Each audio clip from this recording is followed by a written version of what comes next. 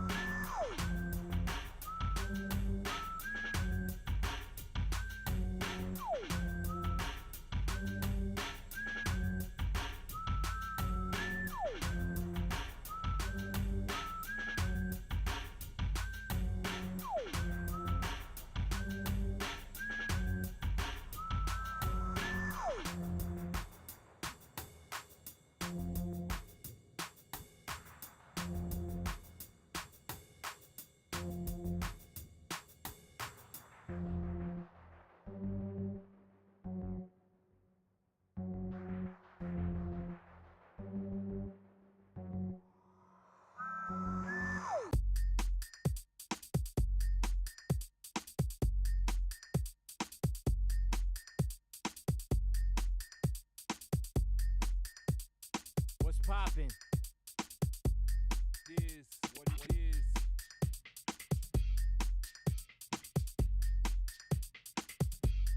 Is what it is.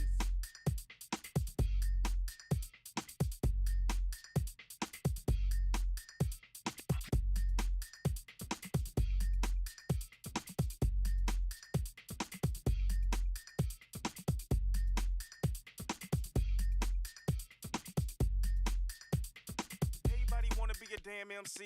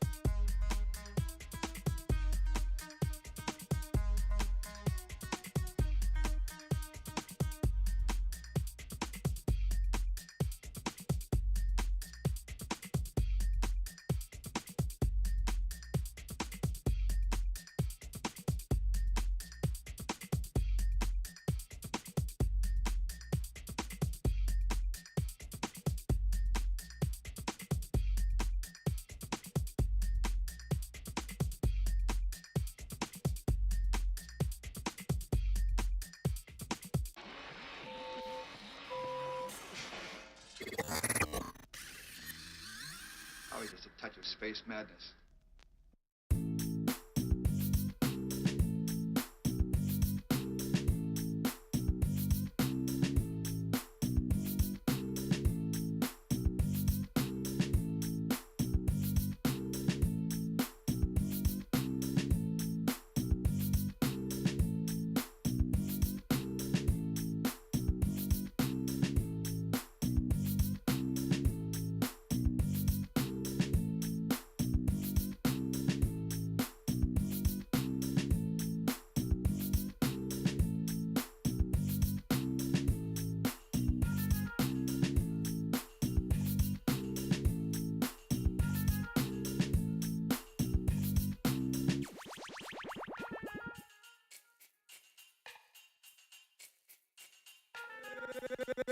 Gangsta Boogie.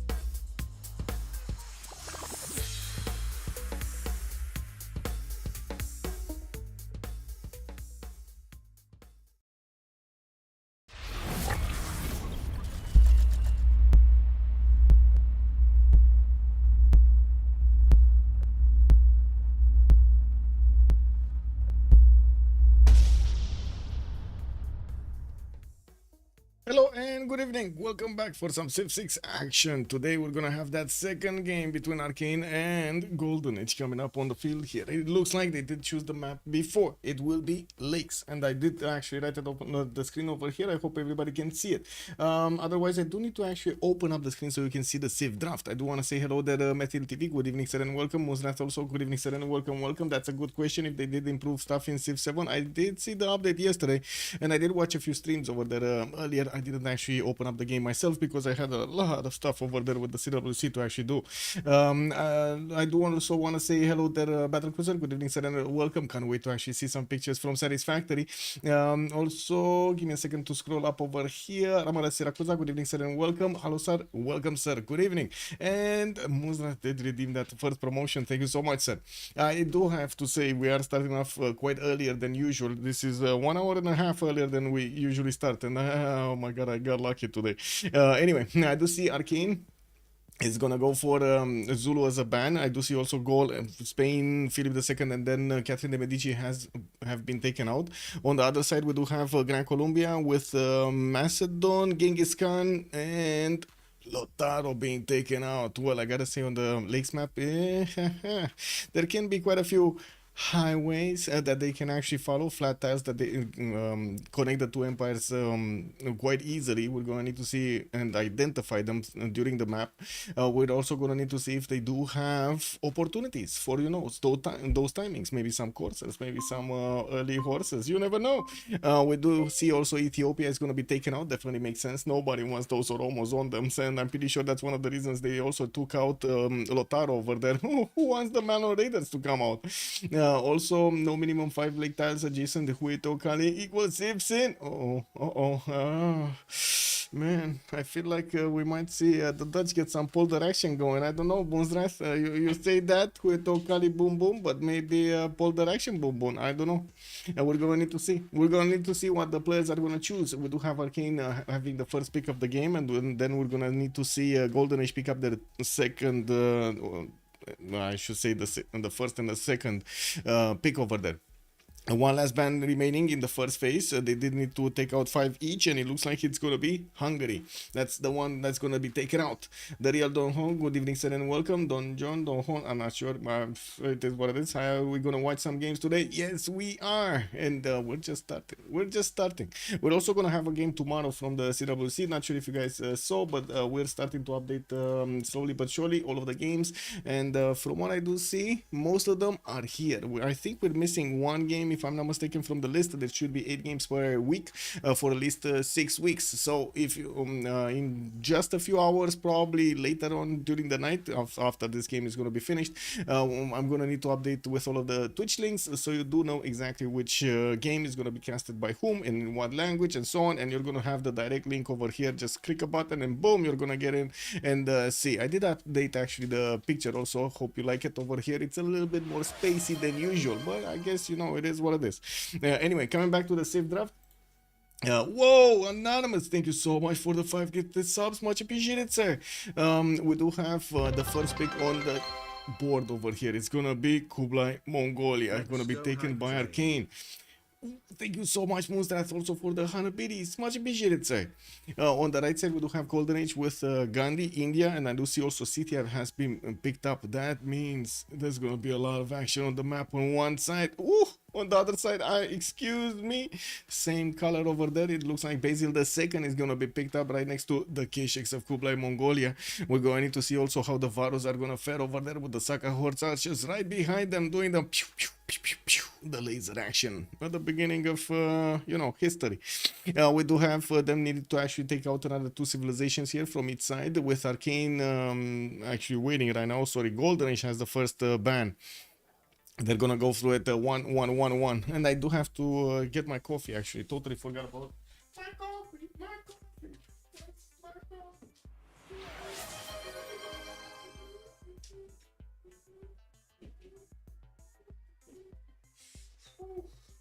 I do have to say I was just like half an hour ago, I realized that this game is gonna be right now, and oh my god, I was like really quickly getting stuff going. But Anonymous, thank you so much also for gifting Battle Cruiser over there, one of the tier 1 subs. Thank you, sir. Let's see, what do we have? Ooh, Chandra Gupta is gonna be the one being picked up over here as a ban, and it looks like also Eleanor has been taken out. Wait a second, so they're letting in Cyrus and Nader Shah and Big Gilga and Theodora, and oh my god, they're letting in so many very good civilizations. Montezuma though hasn't been picked up that much. Julius Caesar, Trajan are always good options to actually get into these games, and we've seen even Gorgo actually being tried out quite a few times. Not sure on this map though, but anyway, I'm pretty sure they can make it work. We're gonna need to see what kind of choices they're gonna make in the last two bans over here. They do have two more to take out, and again, this is Lakes map. Quite a big map, very big. Big was Maximus map. Oh, Age of Steam is gonna be taken out, not allowed in. I mean, to be honest, the production is scary, especially late in the game over there. Age of Steam, man, just go woo with that production number. It's very hard to stop. Babylon has been also being banned over here. Looks like a Golden Age is going to need to put their third pick on the board, and we're gonna see right after Arcane actually choosing their third and fourth civilization there. Let me actually switch my mind a little bit. I think this is a bit better. Gitarja, Indonesia. Wait a second. Well, I guess that is the gold generator over there. He's definitely going to have the opportunity to go very early on for a Pantheon. And usually it is God of the Sea. We're going to need to see. Maybe he's going to Goddess. We don't know. There were quite a few actually strategies being, how to say, fine-tuned on Indonesia, but most of the time it's just one strategy. So let's see what he's gonna choose. We do have Arcane needing to reveal their roster, the full roster here. They already have Kublai Khan Mongolia with Basil II, Byzantium, and they need to pick up another two choices in sequence. So let's actually see what they're gonna go for. Arno, good evening, sir, and welcome. This is played on the new patch. That's a good question because I didn't see the lobby, and I do have the static actually right now on me. If I remember correctly, the games actually needed to be played on the static.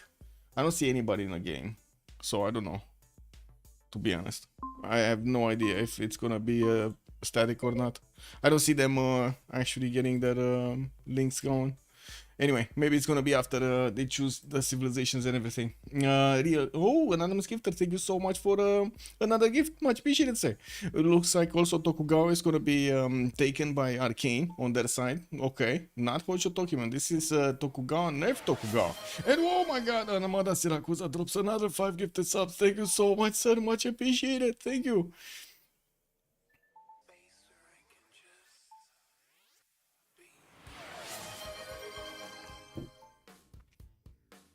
Yeah, for sure this is not on static. It's buffed to Tokugawa. Ooh, it is. Let's see it. Actually, let's see it. We're gonna be talking about Tokugawa when we're actually gonna see the version, I guess. I do see Coupe is gonna be taken by Arcane. That's gonna be their fourth, and definitely a lot of gold to generate there. With Lincoln on the other side being picked up by the Golden Age, right next to, of course, Gitarja, Scythia, and India. Now let's actually just start refreshing the pages here for whoever's gonna get the host. Oh, I see a host. I'm getting in. Let's actually see if we do have the good or the bad BBG. Let me open it up over here in the workshop also to see exactly my version. So I'm not on static. I'm on 6.4. And this is on 6.42. Okay, so this is 6.4. It's not static. This is it.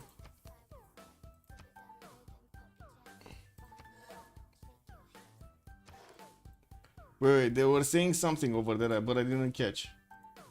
They were saying something about a rehost? What?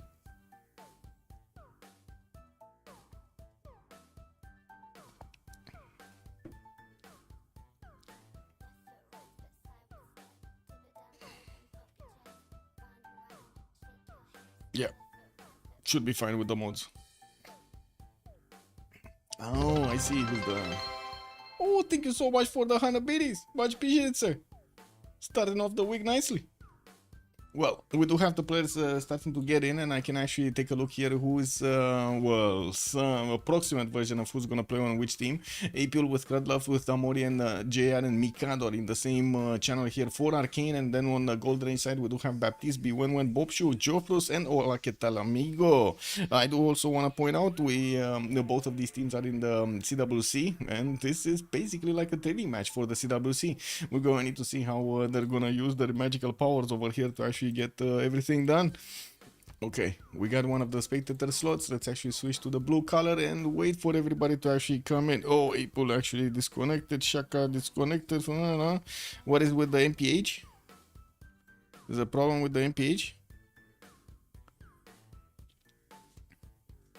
And okay, let me actually resubscribe to MPH also.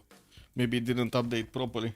We go right? We go right. Echo Supreme also good evening, sir, and welcome. Party like it's 1999. Yeah. Wait. It is with Michael's timekeeping? I don't know. I don't know, man. I don't know if you want to do that. I might miss a few hours here and there, you know. Gotta have my party time, no? It is what it is. Okay, let's actually take a look over here.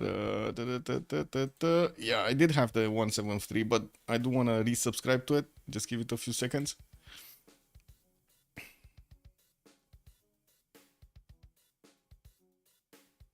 Okay, there we go.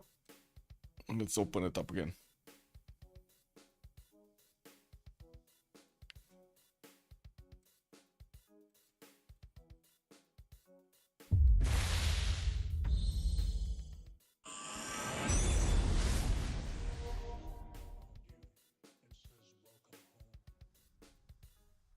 Interesting. Look. I got a ping somewhere and then the ping disappeared. Just, you know, casually disappeared. This is what it is. Anyway, we'll see.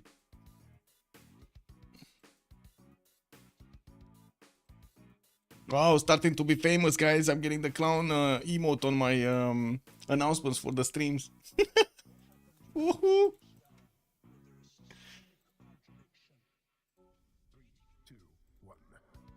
I do need to actually wait for the game lobby to be up. I think Damor is actually switching his things around over here.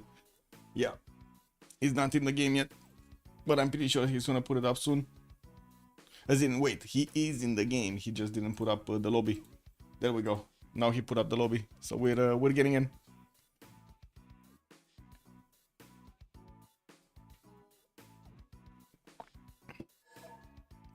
I think, let's see. Yeah. Oh my god, he has both.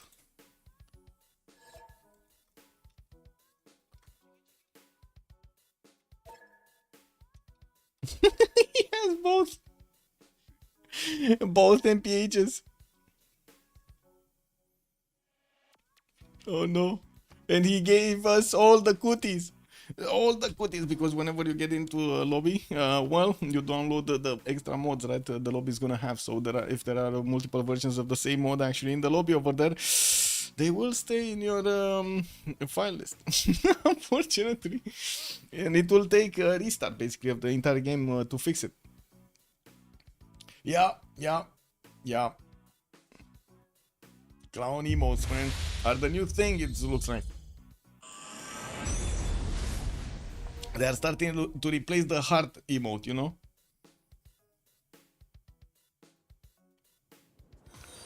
Thank you so much for the follow, the real Donjon. Much appreciated, sir. Has joined the round table.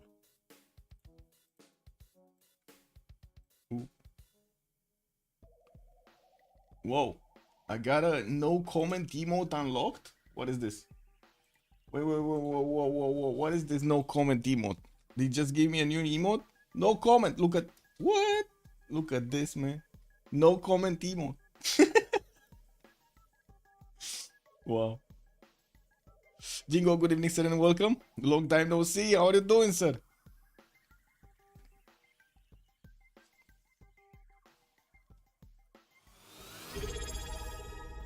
Hey, Crispy Crane, thank you so much for the tier 1. Much appreciated. I do have hair. Yes, I do have hair. Woohoo! Yeah.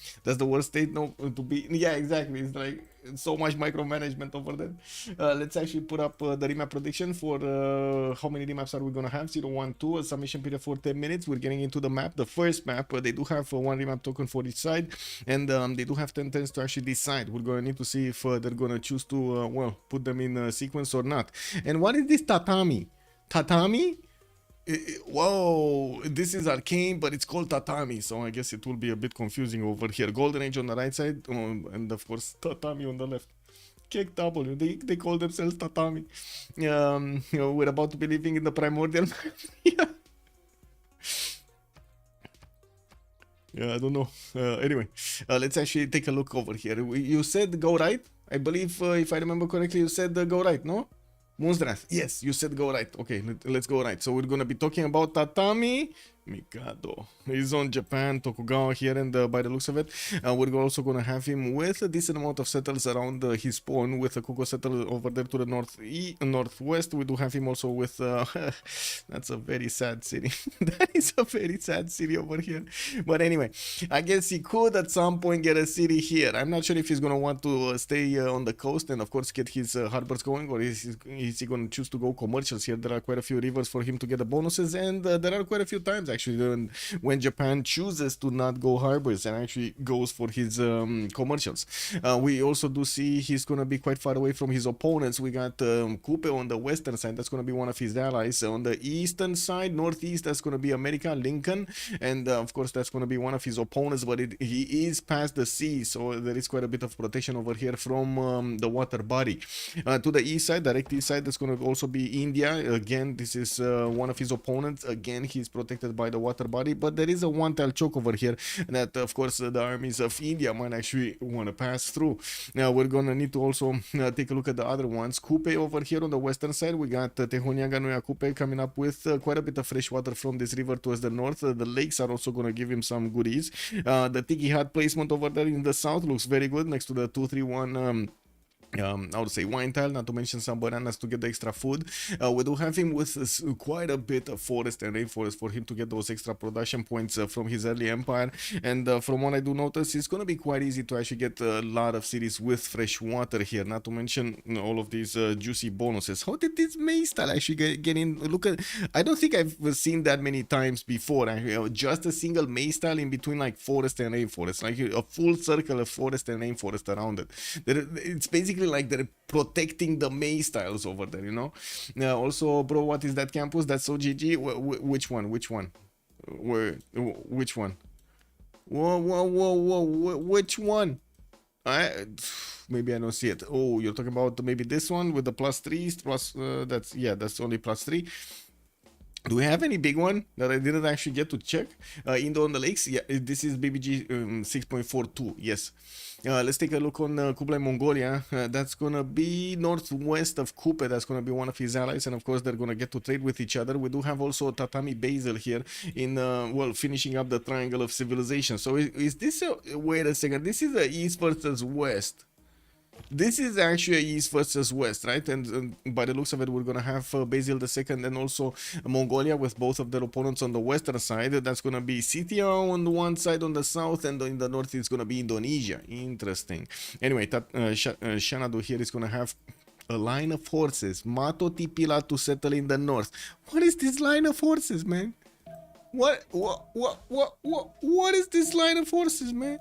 Look at, wow, okay. And another horse in the capital. That's a lot of ponies. Now, that's a lot of ponies, I gotta say, man. Gotta say. We do have him with quite a bit of fresh water also, and I'm pretty sure he's gonna get to settle 2 cities on this river. He can actually settle one to the south of this sugar tile and another one on that northern sugar tile, buying out the horses. And I would imagine he might actually want to go for his, you know, God of Craftsman boost, so he gets all of those extra production points from all of these strategic resources. He has like 6 of them just in the, you know, first 2 cities. With Mato Tipila to give him some extra faith from the beginning, he's gonna have a lot of food coming up from that sugar tile, and from what I do notice, a decent amount of territory for him to keep on settling. It's gonna be disturbing to get all of his army, of course, to his opponent over here, Gitarja, Jofrus, and I would imagine he's gonna want to take this chokehold so he can actually get to build bridges over these rivers and get much faster with an army to Indonesia. Looking at Basil II, we do have Constantinople here. Stone circle 7, man. 1, 2, 3, 4, 5, 6, 7, 8, 9, 10, 11 stones. I think it is safe to say the stones are with JR today, right? Is that safe to say? I would imagine it is safe to say right now. There are a lot of stones on JR today. Like he's walking down the street and he's like, cling, cling, cling, cling, cling. It is what it is, man. The stones are where the stones are. Hidden cornfires, exactly, man. That sounds like a scene from how to say, the Predator or maybe Alien over there, you know, when you see them moving through the corn bushes. Oh yeah, it's a center for strategic resources. Look at iron, niter and oil, everything in one single city. Yeah, well, I do see also Gitarja is gonna be over here to the west side of Kublai, Mongolia. He did meet Vredefort on the eastern side. He does have his fish tile over there. 3 banana. Okay, this is Banana Central. Oh, I'm calling it right now. So we had the Stone Heaven, we got Banana Central over here. We're gonna have Pony Heaven also. It looks like unicorns. Actually, no, let's call it Unicorn Central. This is Unicorn Central, okay? Because they're in a line, it kind of makes sense to call them unicorns, right? Yeah, let's actually take a look here. Jophus is gonna get a decent amount of coast, some fresh water also from the cities in the south. He has his lakes and I'm pretty sure he's gonna settle more of them for that fresh water. We do have him with only a few coastal resources and it doesn't look like God of the Sea is gonna be that useful. 3 resources in the capital with a few more toward the south over here. I guess, you know, the turtles are gonna be good, but it's still gonna be like 7 points of extra production. Ooh, not that worth. We do have him choosing religious settlements as a pantheon. Definitely much better as a choice here, especially in this location. He's getting his holy sites down, and this is one of those build orders that we're not that accustomed to seeing, especially on Gitarja, on Indonesia. Let's actually see what he's gonna do with it. And we do need to take a look at Abraham Lincoln, which is gonna be right on the back of Gitarja, and of course we did say that he's gonna be to the northeast of Tokugawa. There has a +6 campus. Was this the campus Jingo was talking about? Maybe this is the campus that Jingo was talking about. +6 campus because of 3 geothermals with also a decent amount of settlers that he could get on these lakes, not to mention on the rivers towards the north. We're going to need to see if he's going to take this passageway so he actually gets a much easier access to Japan's cities over here. And of course we're going to need to see how Japan is also going to want to expand his empire there. We do have him with some marble tiles that did get the extra 2 gold points. Oh my god, this looks disgusting. Marble tiles with gold points, man. What's going to be next? Marble? Yeah, I mean, you know, yeah. It is what it is. We do have him also starting to scout towards the southeast, and by the looks of it, we're gonna need to take a look at the next one. That's gonna be Gandhi, and anonymous gifter. Thank you so much for another one. We got Jingo 45 joining us. Welcome, sir. We do have Bob Shu with the city of Delhi getting settled out in 2 tents. It looks like he's gonna be with the Coco cities, and they're gonna have quite a bit of extra food from the rice tiles here. I do also notice he's gonna have a decent amount of forest and rainforest to chop. While he did start off with his holy sites, we're going to need to see how he's going to want to get his land acquirement here on the western side, or I should say expansions going, so he can be faster on Japan. At the moment they did not meet each other, and by the looks of it, the Japanese scout is going to need to move quite a bit to actually get onto the east side. There are a lot of rivers that he could actually settle. No problem for him to keep on expanding westward. Now I do have to say there are mountains on the northeast from where of course he can get some extra adjacency towards his campuses. We're going to need to see what is he choosing here. We do need to take a quick peek on Scythia also. That would be our 8th civilization to take a look at, with a holy site opener on Scythia. Ooh, it's been a long time since I've seen this happening. So it's Scythia against Basil II here, and Scythia is opening up with a holy site. Okay. Basil put down his holy site also. Neither of them are actually working on it. A little bit more faith on Scythia. Scythia does have the ability to actually buy cav units with faith, which is actually pretty underused most of the time. We've seen quite a few players choosing to go, for example, for a combination between initiation rights and of course that ability. Not always hitting the mark. We're going to need to see if we're going to have a decent amount of faith generation here from Hola Que Tal Amigo, which at the moment is kind of trying out a strategy. That that's a trio of campuses, 2 and plus. Yes. That is gonna be a lot. Ooh, and this map is gonna be played out. Stop the count. Stop the count. I'm pretty sure there will be some last movers over here. Stop the count. Okay, we stopped it. Okay, it's fine. It's fine. Nobody managed to get in. How many remaps? Zero remaps. 1,200 points, almost 13,000 points over there. Poof, just went to the winners. Who did manage to win this, by the way? Echo Supreme and Lancer. There we go. Echo Supreme and Lancer. High rollers over there on the 0 option. Okay, so let's actually take it counterclockwise over here. We do have Scythia actually going for his holy site in 3 turns. He did manage to get that population back. Looks like he's gonna get his settler moving to the northeast, where there is a Byzantine warrior right behind this forest. This is dangerous territory. We got an... Okay, there we go. He's going north over there. He's going to want to get that settled probably... Well, I would imagine on the cattle tile, but to be honest, I think he's just going to... No, not on the cattle tile. He needs the pastures, right? He needs to get his kurgans going. So he's going to want to actually use these for these 2 tiles and, of course, improve the pastures between them for the kurgans. Oh, no, he's actually settling the cattle. Not the cattle, man. Not the moose. He's going for Lavash Kiri over here. We gotta save Lavash Kiri. Anyway, looks like Pokroka is gonna also get his horses right underneath the holy side, which is kind of normal, you know, in these days, especially in this game. The horses running through holy people over there is just kind of normal procedure. You see, you know, you go to actually how to say, you go to pray. You go to actually have some silence, you know, put your thoughts in order over there, and you just see horses running around everywhere. It is what it is. They need to play too, no? Let's actually take a look on the next one. We do need to take a look at Gandhi. Gandhi is gonna be here with his holy set coming out. That's only gonna be the +1. He did manage to get a builder and improve his rice style, got that extra irrigation boost. We're going to need to see him actually getting irrigation so he can start improving his plantations here. Has a geothermal in the south, and I do see he's walking towards the cattle tile to settle towards the northeast over there with quite a few cocoa tiles, but just out of reach over there. They're gonna be quite expensive to actually acquire. We do have him also with a very healthy river network here in everywhere. It's spanning to the west, to the east, to the north. No problem for him to actually get his settles going.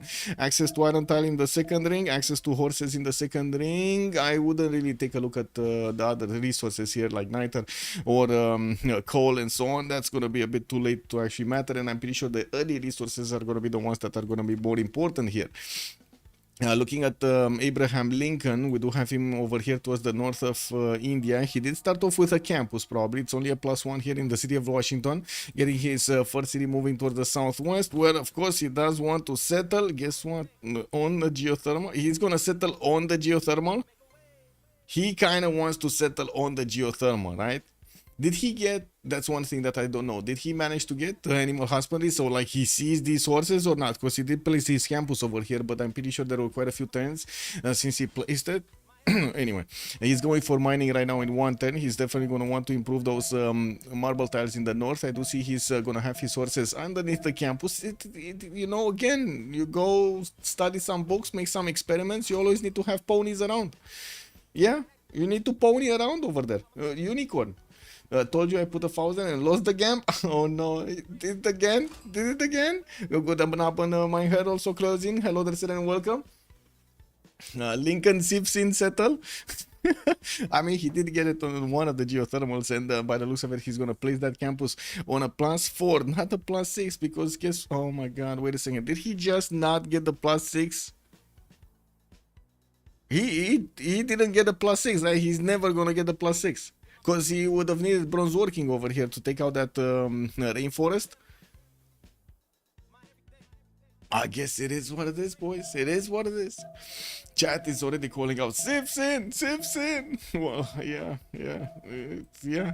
Then in the second ring towards the northeast of Washington, and we're going to need to see how the settlers are going to come out over here. We do have a war declaration being sent, and it looks like immediately when the war has been declared, the players are starting to actually get their defenses up for their settlers. Okay, I don't see exactly where is the problem though. As in, is anybody bonking anybody, or was this just a war declaration for the sake of a war declaration and seeing some? I guess it was for the sake of a war declaration. Never mind. Okay, so let's take a look at Indonesia here. That would be our next target. We do have Mahapahit also placing down a holy site there to the northeast with only a +1. Getting his monument for the extra culture. Moving on to the uranium tile over here. He wants to get some transformers going. Transformers, Indonesian humans. We do have Geoffrus also benefiting from his iron tile in the second ring from Mahapahit. With religious settlements, he's going to add more production points towards those settlers. And it's going to be quite good that he's going to get to also acquire 2 extra tiles whenever he's going to settle a city. We do have Palembang settled to the northeast on a T-tile, if I'm not mistaken. Yeah, there is a T-tile to give him a bit of extra culture. With a second holy site opener here, this is again going to be only +1 adjacency. We do have also to take a look how things are going to evolve here. It looks like Mongolia did choose to go initially for Matotipila settle.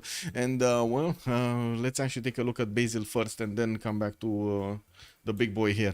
We got Constantinople and Antioch, both actually working on holy sites. Another city is going to be set to the north. It looks like the Amber tile is going to be the one target that he's going to choose to go for. Still did not choose a Pantheon, but with so many stones, there's no way, man. There's no way. Maybe best give two Civ6s. Oh my god. Do we put the Civ6 on? Oh my god, Echo Supreme is just throwing the red cards over here. Wait a second. We need how to say we need more calls in the chat for a Civ6 to get through, right? What was it? Let's go for 4. If 4 starts saying, 4 chatters start saying, you know, yeah, it's a Civ6, it's a Civ6. It is what it is. There were 3 campuses possible. Yes, I know. He kind of like, yeah, I mean, with one city, he blocked everything. One city, he blocked everything. Like, he blocked this campus, and he only got this campus. He blocked everything. Unequivocally a sin. Eric Coffin, good evening, sir, and welcome. That's that. And Chris been saying, I'm a novice and would be settled that differently. Oh my god, man. Oh my god. Okay. I'm putting the Civ in. It is what it is, man. What can I do? Civ counter. It's up to 1. Okay. Ooh, yeah. Civ, man. Okay, now let's actually take a look back on Basil II. We needed to take a look at his strategic resources. He has his iron tile underneath one of his holy sites, and it looks like we do have his ponies over here in the second ring from Constantinople. Has a few spice tiles and also silk tiles and amber tiles to work in the city of Antioch. He's gonna get 3 of those different amenities there to improve, and since he's gonna settle one of the amber, he's just gonna get it without mine anyway. We're going to need to see if he's gonna manage to actually get his religion over here. He definitely wants Crusade, so I gotta say this, he definitely wants Crusade. Scythia is already with 5 points out of 30 for a great prophet, and it doesn't look like at the moment Byzantium finishes district. We're going to need to see if Scythia is going to want to get how to say get Crusade away from his opponent or not. Bring back the sin. Servus, good evening, sir, and welcome. Also make that count as 2. I mean, no, let's not go overboard, you know. Let's not go overboard. We do have also Kublai Khan Mongolia here with the city of Urumqi settled next to Matotipila, allowed him to get his God of War and Plunder Pantheon, and this is surprising. This is very surprising. He had such a beautiful God of Craftsman. We do have him. Actually, wait a second. Maybe he doesn't know his horses. Is that possible? Maybe he doesn't know his animal. No, he must have. Don't tell me he doesn't know his horses. I hope he knows his horses. I don't know. I guess it is what it is. We do have him, of course, with God of War and Plunder, giving him that extra point for the generals. And since he's gonna be soon in war with Indonesia, we're going to need to see if he's gonna manage to get his triple encampment set up. Usually, I do have to say Mongolia does choose to go for campuses and then switch into bronze working and then get some commercials up. It's a bit unusual to actually see him going for commercials first and then probably something else like encampments. He's gonna be very low science, and that's the problem. We do have also Mongolia getting magnets established in the capital city with a 4th city coming around from that center. We're going to need to see where is he going to choose to place the next one. still has beautiful cities over here. Did he just not? Oh my god, I guess it is what it is. He's either gonna settle the marble or over there on the 1-1 and improve the sugar tile. It is what it is, man. We do have also Coupe. Let's see, Coupe. 3 settles already placed down. He's getting a 4th city from his capital, getting to plug in Liang in the capital also. Did get his early empire, so he has his extra bonus coming up on his tiles over here. Already the bananas are looking very good.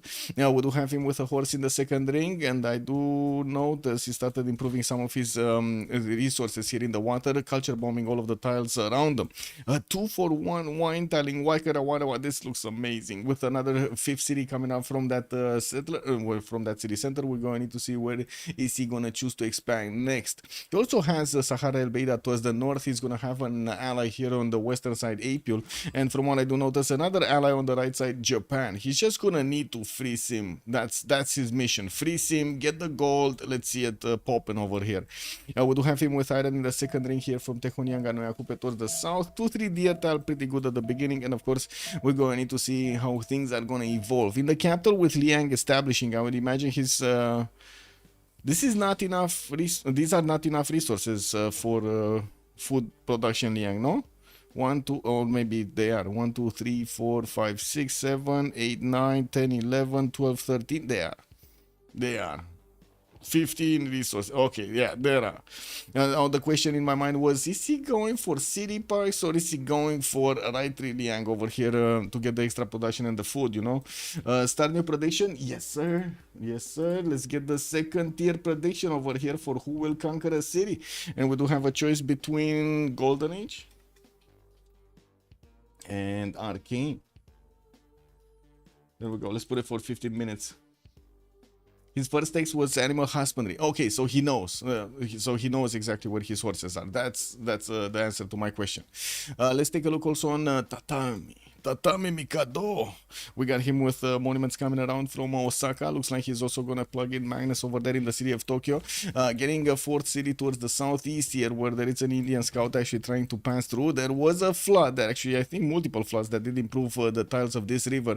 At the moment, he doesn't have a pantheon yet, but he does have 2 cities that are on rivers that are with a lot of floodable terrain here. We do have him also with some turtles in the water for the extra gold and the extra science. While I do see he's going to have iron tile in the 2nd ring from Tokyo. The same can be said about the horse tile, but it's on the western side here, where he is already going to have the traders starting to move from Kyoto to Tokyo, the first one. I do also notice we got 2 bronze working enjoyers. One is going to be Basil, the other one is going to be Tomeris, and we do need to see who's going to manage to get these great profit points. Already Byzantium is making 4 a turn, and that is putting Scythia to shame. We do have builders coming up from Scythia, and I do see he finished his monument from the capital city. He did start off on a shrine, but you know, just started off. He didn't actually finish it. You can see the broken column over there, and of course the ponies just running around everywhere. Some of them flying unicorns. Yeah, we got some builders coming up from Isik, and what I do see, he did choose to go for God of Open Sky.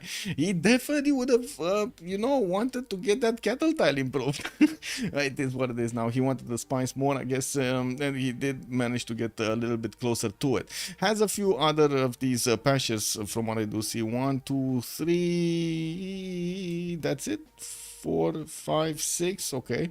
8. Okay, there are quite a few pastures for his school guns to be amazing here. We do need to see if he's gonna manage to get, and what kind of religion is he gonna get. Next. What do we have? Did we take a look? We did take a look here. We did. I think we kind of took a look at everybody, right? We just need to start looking at the pantheons. So religious settlements here. America does have a builder just running around. Probably did manage to get it from La Venta or something. Lost his scout over there. America did go for Divine Spark. He's gonna get the extra points from his campuses, and I do see he's already on 4 great scientist points at 10. There's no Hypatia first. They're gonna need to go through Euclid and whatever comes next until they're gonna get to Hypatia. I'd also notice Magnus is establishing in the city of Washington. We do have him getting that builder next turn, and we're going to see him start to improve his tiles. We did have him with that beautiful geothermal setup here, but unfortunately he didn't want to wait for bronze working, and yeah, no +6. Chat already gave him a Civ Sin for this move over here. We're going to need to see. We're going to need to see his how to say his response after the game in the debrief. I just hope I'm gonna remember it. Let's take a look also Tokugawa. Yeah, he did go full commercials here. I do see already 3 of them did get placed from Tokyo, Kyoto, and Osaka. We do need Nagoya also to pre-place one. And I would imagine he does want to take care of this scout over here. And I do see also Coop Maori is going to go for the Western Settle. And I do see him choosing to go for Harbors early on.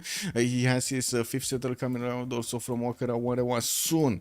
With APL starting to move western side and connecting that Mato di Pila city, it's going to be easier for him to actually get those how to say those units closer to the rivers towards the north, but I'm pretty sure he needs to settle another city closer to that edge to get a bridge going over the river. Maybe even send a trader, or maybe get a military engineer to connect with Geneva there towards the north. And that actually brings me up to another subject, but I do want to take a look at the pantheons if we missed any, and then talk about it. River Goddess is going to be also the option for India. He's going to get the extra points of faith and the extra points of amenity over there from the adjacent river.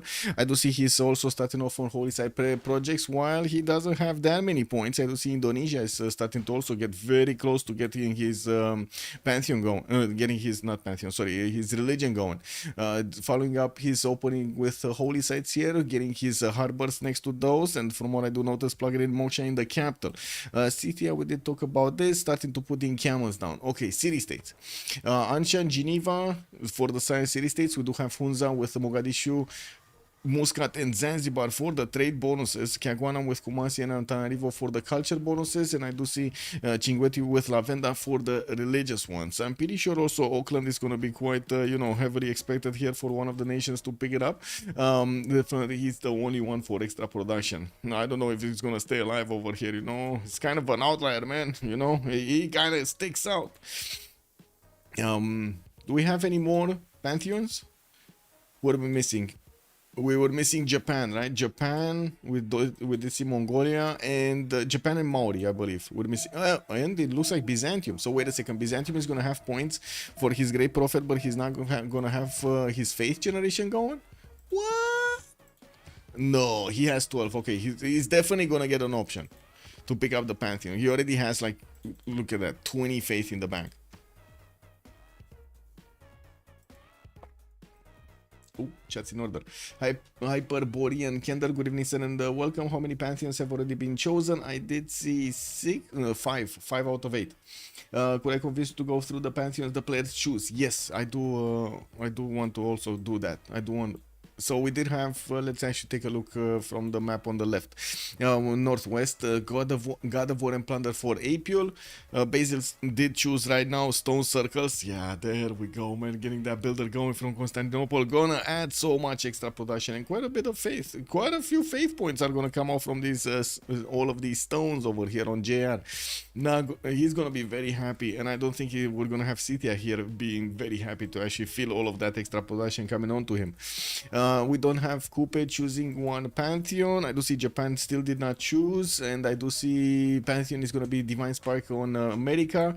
Lincoln, India is going to have River Goddess. Indonesia did go for religious settlements earlier, and I do see Scythia, of course, did go for his God of Open Sky and started improving some of his passions here, so he gets those extra points of culture going. I do have to say right now he's on 6 science and 8 culture, while JR is still on 7 and 7. We need to keep on bouncing around to see Maori's pantheon and of course Japan's pantheon right now. They're the only ones that we are waiting to actually knock on the board here. And give me a second because I lost my chat. We are missing military city-states. That is so true, Drake83. That is, first of all, good evening, sir. And I do have to say that's a bit unfortunate. We're not going to have that extra possession towards units at the beginning as a bonus for them. Quite undervalued by quite a few players, I would say. Anyway, let's actually take a look. Is Mongolia starting to actually get his, no, encampments? Hello, encampments. No, April is saying no, man. He just wants to get to his keshiks as quickly as possible. Doesn't care about what is that, ponies, unicorns? No, man, the keshiks, with the bows over there. That's actually quite a, I gotta say, wait, they are not getting pantheons? 0 faith a turn? So Damori 0 faith a turn. And what was it? Japan? 0 faith a turn. Bro. They don't care about pensions. They don't need those pensions. Good evening, sir. How are you doing? How are you doing? Ready for the season of the CivFR? We got quite a few amazing games coming up. Amazing. Okay, so what do we have on the commercials? Quite quick to build. Mongolia, I'm pretty sure he's gonna get to his state workforce and he's gonna get down that government plaza. He does need a bit more population, but that's perfect timing over here. We do have him with a builder that did not actually start to improve anything from what I do see. He's going to need to start improving his strategic resources, and I'm pretty sure he does want to get those extra, you know, whatever production food points he's gonna want to get. I'm also pretty sure he's gonna want to get his amenities improved here to get that population happier. You gotta keep them happy, man. Let's actually see on Indonesia. We do have him getting his government plaza next to his holy site, and it looks like he's gonna be preparing over there maybe a space for other districts to handle this. He's also gonna need to chop one of these tiles probably for the better campus. From what I do see, he's gonna get this how to say coast reef coupled together on the banana tile. If you can get that, that's gonna be pretty good over there. No, +4, it should be a +4. 2 rainforest tiles, 1 point from the 2 rainforest tiles, one of these reef tiles for the extra 2 points, that's +3, and then he's gonna get another 2 points from the water, another 1 point from the water adjacency, if I'm not mistaken. Could put the harbor for a +5. Yay! I root for the golden because of Gandhi. Well, let's see if they're gonna get it. Wine camels went too far and you can trade and make a lot of golden stats. Constantine, good evening, sir. Wait a second. You're saying this is too far? This is like 3 turns. No? Yeah, very close. I'm pretty sure that he's gonna try to get to those Kishik/Knights/Corsas, whatever he's gonna want to get onto that timing. We do have Apure getting his archery right now in 2 turns, and it does seem like, of course, Indonesia is gonna get quite a bit of a respiro time. I do have to say, Joe Frost's build is gonna be quite expensive and slow. We're gonna need to see. He's definitely gonna get to come back into this a little bit later on, like 10, 50, 60. But at the beginning, not gonna be that fast. We got him on 13 science with 20 culture at the moment. Looks like Moksha did get plugged in. We are only turned 29, and it does seem like he's also he's also gonna get those great prophet points going. Another 2 turns and he's gonna pick one up. We did have India and Byzantium getting this going. I do see Byzantium. Let's actually see his religion. India did choose the first one, and he took out Crusade. He took away Crusade from the madman over there, man, from the big boy JR. Oh my god. Okay, Basil II over here, not gonna get his go-to strategy. He went Defender of the Faith to defend against Scythia? Wow, okay. Well, Feed the World is going to be also giving him some bonuses over there of food and housing from the temples and the shrines. Buddhism on India is going to give him the culture points on the shrines and the temples. And I do see India did go for his cross-culture dialogue. He is in between his allies here, so I'm pretty sure he's going to want to get his religion everywhere.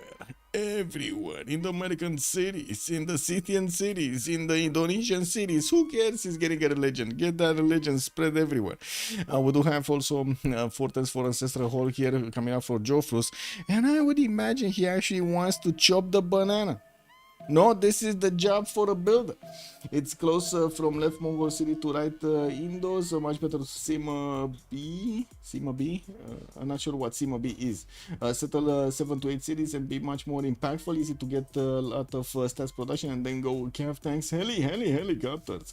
Plus Mongolia goes externals early and it's a lot of early gold. That's a good question actually, because usually Mongolia, when I see Mongolia being picked up, I see him going campuses first into encampments. I rarely see him actually going for commercials.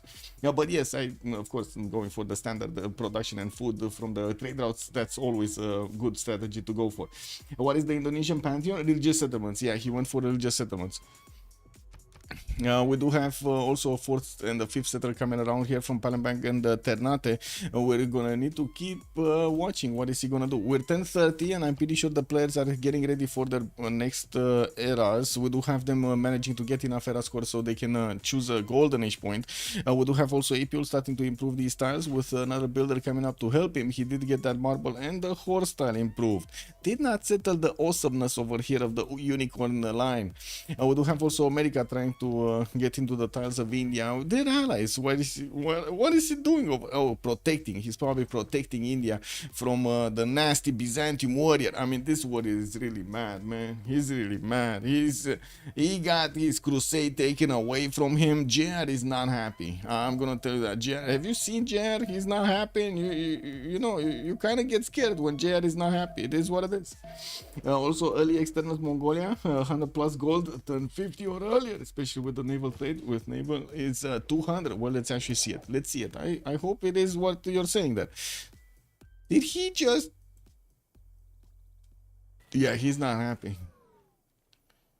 He's really not happy. We might have a kamikaze JR here. Did you see that? He could have promoted that warrior, but he chose to just attack into the Indian slinger with it.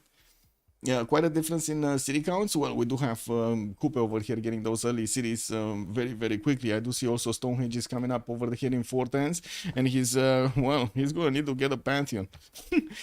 I mean, he's still on 0 faith. Oh, he managed to get the 30 faith from somewhere. He probably pillaged improvement from a city state or something. He got it. He's going to get the faith. It's fine. Archery boost. Exactly, archery boost. Woo!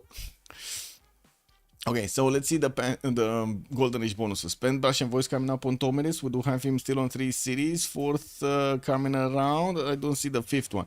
We did have him placing down his Government Plaza. He did get one of his encampments and started, of course, making those making those regional points. Well, I guess he's gonna start making them from next turn. Magnus establishing Isik, while I do see a Byzantine scout is trying to get to see what's going on here. There's another one on the way that might actually try to get to do some mischief here. We do have, of course, the trader starting to connect, and we do have him starting to improve some of his resources here, especially amenities. Archery next turn with military tradition also coming up next turn. It's 9 science, 17 culture, 10 gold a turn with 32 points of production. Not that much right now. Actually, he's the lowest production number in the game at the moment. Gandhi with 10 science and 15 culture is going to have his 3 cities to the north of here, northwest of Scythia. We do have him getting his campuses to follow up his opening with holy sites, and I do see him on 40 faith at 10. He did pick up a monumentality golden age. He's using those faith points acquired to buy out builders in most of his cities. I do see his 4th settler is also moving towards the north, while he's getting his other settlers starting to, how to say, to be chopped over here in his cities. He's gonna start expanding as quickly as he possibly can. Apil put a pause.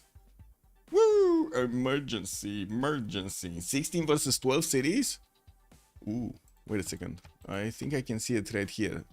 Right, so 6, 9, 12, 7, 12. Right? That's a lot of cities. That's a lot of cities difference, man. And look at the production. We got Damori here with 70 points of production. Mikado is going to be 49. Apil is going to be 43. And JR is going to be 40. They consistently have more production than their opponents. No? And quite a bit more production than their opponents. Well, I mean, it's kind of, you know, obvious over here. Maori, especially at this timing, is going to have that extra production coming up, showing up in his stats over there. And what's going on with the big boy? Oh my god, look at this production here. Constantinople, 20.5 points of production. Getting the Ancestral Hall in 3 turns. I'm actually extremely surprised he didn't go Warlord's Throne here. He's not that far away from Scythia. And he doesn't have, well, he does have, both of them actually have an encampment. Of course, neither of them are actually going for units. And looking at Scythia, did he choose to go? No, he went Pen, Brush, and Voice. So his face generation of 9 faith at 10 is going to be used for those units probably. We're going to need to definitely see a lot of Kurgans coming around here.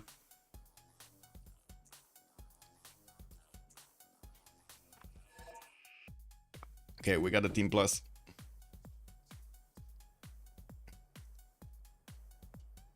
We need to take a look at Lincoln, right?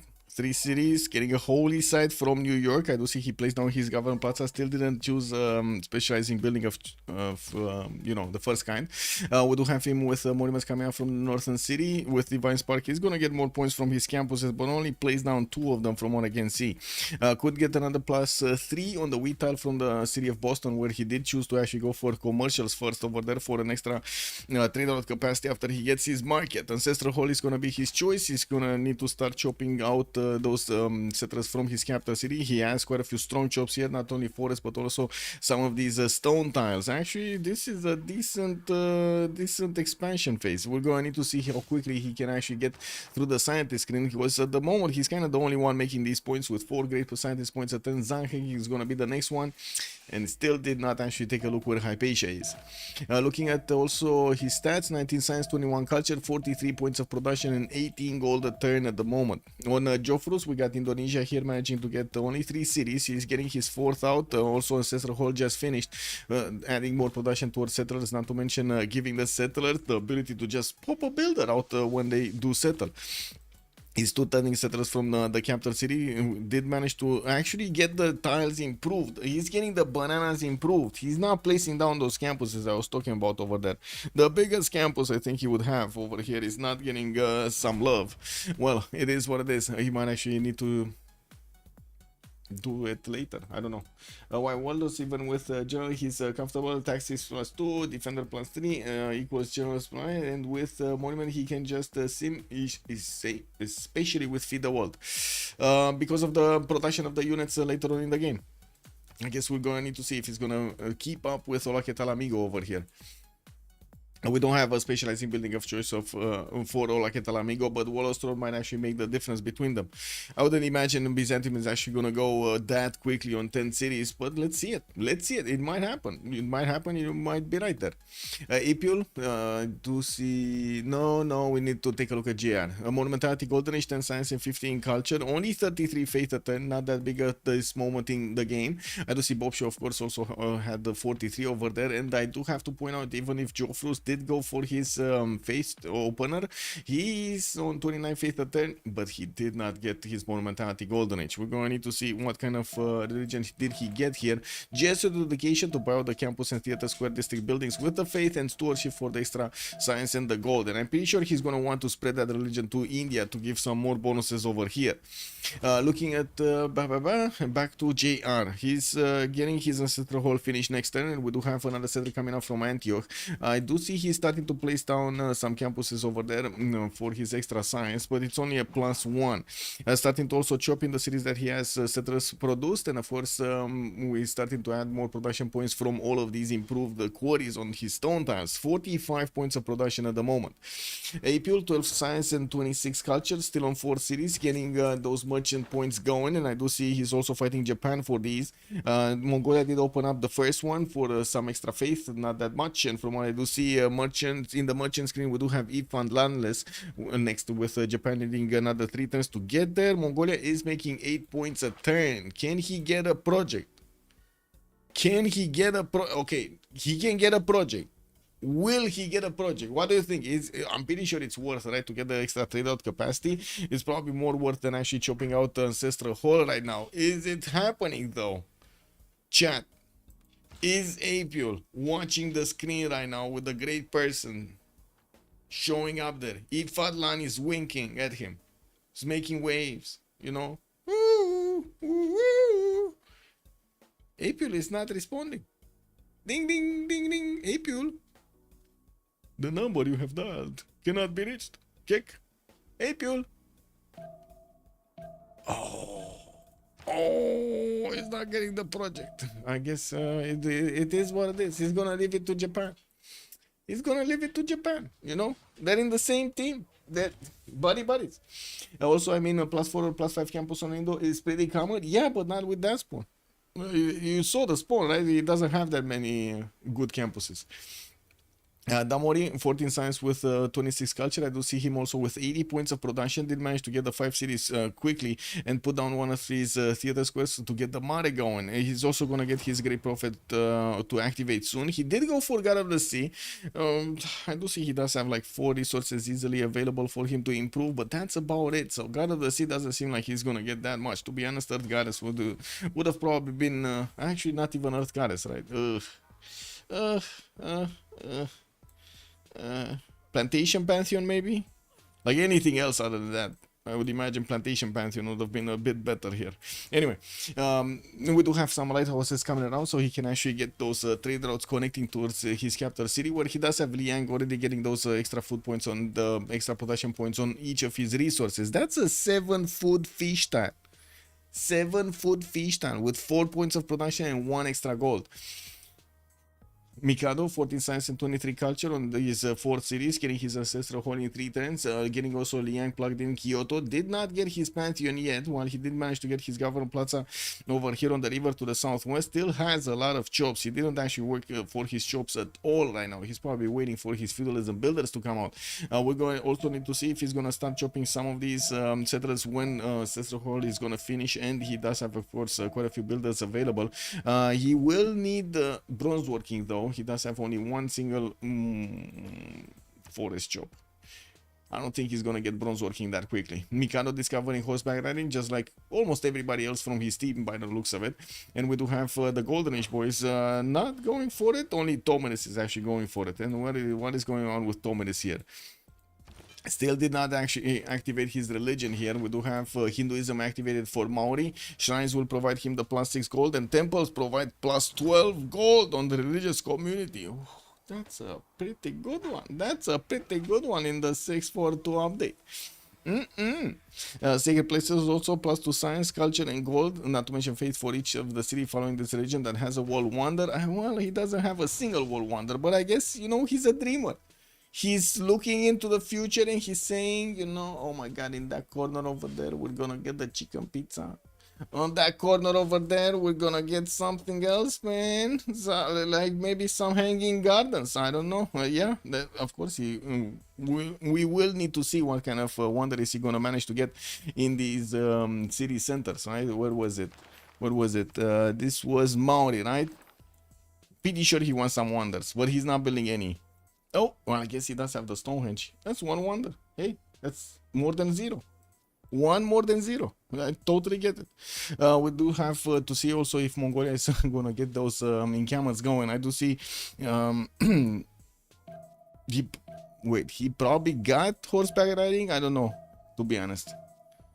Oh well. Anyway, getting his 5th settler moving towards the western side here. Also, one moving east is with Ancestral Holies. He's starting to actually get these very, very quickly, and he does have chops available for him with the builders. Did get Coleus over there, and by the looks of it, he's not activated yet. While Marcus Licinius Crassus is going to be the next merchant.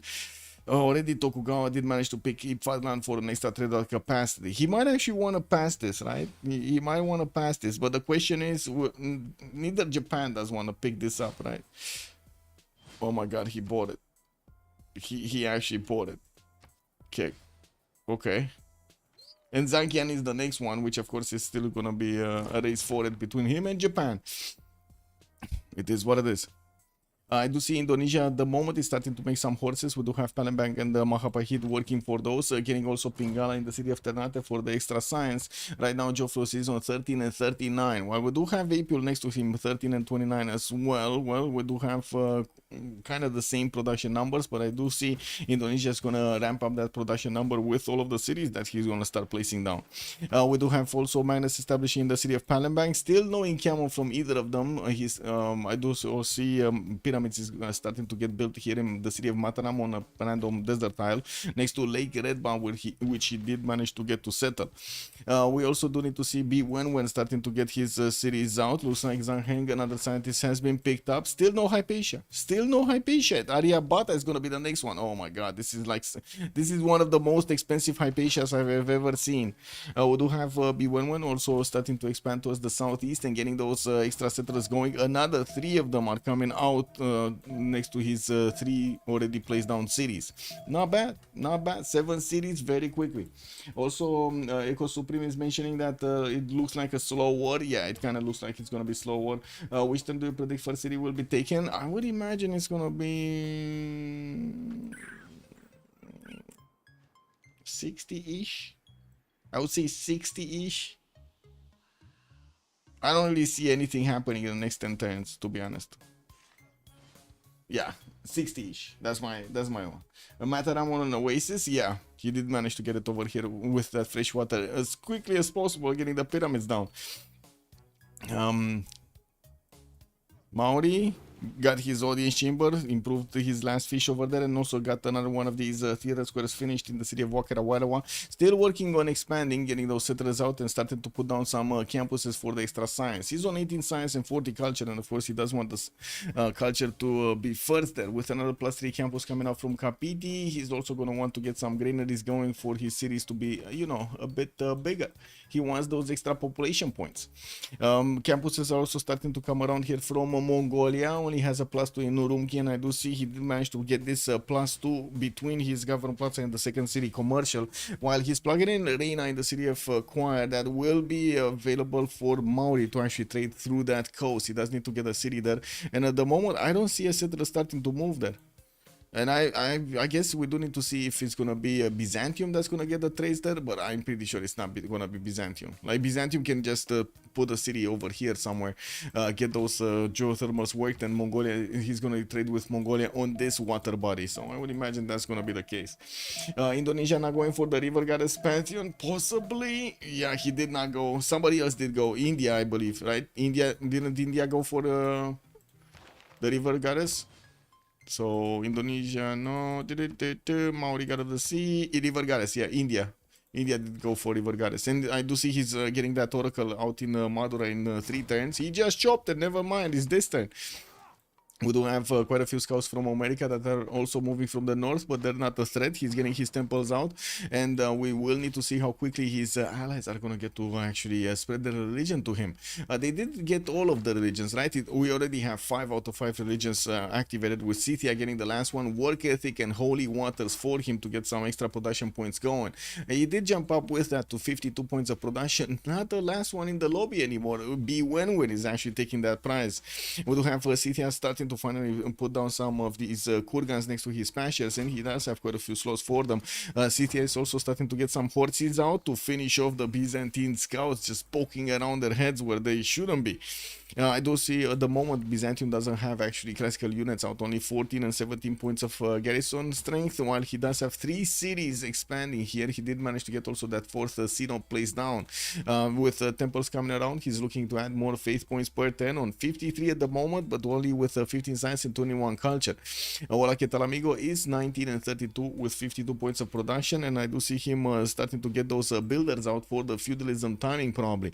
Now, yeah, it's probably time for feudalism. Now, we did have him also set up his coastal trade routes on the western side through the city of Kamyanka, Dniprovska, that is going to connect with Patna, and of course connect afterwards with the cities of India. There weren't that many commercials built. Actually, there's a total number of like 0 commercials built here for India, so I would imagine traders are going to be at a premium for India. Yeah. River Goddess Indo, now that's a brand new sentence. Yeah? How many taxes boost available for Basil? Basil can get one. Just one. Just a +2 from Damori, that's it. He can only get this converted. Because Indonesia got a religion, India got a religion, and Tomiris got a religion. So yeah, that's a bit unfortunate. Only +4 taxes available for him, unless he, you know, manages to actually take out some opponent cities over here, and of course overwhelm the religion also. Might happen.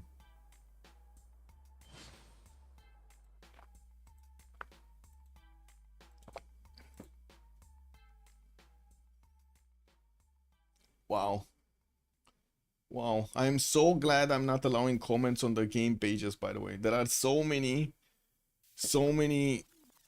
spams spam comments. I cannot call them other ones. There's like only spam comments that have been getting in even right now for the season 5 of the CWC. I'm not even sure how they're finding that page over there because it's not displayed on the website anymore. Wow. Amazing, man. Wow, it is what it is. This is the world we live in. Bots everywhere. Anyway, quite a few builders are also going to need to come out from CTI since we did have them going for those feudalism civics. Some of them still need to actually, finish them. I do see we do have on the Golden Age everybody trying to get those apprenticeship points, while Joe Flores is going to want to discover his bronze working so he can place down an encampment and start getting the general points. I do see finally Apul is choosing to go for a project here. He might actually want Zankian. That's why CTI went for a Holy Side Rush. Yes. And I do see Mongolia did manage to jump up to 67 points out of 75. I'm pretty sure he's just gonna get it passively next time. We do have some more markets needing to get out. He's getting also another 2 settlers towards the north with a total of 2, 4, 6, 8 cities. We will need to see how he's gonna also get to use his chops. At the moment in the capital, he did use his chops for those districts to be finished faster and kind of left it naked here. He's gonna need to start improving this with some new builder charges. We do have also him sitting on 14 strength cities, while we do have Indonesia with some horses that could get in the Mongolian border since there are no defenses. We only have 2 from Jofrus, from what I do see 3 from Jofrus that are going towards Geneva. I do have to say also America did manage to get to plug in his money in that city center, and Indonesia, I guess it's an ally, so I don't know if he actually wants, I don't think he wants to do anything bad to that city state. Now we do have also quite another army of settlers coming around here from Jofrus, and I do see he did not actually wait for India to place down another city here. He just got his own, the city of Makassar on the other side of the lake from Ternate. Scythia did actually send his horses a little bit further into Byzantine territory. Byzantium did see this happening and got one of his horses out, also working on a few more ponies. Still doesn't have his general acquired. I do see Scythia is about to get his with 3.4 points a turn on both of them. Byzantium is lagging behind with another 3 turns. Mongolia also on 2.3 points, slowly getting there. It looks like he's only working the card at the moment, so he gets some extra points from that, but unfortunately that could have been worked by something else. We do have also finally the cities of America starting to get a little bit more numerous here with 2, 4, 6 already settled down. I do see he's slowing down his expansions with the settlers and trying to get his builders out. Did need to actually take out one of the warriors of his opponent and successfully did that next to the city of Washington, but not before he actually lost his sheep tile there. He got pillaged, he got burned. I don't know what they had with those sheeps, man. I don't know. Did you see sheep? They're fluffy. They're kind of smelly, but they're, kind of fluffy over there and cute. It is what it is.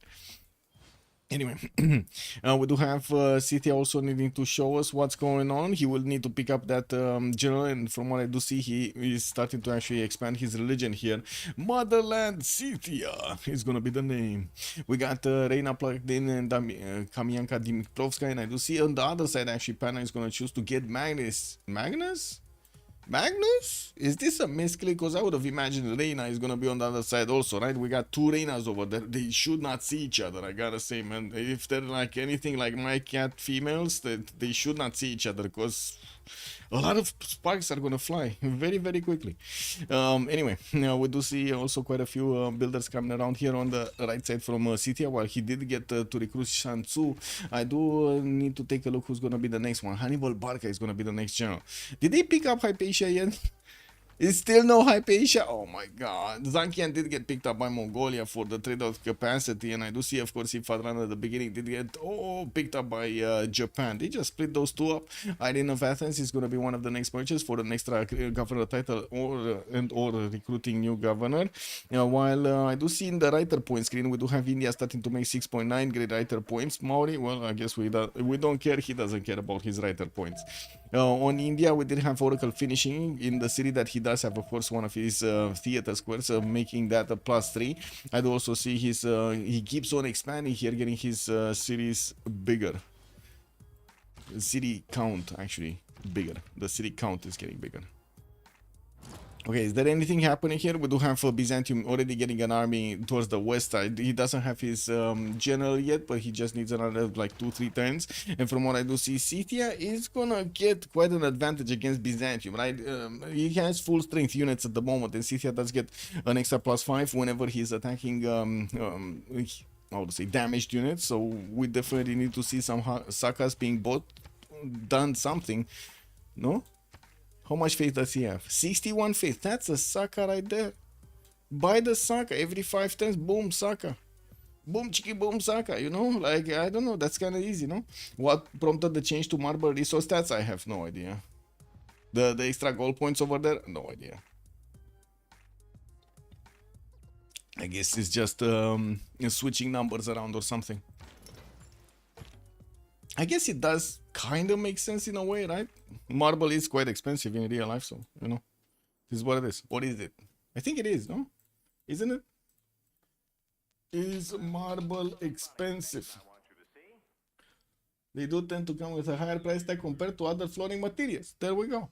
Marble tiles are often associated with luxury and sophistication, but very cold. Have you noticed how cold those houses are? I don't know why you would actually do that to yourself. But anyway, the cost of marble tiles can vary significantly based on factors such as, not to mention the echoes, man. In one of those marble homes over there, the echoes are just insane. You start talking right side, and you know the left side actually hears you or something. It's insane.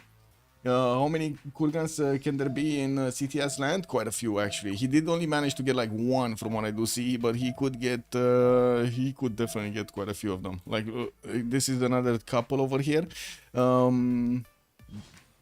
This is another couple, but he cannot get the second one improved unless he actually gets a city closer. He did not choose to get that many kurgans, which is kind of surprising because first of all, he does have open sky, so he has a big incentive to start improving his plantations, pastures, and second of all, he's getting a lot of points of golden faith coming up from his kurgan placements. We'll see where he's gonna choose to actually get them. I see Cocoa Tiles 4 golden plantations improving, Incense plantation 2 golden plantation improving, PVG changed plantations altogether. Well, I'm pretty sure they changed Cocoa Tiles. Yeah, I'm pretty sure they changed Cocoa Tiles. And Incense has been like this for quite some time now, if I remember correctly. Like, with the extra 2 points. We do have City actually meeting up the Byzantine nation's army on the battlefield, and we do have the horses of Byzantium a little bit, a little bit lower in strats, but it's fine. He did manage to get his great general going, and I do see he does have his +2 combat strength from his taxi trade. The legion has been spread in Antioch, and I do see hippodromes are starting to come around here from JR. Still, he does have quite a few of these holy sites to build in the newly settled cities, while he's gonna need to get some extra housing going from his granaries over there in the city of Thessalonica. He's gonna also want to get some more culture and put down one of the theater squares from the capital. JR is getting apprenticeship and feudalism next turn. We will of course get to use his faith in the bag right now for another wave of builders, and it will be a lot of feudalism builders. We also do need to see if Scythia is going to start finally investing in some of those Sanka horse archers to do something with them. It looks like also where it turns out from getting to the next era, we did have also an army from Mongolia being deployed towards the western side of Urumqi, where he did also get to recruit Trung Trak. There's only one general left over here from this era, that's going to be Burica, and I do see Indonesia is starting to make immediately encampment training projects. He also has another 3 jobs that he could actually put into those encampment training projects, so he secures Burica. Let's actually see, is he gonna secure Burica? Because Byzantium was getting some projects also. It's 26.1 out of 30 points, and he can get a chop. I think he's gonna get to chop, right? He also did finish pyramids here in the city of Mataram, managing to get those extra charges and a free builder coming up from that wonder. That's pretty good. That is pretty good. Bex, bom dia, senor. How are you doing?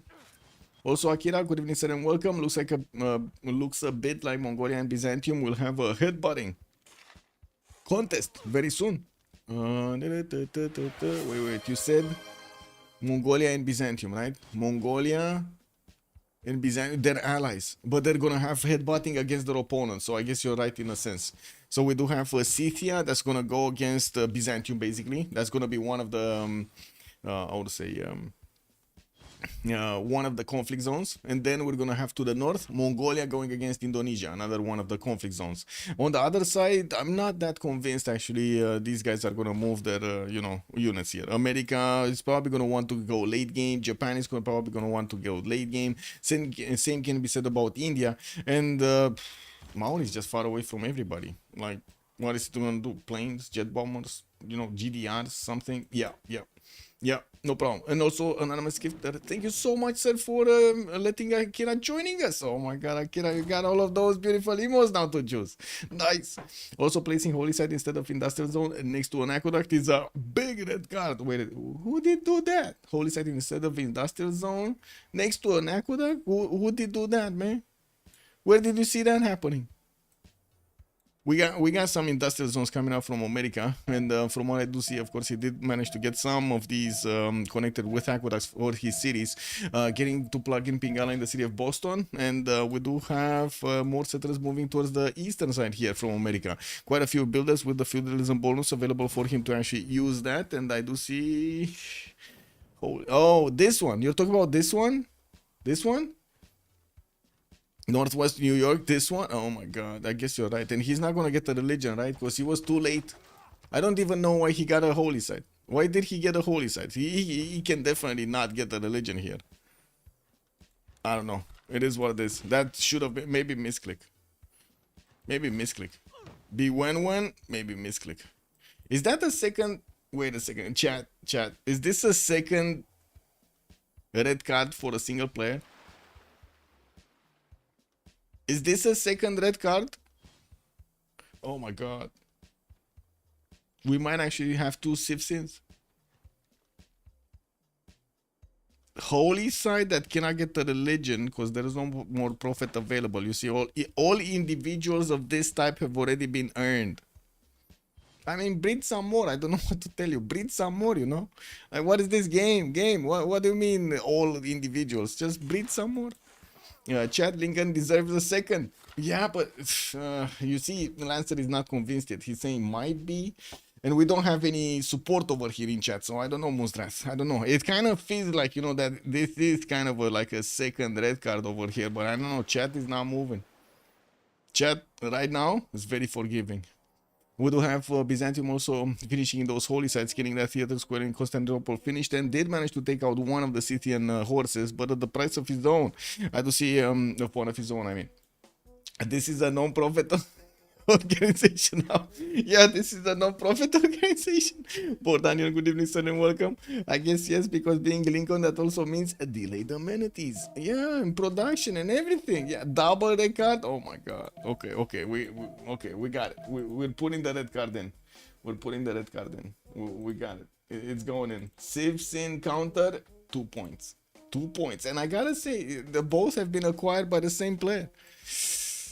We're gonna need to ask him what happened later on in the game. Maybe he does have, some rationale behind what he did over there. We do have India also managing to get a bit more faith per 10. I do see he's on 121 points with 30 science points and 67 culture. We got only 5 more points until 5 more 10s until the next era. And I do see Ola Ketala Amigo is on 50 out of 50. That's exactly what he needs.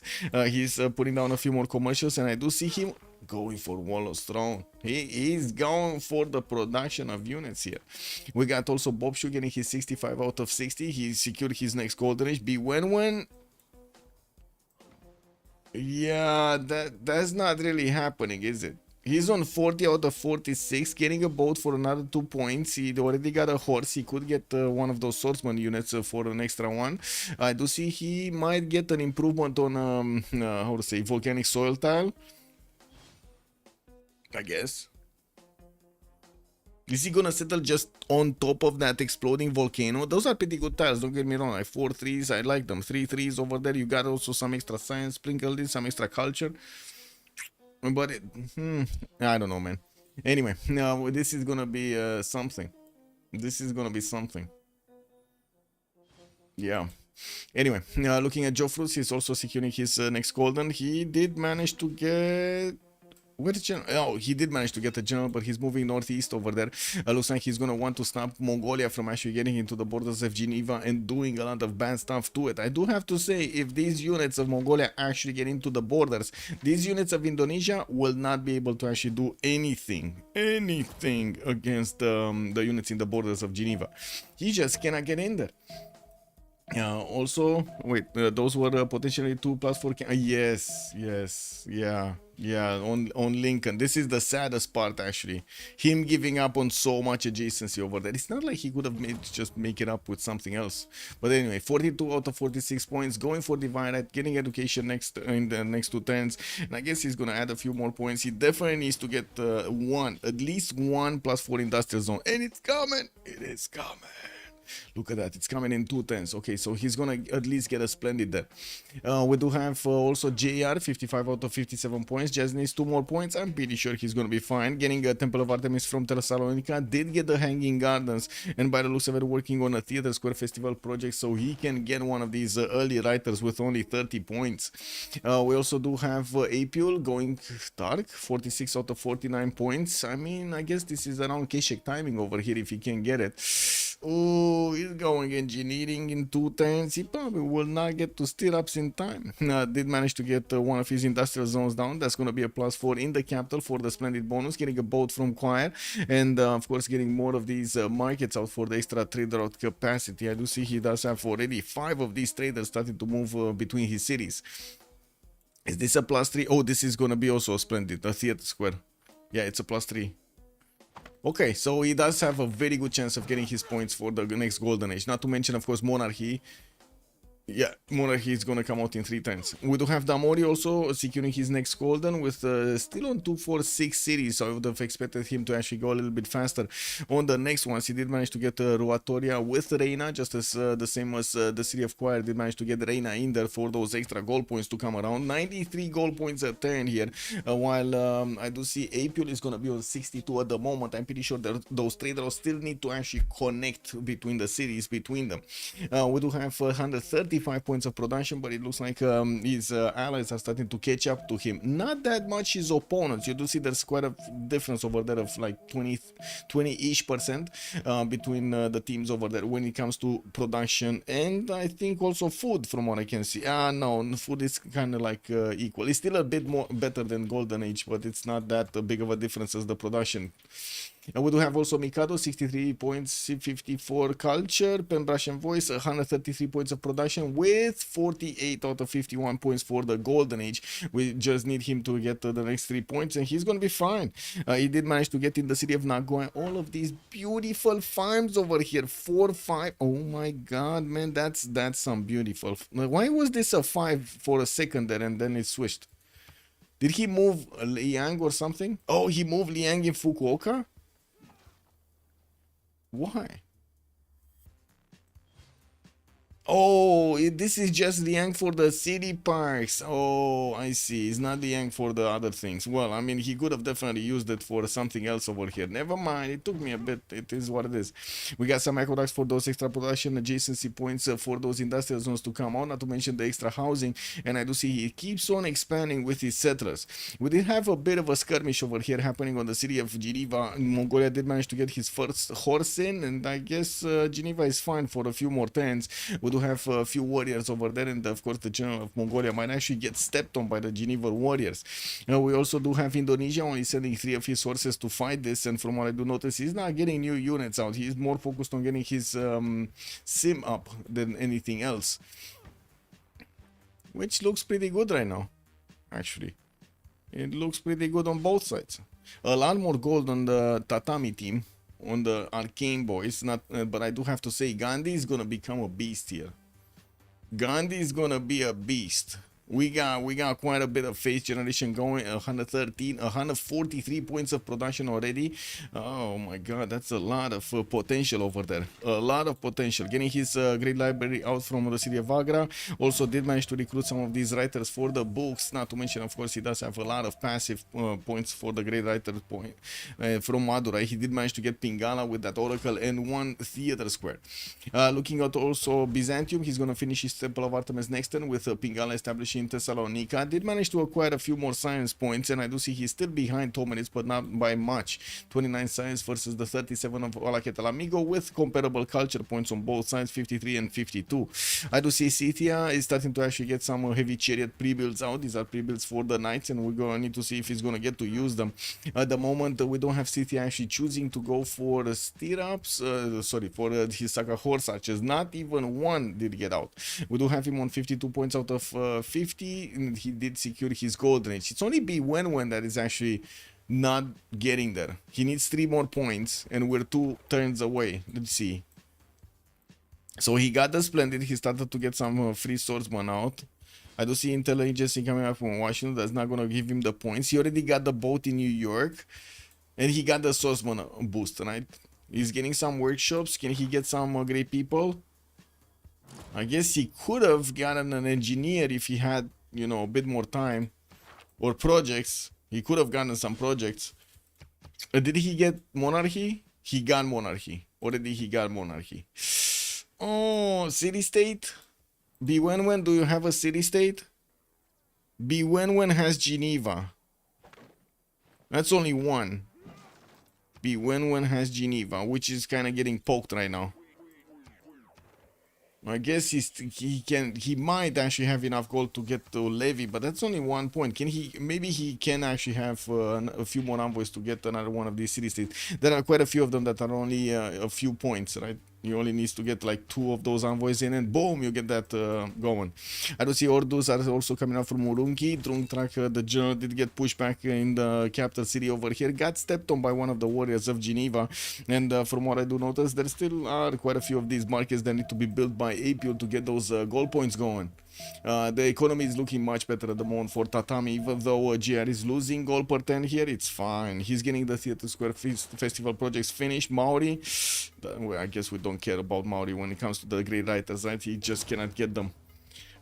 Also Lancer Cool Oba still on 2 pop and 0 districts. Cool Oba. Yeah, I mean, he's getting his commercial up, but yeah, that's kind of recently settled though. But it took quite a bit of time to actually get through. He probably worked the deer tile to get the monument quickly, and that's it. Well, he's definitely going to need to start improving stuff here. He's going for his sources from that city center. Did manage to start to get his silks out, and I just noticed he doesn't have the extra food point over there for the plantation. We do have some knights hard built from Pokrovka and Isik. This is going to be a strong unit to use against Byzantium. And Byzantium did place quite a few of these hippodromes down. Looks like he did manage to actually finish one. Ooh, okay. City of Edessa is becoming explosive. I do see Baltimore did actually settle the tile. The tile next to the mountains. Well, he's still 51 out of 54. And why did he get his builder on the other side? Man, he just needed to improve one of these tiles. That is the only... That's another point, basically. You know, the first improvement of a volcanic soil tile. Disaster tile, right? Oh, he's not getting that. He's not getting that. He could have. Like, he popped the builder, right? 4 charges. He popped the builder, but he couldn't get to the volcanic. He didn't go for the volcanic soil tile. He can improve in Buffalo. Buffalo. He can, but that's expensive, right? Ooh, okay. Is he gonna... No. That's the question. Is he gonna know? So... Levy from a city, improve volcanic soil, that's another 2 points. And he needs 1 more. He still needs 1 more. Is this the second to last turn? No, this is the last turn. No. Oh my god. Come on, 2 points. He's not moving. He does have, he might have not have the gold for the 3rd ring tile. It's only 78. Did he manage to levy that city-state? He did levy the city-state. Oh my god. He had a galley. He actually improved. He made a galley. Hard built a galley. Oh my god. Yeah. It is what it is, boys. It is what it is. Okay, what do we have here? Mausoleum Carinasus coming out from Tehonia and Ganoia Coupe, and we do have Maori here starting to get a few more wonders. He did manage to get also quite a few extra culture points from his mares, starting to improve all of this territory. Getting more harbors, also commercials in the city of Roatoria, which is the connection city with Mongolia's economy. While we're gonna need to give them a few minutes here, I'm pretty sure we're gonna have a pause in 1 minute and a half so they can take a look at the Congress and get those points down. Constantine was also saying I think he got 2 points for levying a CS because there was a Mongolian horse very, very close. Yeah, but he did. Wait, he got it. Okay, this is what he got it. Adam the engineer, good evening, sir. He got the golden. I'm pretty sure it was 52 out of 54 the last time we checked, right? How did he get the last 2 points?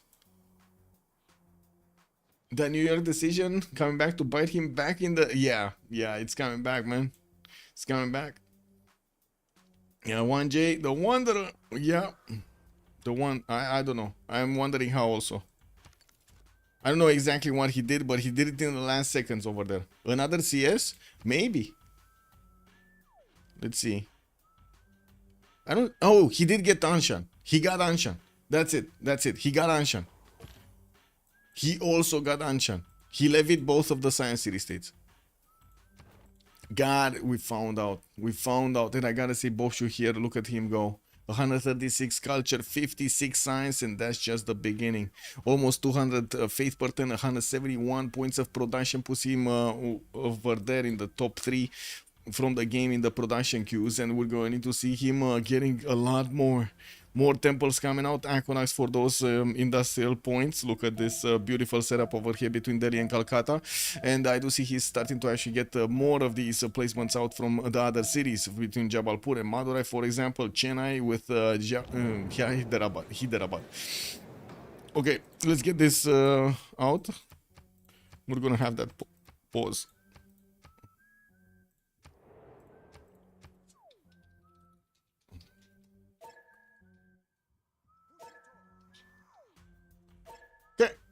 Be right back, 2 minutes, and we're gonna need to take a look at next. Double monumentality for India, probably. I mean, look at that stat, man.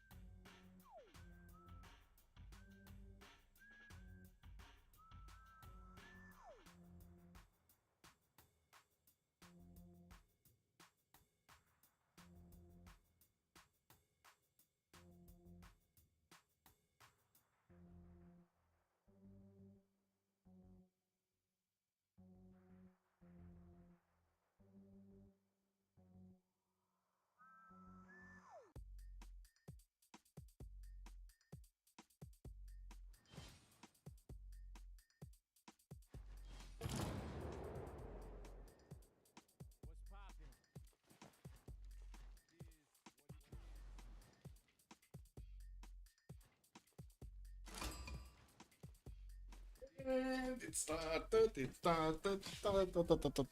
I don't want this America to win. I feel sorry for India. Oh my God. Okay, well let's actually see what will happen. I'm pretty sure he's gonna figure it out. They're gonna figure it out somehow. Now, we do need to take a look from the left to the right here. With Tomenis being the first one, he's getting his knights out, and of course there are gonna be much stronger units against Byzantium.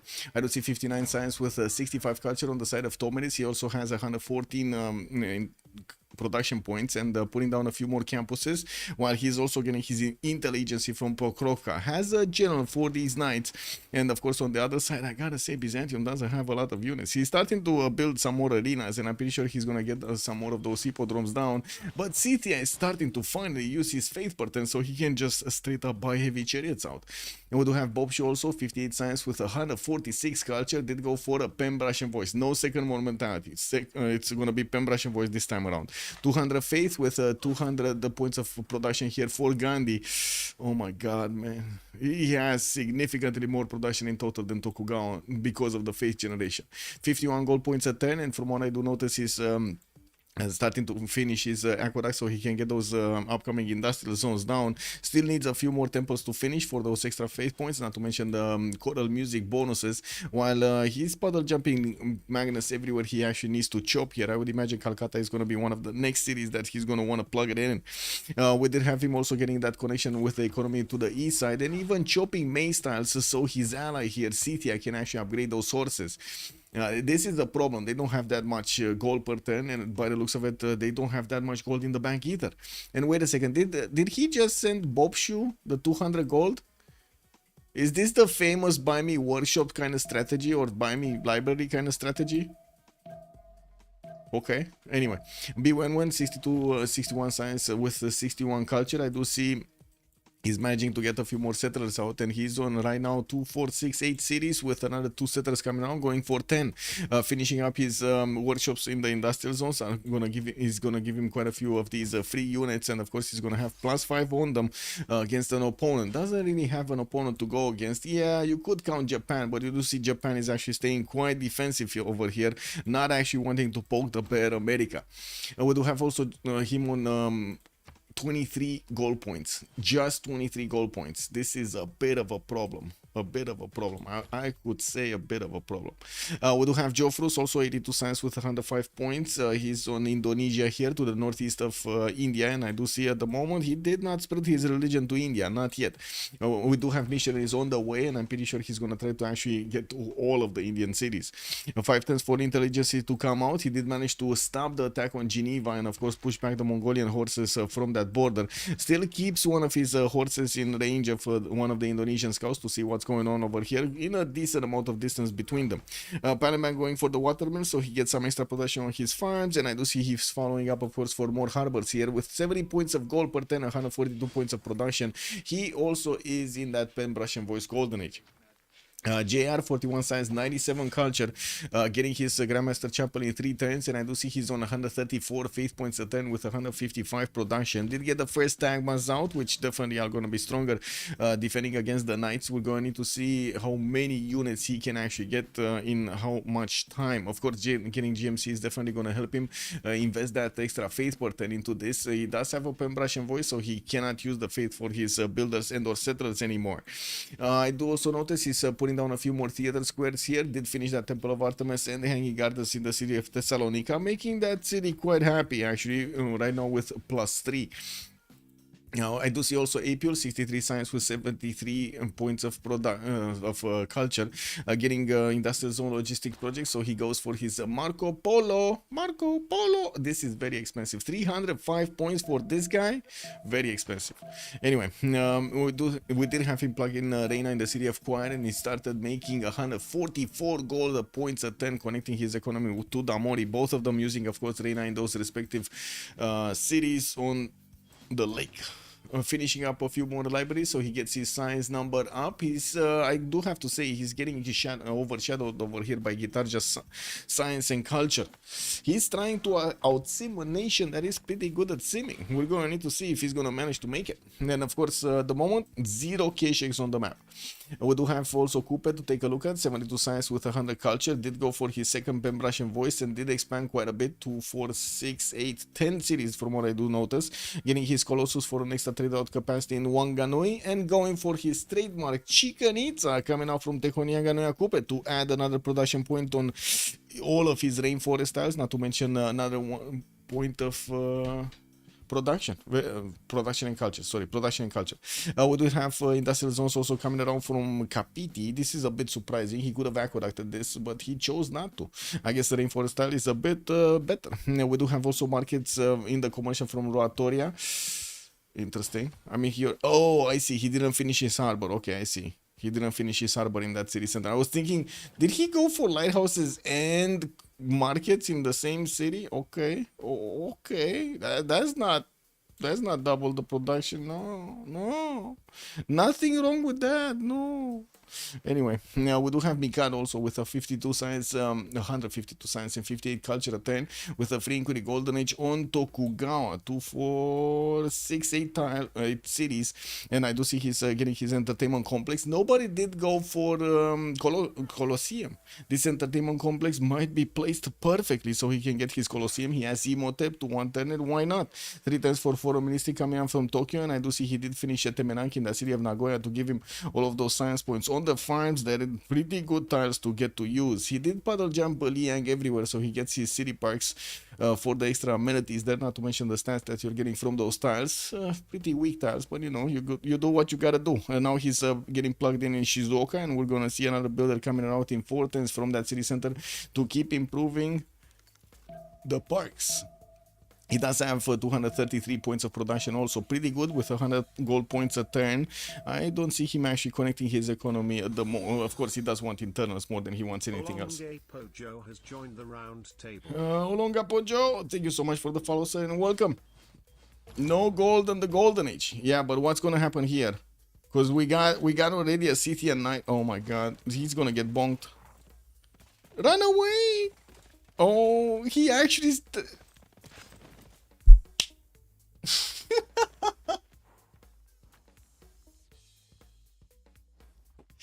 Oh my god, I need to clip this. Give me a second. I need to clip this. Like, yeah. I'm sorry. Another knight comes in and takes the kill over there, but I do want to clip this. Give me a second. Oh, thank you so much for the follow. What is it? Get bonked. Oh my god, he's gonna get bonked. Run away! Oh, he actually.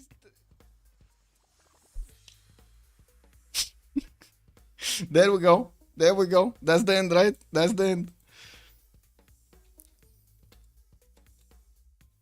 Nowhere to run for the little pony. There we go.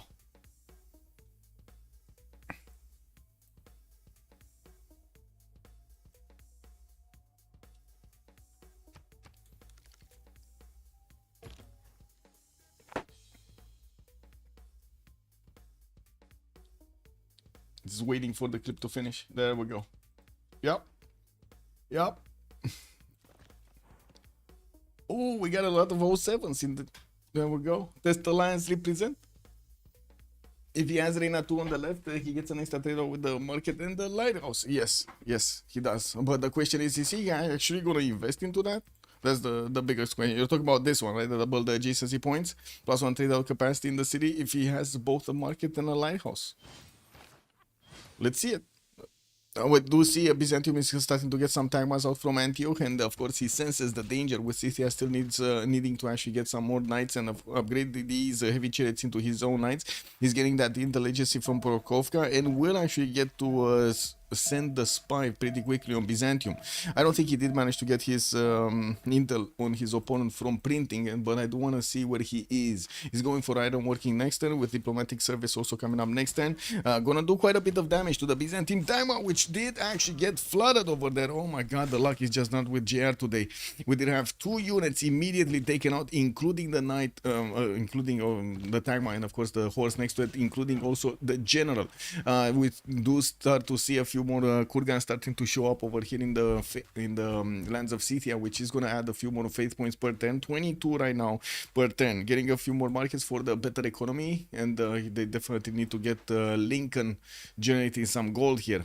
There we go. Harbors coming around here from Washington. I would imagine the other cities, especially on the lake tiles, are going to put down harbors over here. We got St. Louis, New York, Philadelphia, New Orleans, all needing to actually get those harbors down. Trading a knight for 4 Byzantine ponies. That sounds a pretty good trade, no? Yeah, and a timer. Okay, I do see Constantinople did finish his GMC, and of course Byzantium here is gonna get to use his 174 faith points a turn. He does have 450 in the bank to buy out a few more units. He's now choosing to hard build some in Antioch and getting Victor in there. Adding a bit more science with his libraries. He's still lagging behind a little bit. No, he's just on top right now. He's on par actually. 59 science points, just the same as Ola Ketalamigo on 59. Definitely double the amount of culture, no? Well, a lot more culture, I would say, not double. 109 culture points per turn, but losing 7 gold points. That shouldn't be a problem. There's so much gold coming out from Apul and Damori. In the Congress, we did have Coupe gaining the +4 for the sender. Also got an extra 3 capacity. Gandhi is gonna get the tiles bought by 50% cheaper, and Gitarcha is gonna get the 2 Diplo victory points. Importance for Chicanitsa to finish for Damori. He did manage to jump up over 200 points of production with 229 here. It does seem like they're managing to keep up quite nicely with each other. Still, Scythia has the lowest production number, 121. Didn't get his industrial zones down. And Abu got picked up. Wait a second. They picked up Hypatia? They actually picked up Hypatia. It was Lincoln. Lincoln managed to get Hypatia for those extra science points on his libraries, not to mention instantly building a library. Very nice. Okay, more knights, more of these heavy chariots also getting bought here from Ola Ketalamigo. We do need to see Byzantium also getting his Tagmas out. I do see he invested in at least 2 Tagmas and hard building his third one from the city of Antioch. Right now, I do have to say he does have a decently strong army. Yeah, the knights cannot easily push. Unless, then this is the kicker, right? One of the good things that the Saka horse archers are extremely good at is to get the first shots over a unit. You get it damaged a little bit, boom, extra +5 activates, boom, you get the stronger unit to attack with, right? Yeah, but I don't see this being used by Ola Ketalamigo, unfortunately. We don't have a Saka that can actually apply that first attack. We do have a few more Kurgans though, and as you can see, the faith pattern is going higher and higher on 25 right now, which he can use to invest into his units afterwards. Okay, he's staying away from the Byzantine borders. He went in, got out. Byzantium is also starting to spread his religion. By the looks of it, he wants to take out the religion of Maori for an extra +2 taxes trade. He only has the ability to get those extra 2 points. That's it. Campus research projects coming up from India. Look, we're probably gonna need to see them getting a lot more scientist points, probably around 300 points over here, so they can be able to be competitive to pick up Khaldun and also Newton on their side. America is on 6 points a turn. India is making projects with 48 right now. Indonesia is on 8. We got Maori on 6. Japan is on 8. Mongolia on 8. Scythia on 4, and then Byzantium on 3. And we do have India also with 10 writer points a turn here passively. He's getting a lot of these writers with the books for him to actually add more of that culture per turn. Damori did get also 120 science with 120 culture by the looks of it, just as Jofrus did get his 120, still keeping a little bit ahead of Kublai Khan Mongolia, while I do see a spies coming out from Shanadu, where we don't see an army yet from either side, a big army to actually take hold. What is this? Oh, they're going to Kherson.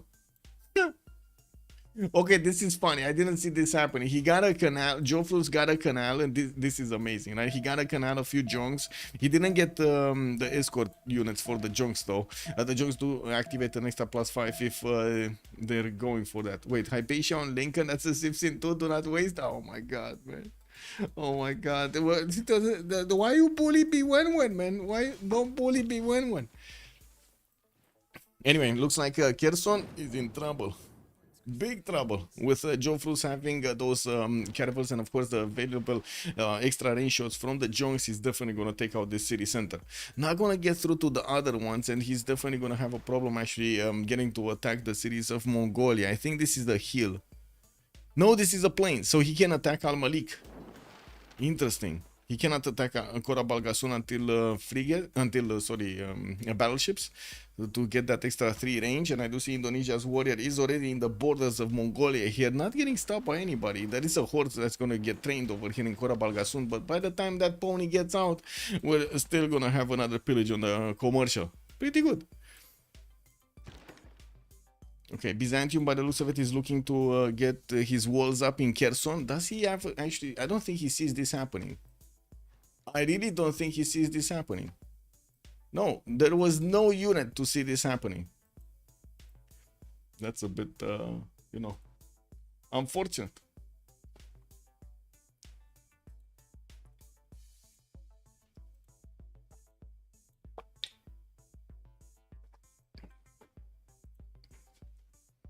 Ooh, catapult is coming around. Oh, wait a second. Did they see the canal? Oh, they saw the canal. Okay, never mind. They saw the canal. This is what they saw. Got it. Makes sense. Now it makes sense. But the catapult is not going to do much. Oh, well. I guess he needed to try out something. Oh, well. Let's see. Colosseum did get finished on the side of Japan. Ibn Khaldun also got picked up by the one that built Colosseum. This is pretty good for Mikado. We do have a new wave of universities coming around from his cities, and he did manage to get to jump up to 221 science and 81 culture with that free inquiry golden age. Yeah, we also do have cartography next turn for Damori, which is not gonna get to use that much. He's also gonna finish his Chichen Itza next turn, and as you can see, he does have missionaries ready to just keep spreading that religion everywhere in his territory. He does need to let his original holy site city being taken out by the Byzantine unit, so he gets so Byzantium does get an extra 2 points of taxes straight.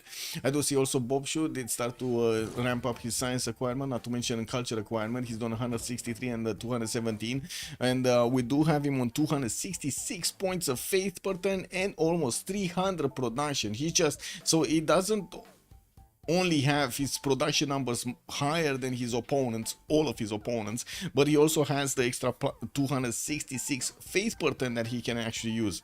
Amazing. We do have India here also managing to get a few more of his workshops going. Did buy Isaac Newton in the city of Delhi for those free libraries and for the free library, the free university, and also the +2 science points from each of his libraries from then on. Now do see he's also getting to pad more of these production points on his farms, getting to build his water mills, and working on Apadana from the side of Delhi. Looks like he's going a bit more towards the culture here than anything else. 33 points of tourism per 10, with also a lot of aqueducts coming up from all of his cities, and of course this is the aqueduct/industrial timing for him. America is still trying to expand. He did manage to recruit James of St. George. Isodor of Miletus is available for the city of New York, getting more industrial zone logistic projects so he can recruit Filippo Brunelleschi, taking it away from Japan there. Okay, makes sense, makes sense. We still didn't have a city taken over, right? We might see Kherson taken over, but right now we don't know. And I'm pretty sure the timer is up, right, for you to put points in. Wait, he put himself in a position to get bullied. Who told him to be smart and place New York the way he did? Oh my god. Oh my god. Basil needs to place a city near the Biomason's Bay to get the +3 points. Hope he doesn't forget. Wait, oh, this one? It was the north over there. I mean, he's not gonna get that, man. I believe it's barely, he's barely gonna get Kherson going. Wait a second. Did Scythia just plug in a spy in a city that he's gonna lose anyway? Yeah. Yeah, you said that 1-2 hill tile next to the wheat tile, it's 2 tiles north of the wonder. Oh, this one, yeah. But to be honest, I think he should actually settle on the right side of the Mediterranean Sea to stay away from Indonesia's grasp. Look at the Indonesian junks, man, and of course the caravans just bonking the city of Kherson. That city should be down next time. He's gonna try to chop the walls. Let's see it. I'm pretty sure that's his first move. Is he gonna finish the walls? Yes, he did finish the walls. Walls are going, they went up, they go down. You know, that's how it is in this game. What goes up must come down. And that city is still gonna fall. Even with the wall chop, the city is still gonna fall. And the race to the ground, that's it.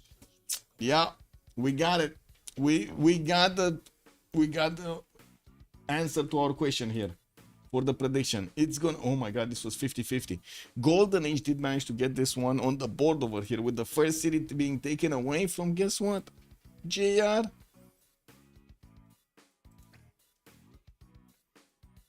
That's still in range for the Indonesian battleships. Yeah, that's still in range. Okay, let's put the last prediction in. The last prediction would be who will win. And of course, we got the choices over here. Golden Age on one side and Arcane on the other. I gotta say, this is a best of 3 series. And the players from Golden Age did manage to actually knock one on the board from the first one. Arcane, I'm pretty sure they're gonna have quite a few big egos over there trying to get this back. And we're going to need to see if they do manage to wiggle their way to a win here.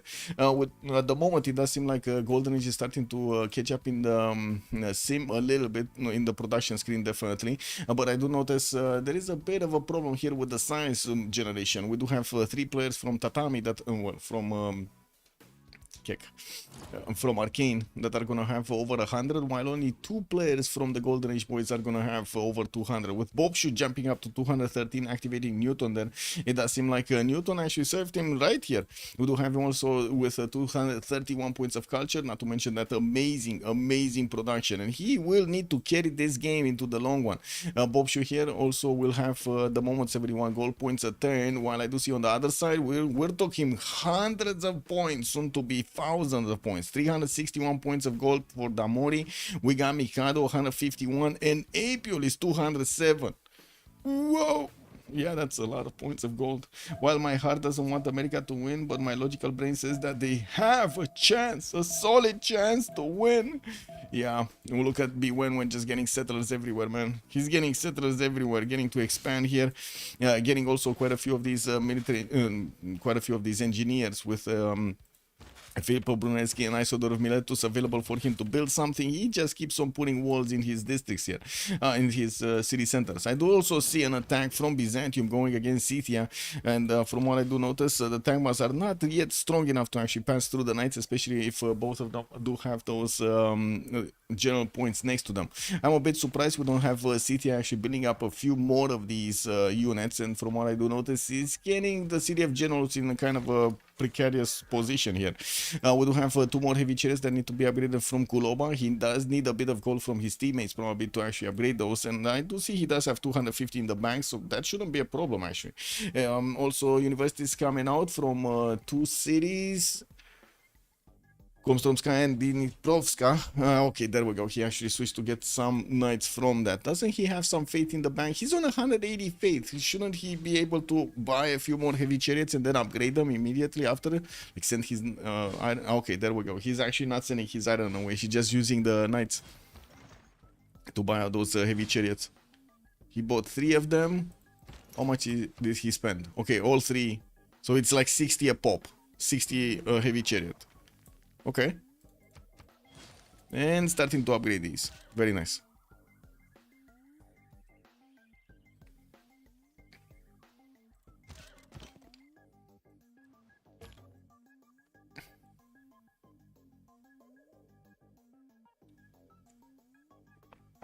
The Tagmas might be a bit of a problem. Yeah, they might be a bit. At the moment, the Knights of Scythia are stronger, and I'm pretty sure when these Tagmas are gonna get damaged, of course the units of Scythia are also gonna be stronger. Yeah, we do have some more traders coming down from Scythia, and he's connecting everything he can with India to get those gold points going. I do see he's on 114 a turn from his team. He's making the most gold points. We got Bobshow on 80, B1 when he's barely on 47, but he was getting his harbors out, so I would imagine this gold per turn is just going to keep increasing.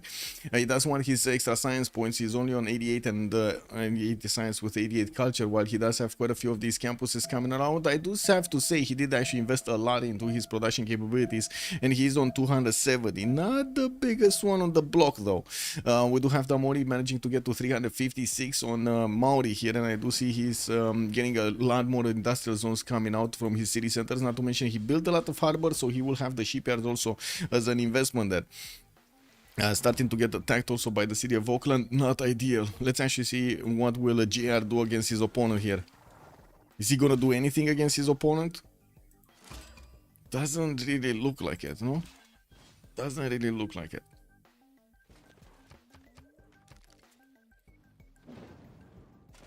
We got also Abu on the side of CTM for those extra heal points. Yeah, these Tagmans are just gonna look at the CTN Knights. I do also notice the spy did get settled in somewhere. Oh, still no. CTN still did not send that spy to Byzantium. He's trying to get another one from Kuloba, but that's 9 turns away from happening. I did see extra intel, so I would imagine CTI actually has, yeah, he does have printing over Byzantium. Byzantium is going to get his printing in 2 turns, and from what I do notice, of course, the spies are going to need to move.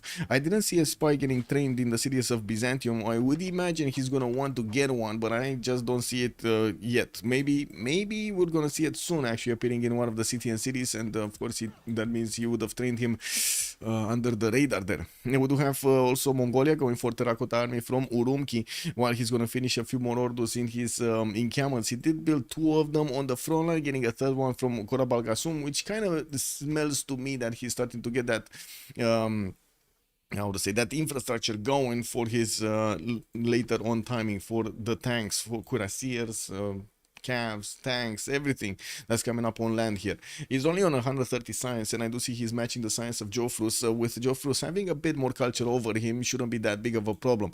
There's definitely more production available for April to use, 262 points, while Jofrus is going to be only on 213. We do have some catapults coming out from Badung, while I do see also Ternat is working on catapults. Looks like we might actually see Jofrus wanting to be a bit more aggressive here with his moves.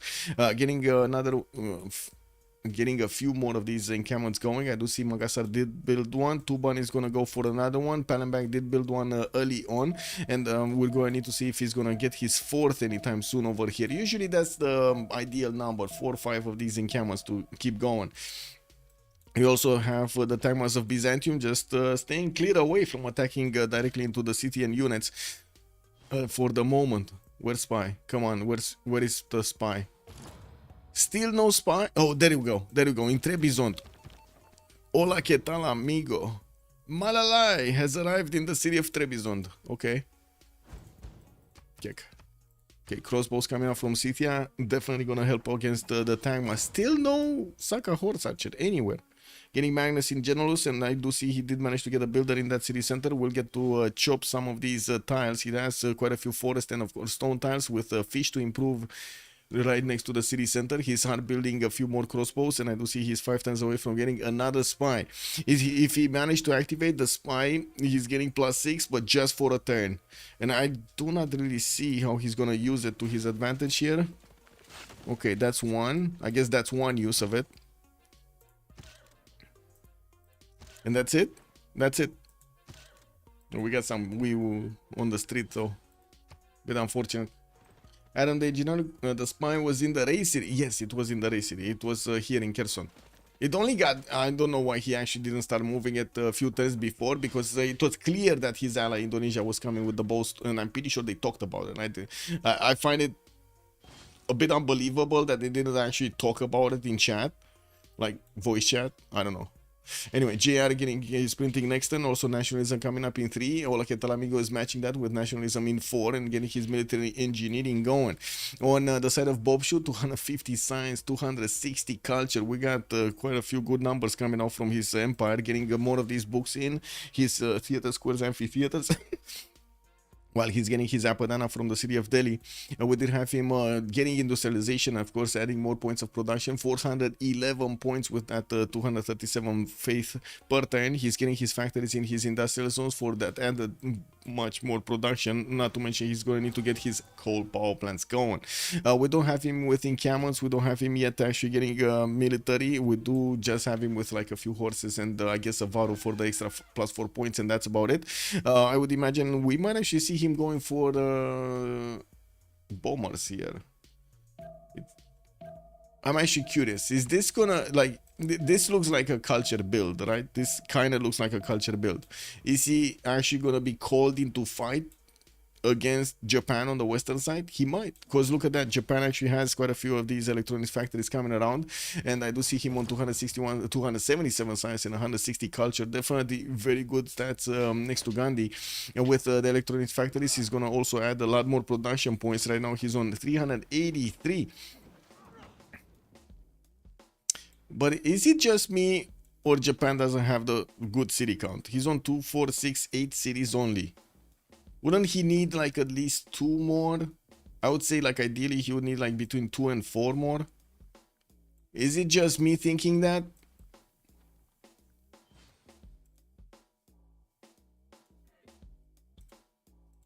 Chat, what's your opinion about this?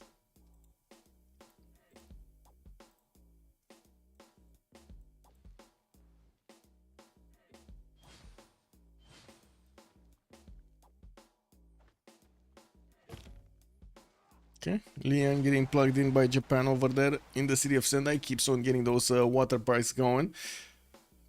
No, you think that too? Okay, okay, single digit city count is for Kick W, man. Oh my god, man. Yeah, that's a bit harsh actually. I don't think he's that. I think he's just I would say choosing a different pathway. We'll see if it manages. He does have very good stats, right? Come on, let's not be that harsh. Let's not be toxic to the players. Japan can fit another city in color range. He can over here. Easy. Easy, he can fit another city. It's not a bad city either. He did also manage to get Kilva for those extra envoys, and I do want to take a look also again on America.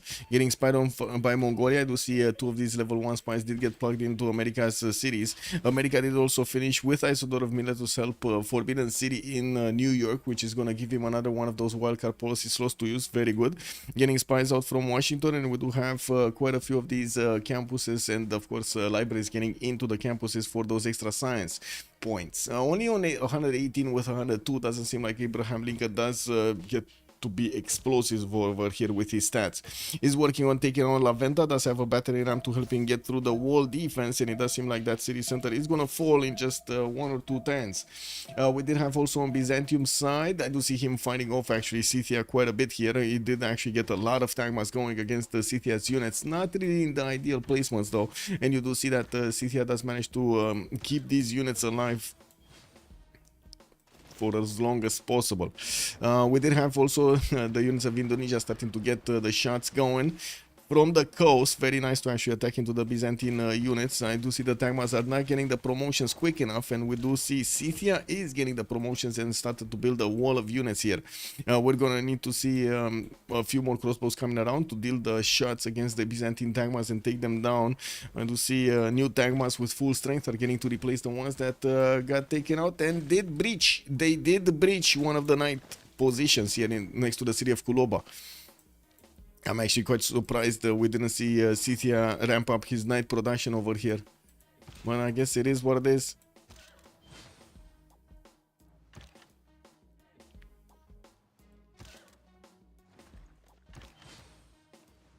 Okay, another knight, and I would imagine he's gonna start buying out a few more heavy chariots. Oh, he can only buy 1 more. And I guess Kuloba would be the perfect place to buy it. He's gonna get to chop this knight from Genolus. No! Why did you put the crossbow in, man? Oh my god. Oh well, I guess it is what it is.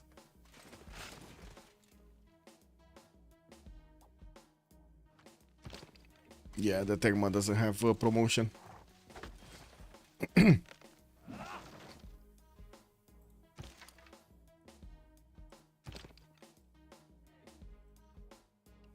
Okay, I'm a training project coming up from E6. I do see Mongolia is also going to have the ability to pick up Timur, while Byzantium does have 2 points at 10. He's on 43.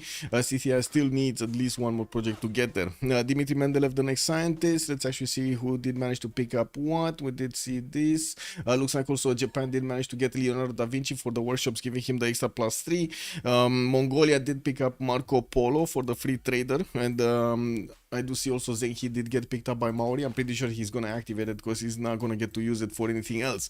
And there we go! Hueto Kali! We got Monstras over here. Not happy. He's not happy, but I gotta say, he's building Hueto Kali. You gotta be happy about that, right? It's only a 3-tile lake and he's only gonna get 2 amenities from it. But you know, more culture in all of the other lakes, more tiles over there. Also, Prince Cosmo, good evening, sir. Civ6 doesn't have tall play. Well, depends. When playing myself, I could never figure out a tall build. Wide is the way. Well, to be honest, why it is the way. But there are still strategies with only 7 cities. What do you mean? I would pull out middle student out of the bag over there, and I'm pretty sure he's gonna be like, what, 5, you didn't see 5 city wins with Zulu getting culture victory? Ha! You might want to check it out again. That's a Civ sin? Uh-oh.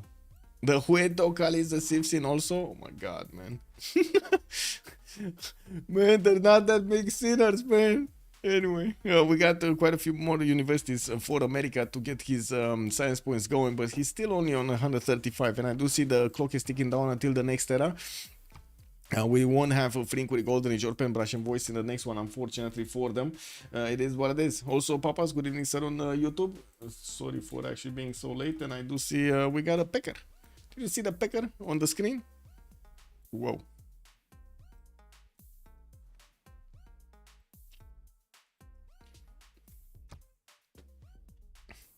Wait, 2 ties is simply not worth the return, where returns are valued how many amenities you get back from the production spent on it. Oh, we're gonna have a quick pause.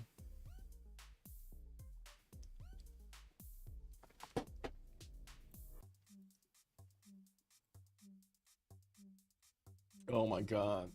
More spams on the CWC website. Good thing they're not being shown. I fooled the bots over there. This is what it is.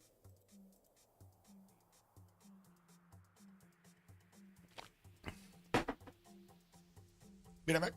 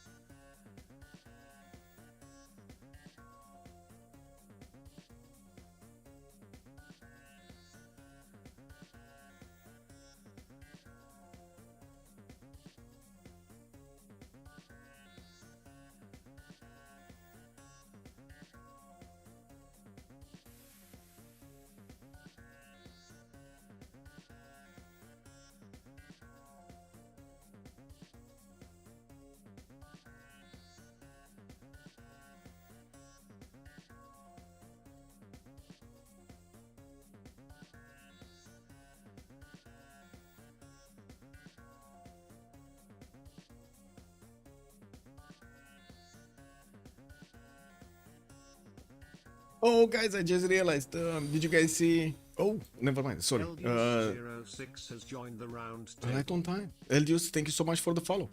Did you guys see how the European Union made a fool of themselves? Trying to make fines that are basically pocket change for the companies. This is incredible, man.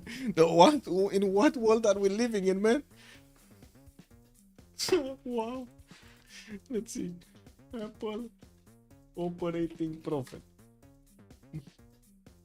So check this out, guys. Apple operating profit 2024 123 billion with a B, right? We pull up another one. We search up Google. Let's see. Meta operating profit. Just the profit, not income. Profit, right? 69 billion. And they wanted to find it. They find them 700 million. Man, somebody really needs to laugh at these politicians. They're so stupid, man. This is incredible. This is incredible. How, in what world would this actually be punishing anybody? I don't know, man. This is like getting a speeding ticket for like 150 kilometers, like 100 above the normal speed limit for like €5. Man, oh man. Oh wow. Oh wow. Wow. Wow. Wow. Wow. Wow. This is incredible, man.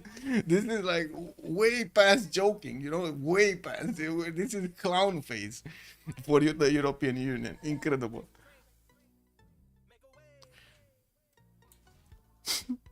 Wow. That's a what, man.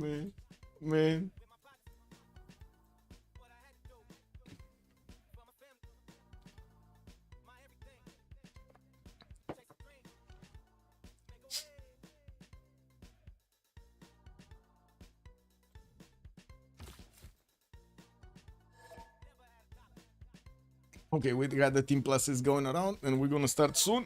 There we go, 3, 2, 1, and we're going. We do have only a few more turns, and we're gonna need to keep on watching the score points going. Hola, ¿qué tal, amigo? With 61 out of 82, does look like he's gonna be in a dark age, and he does have a bit of a problem, a Tagma problem. GR is not giving up on attacking his cities, or I should say the units next to Kuloba. We do have a few more knights trying to actually get to get in between the Tagmas that are coming in to try to do a pincer maneuver on the Kuloba units.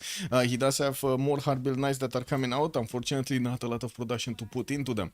Getting another encampment and another one of these industrial zones from Comstromskaya. He was trying to build this a long time ago, just couldn't do it.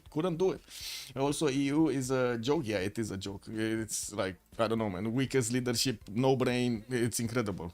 Hate that Brussels has so much influence in my country decisions. I mean, with so much. How can I say this so I can be polite? I'm trying to be polite over here.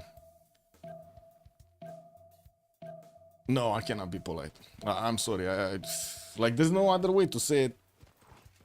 Oh my god, wait a second. Kuloba might actually die next turn. Cynthia did not push back the general, my man. Oh, 0 out of 5 for the knight. So, he did manage to take that one down, but the city got taken out. We do have JR not managing to keep it. Another 2 Tagmas coming in. They will still take the city.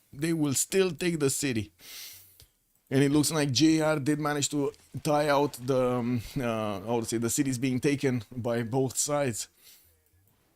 Bob Shaw 103 out of 106. Looks like he just needs 3 more points to get his next golden. I'm pretty sure he will get it. We do have him getting a few heavy chariots there, but I don't actually see him getting anything going against Japan, or at least not yet. We do have also B11 going Dark Age. Looks like Joe Frus is gonna go Dark Age. We do have JR going Dark Age, Apil going Dark Age. Damori did manage to get 5 points to his golden age, and he's definitely gonna get it. We do have Taukari finishing up next turn for another 3 points, getting Pingala in Wakarawarewa, finishing shipyards, and I'm pretty sure he's gonna get a few more points here. He did manage to get also preserve next to Sahara El Beida to get those extra food points going on those tiles. Not bad. Those are not bad tiles right now. A bit awkward that the preserve is actually next to a volcano, so I'm not sure exactly what the preserve is preserving, because the volcano is just gonna wipe clean off that preserve every few times. It is what it is. Yeah. Also, Mikado is gonna go Dark Age. He's just 2 points away from actually getting his normal age, which will be unfortunate if he actually goes in there. 3 turning Angkor Wat from the city of Kyoto. That's a lot of production in one single city. 110 right now, with Tokyo also finishing up his coal power plant next turn. Is just 75. We do have more of these industrial zones being placed. Rule Valley from the city of Osaka to get the 3rd city going, and I do have to say he does have minus in the city of Tokyo, so he can get that how do you call it? How do you call it? Vertical integration bonus over here to receive the production of all of the nearby industrial zones. Now we just have 5 more turns until the next World Congress, with also Mikado having the most science in the game, 347. Bobshu is gonna mirror him as quickly as possible. Mikado is not gonna have his free inquiry golden age in the next era. That means the science is gonna go down quite a bit, and I would imagine it's gonna be like 80 points or something down. We do have Bobshu on 266, and he does have a lot more culture. I do have to also point out his tourism is going higher and higher with 69 points right now. He did manage to recruit quite a few of those writers and plugged in the books into his amphitheaters. We're also going to need to see him following up with, of course, musicians and artists. He did manage to finish Apadana in the city of Delhi for an extra 2 free slots, and he's working on Casa de Constatación from the city of Delhi. There are he has a total of 2 cities on other continents. I guess it's more for the governor titles than anything else. A specializing building of choice, he did choose to go for GMC, so he can use his faith pattern so he can buy out units. He's choosing to actually buy out as many heavy chariots as possible, and I would imagine he's using the card for the extra amenity from the cities that do have garrison. So let's actually take a look. Yeah, retainers and +1 amenity for the city with a garrison unit. Also Republican legacy for those extra amenity points. Very nice. He's also seeing there are no defensive units from Japan on the city of Fukuoka or Nagoya. These 2 horses don't really count, because I'm pretty sure if he does manage to get cuirassiers, those horses are gonna go down very quickly. Bobshu is going scientific theory right now, still going for that top 3. We do have also Byzantium managing to clump up his units again to go against Scythia. Scythia made a new line of knights, and this time around I think he's putting a bit more importance on the attack of Byzantium against him. We did have Byzantium also discovering his nationalism, so he can actually call up his units right now. While I do see Scythia did manage to pick up another general, he does have El Cid available for the units in Generalus. These units do not have the ability to attack into the Tagmas anymore. We did have Byzantium plug in one of these spies in the city of Isik. He got his printing, so the extra bonuses that Scythia had over Byzantium here are just gone. There is still the +5 that Scythia does have against wounded units, but without ranged units to attack first into the Byzantine Tagmas, unfortunately the first shot is still going to be against a higher strength unit than normal. We do have the coal power plants finishing up in India quite quickly, with workshops, of course, first. He's going to add a lot more production, and very quickly on his side. 571 right now, with Mikado on 581 on the other side of the lake here. We did have also the units, the Jongs of Indonesia, trying to get to the north. He does have a city that he could attack into, Al Malik, and I don't see that much defense is being put up by that city center. Yeah, I know, walls are going to be there. He doesn't have enough strength from a single unit attack to actually take out the fortification health quickly, and we're going to need to see if he's actually gonna get to do something there. He does have a settler moving to the east. Oh, where is this settler going? Okay, this is a bit surprising. Where is this settler going? Wow, look at these guys. They're sitting in the bioluminescence bay. Moonsdrath, what is this? Yeah, the gold of Damor is just getting insane. 542 points over. He's making what? Well, not really double, but he's certainly making more than the total opponent team combined over here. This is a problem actually for the Golden Age. This is a big problem for their side. Lavenda has been taken over. America did get to secure another city center, and slowly he's getting those science points up and the culture points jumping up to 185 and 128. While he does have 400 points of production, he's doing good and started to actually be quite relevant in the game. It took a while, but it happened. We do have also India still keeping those heavy chariots here. Looking at the Tagmas, they did manage to get pushed back by 1 tile by the looks of it. And with this, we do still have heavy chariots coming around from the cities of Scythia as quickly as possible. His faith per turn did jump up to 34, and yeah, he can buy out another one of the heavy chariots with the 68 faith that he has in the bank, putting down and finishing more encampments and hard building knights where he can. Yeah, what is he on the tech side? Metal casting in 4 while JR is going for his siege tactics. I do have to say JR in the meantime did manage to get a lot more science going, not to mention a lot more culture going over Scythia. So it does seem like in the long term we might have a problem on Scythia. A very big problem. A very big Byzantium problem. Basil the second problem.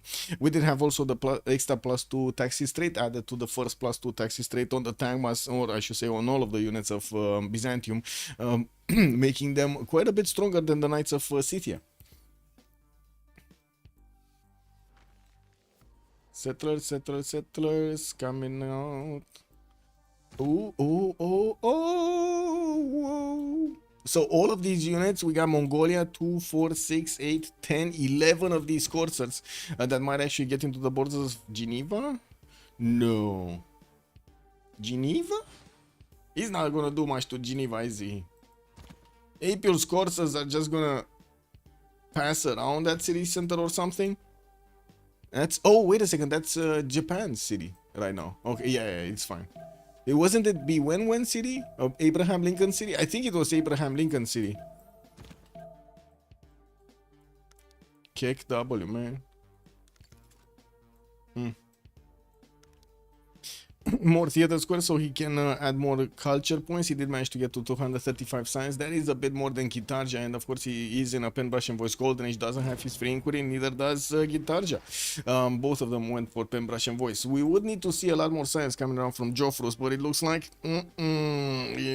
yeah, it's taken a while. It's taken a while to get him with all of the universities and the libraries in all of his built districts over here, and we do have him hard building some knights from his Palembang city and much up ahead, while I do see also 2 bunnies working on those. On this side, looks like Byzantium did manage to push another 1 tile over there, pushing back the wall of units of Scythia, while it doesn't seem like Scythia has at the moment any kind of comeback into this. This is quite problematic. The only thing that Scythia can do is build a line and pray, basically. Pay attention to switch units that are getting attacked, and that's about it. Auckland has also been taken down. That was a city that got taken by Maori here, getting a little bit closer to Japan, but that's his ally, so he doesn't have a problem with it. Getting also water parks for those extra amenity points, while he did manage to finish Huito Okari. Now all of his how do you call it, oh my god, all of his lake tiles are getting those extra 2 culture points, the extra gold, and of course the production. You would do well to actually get his shipyards going for those extra production points, because why not? Look at that Tehoniaga Noyakupe, beautiful tiles everywhere. 7 tiles also for Statue of Liberty. Let's actually see if he did manage to roll the first points. It was Gitarja that did manage to get 4 out of 20 on Joffrus, while I do notice at the moment we do have Damori only 1 out of 20. Of course this could be a deny on the Statue of Liberty. We do see that Kawihia does have one of these holy sites, but I don't see him having a holy site that could actually build the Mahabori temple. He does need the forest next to it, and I don't see any of it happening here. We do need to see if maybe somebody else with religious bonuses did manage to get that going. No, Joffrus was really adamant of you know, taking out everything here. Well, I guess they're gonna need to wait for planting forest. Did India get it? I don't think so. I didn't see Mahabori Temple. I'm pretty sure I would have seen Mahabori Temple, but I do want to double check. So getting his Oxford University in Madurai, Casa de Constatación finishing up in 3 turns. We are jumping into the new era, and I do see Gandhi did secure his golden age, JR secured his golden age, and also Damori secured his golden age. Mikado went normal, unfortunately for him. It is what it is. Oh, and Joffrus did manage to get his golden age. I didn't see this. So we got 2 golden ages on both sides here. Not bad. And it does seem like Mikado's science didn't drop down as expected here. We do have him still with 386 science points, while Bobshu is 281. That seemed like he rolled quite a bit of that science into the new era. Pretty good. And still on 2, 4, 6, 8 cities. Tall gameplay. He's showing us tall gameplay right here. I do have him finishing Rule Valley in the city of Osaka. Did get that Angkor Wat in Kyoto, and got an extra population point in all of his cities, while he's also gonna open up more district points with that extra population. do need to also take a look at Coupe Science coming around universities, getting Great Zimbabwe and Ruatoria. I would imagine he did double Reina, right? Yeah, he did double Reina. Okay. What's the commercial? I want to see the commercial. Yeah, he did. He did double Reina. Still has quite a few upgrades to do. I don't see an attack from Indonesia yet on the city of Al Malik. That horse next to, well, that warrior next to Kora Balgasun got taken down. We do have Indonesia with an ironclad and of course got the extra strength on his garrison, and we're only 1 minute away from having a pause here for the World Congress to come out. Morning camels coming out from Byzantium. He's going to need to keep on getting the production higher. I do see he did cut up a few tagmas, and these are going to be much stronger against the Knights of Scythia. While Scythia did also get his core ability, unfortunately doesn't have enough units that he could actually, you know, be useful over here with the cores. He does need to keep enough tiles, so he builds a line of units to not let the Byzantine tagmas just wrap around all of his units here. Pre-building heavy chariots for the next wave of knights. We do have Olaketalamego 5 turns away from ballistic, so I would imagine that's the time he actually needs to wait, so he can or actually that's the time he needs to survive here. Could you show please tech difference? Yes, so it's Gandhi on 36 techs. That's the biggest science. And we do have on the other side Mikado on 37 techs. There's only one tech difference. We do have also Damori 35, Apul is 33, Jofrus 32, B11 31, Olaketalamigos 26, while JR is 28. Okay. Military. Teach the...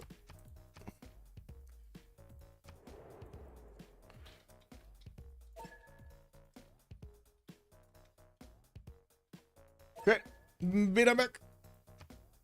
2 minutes.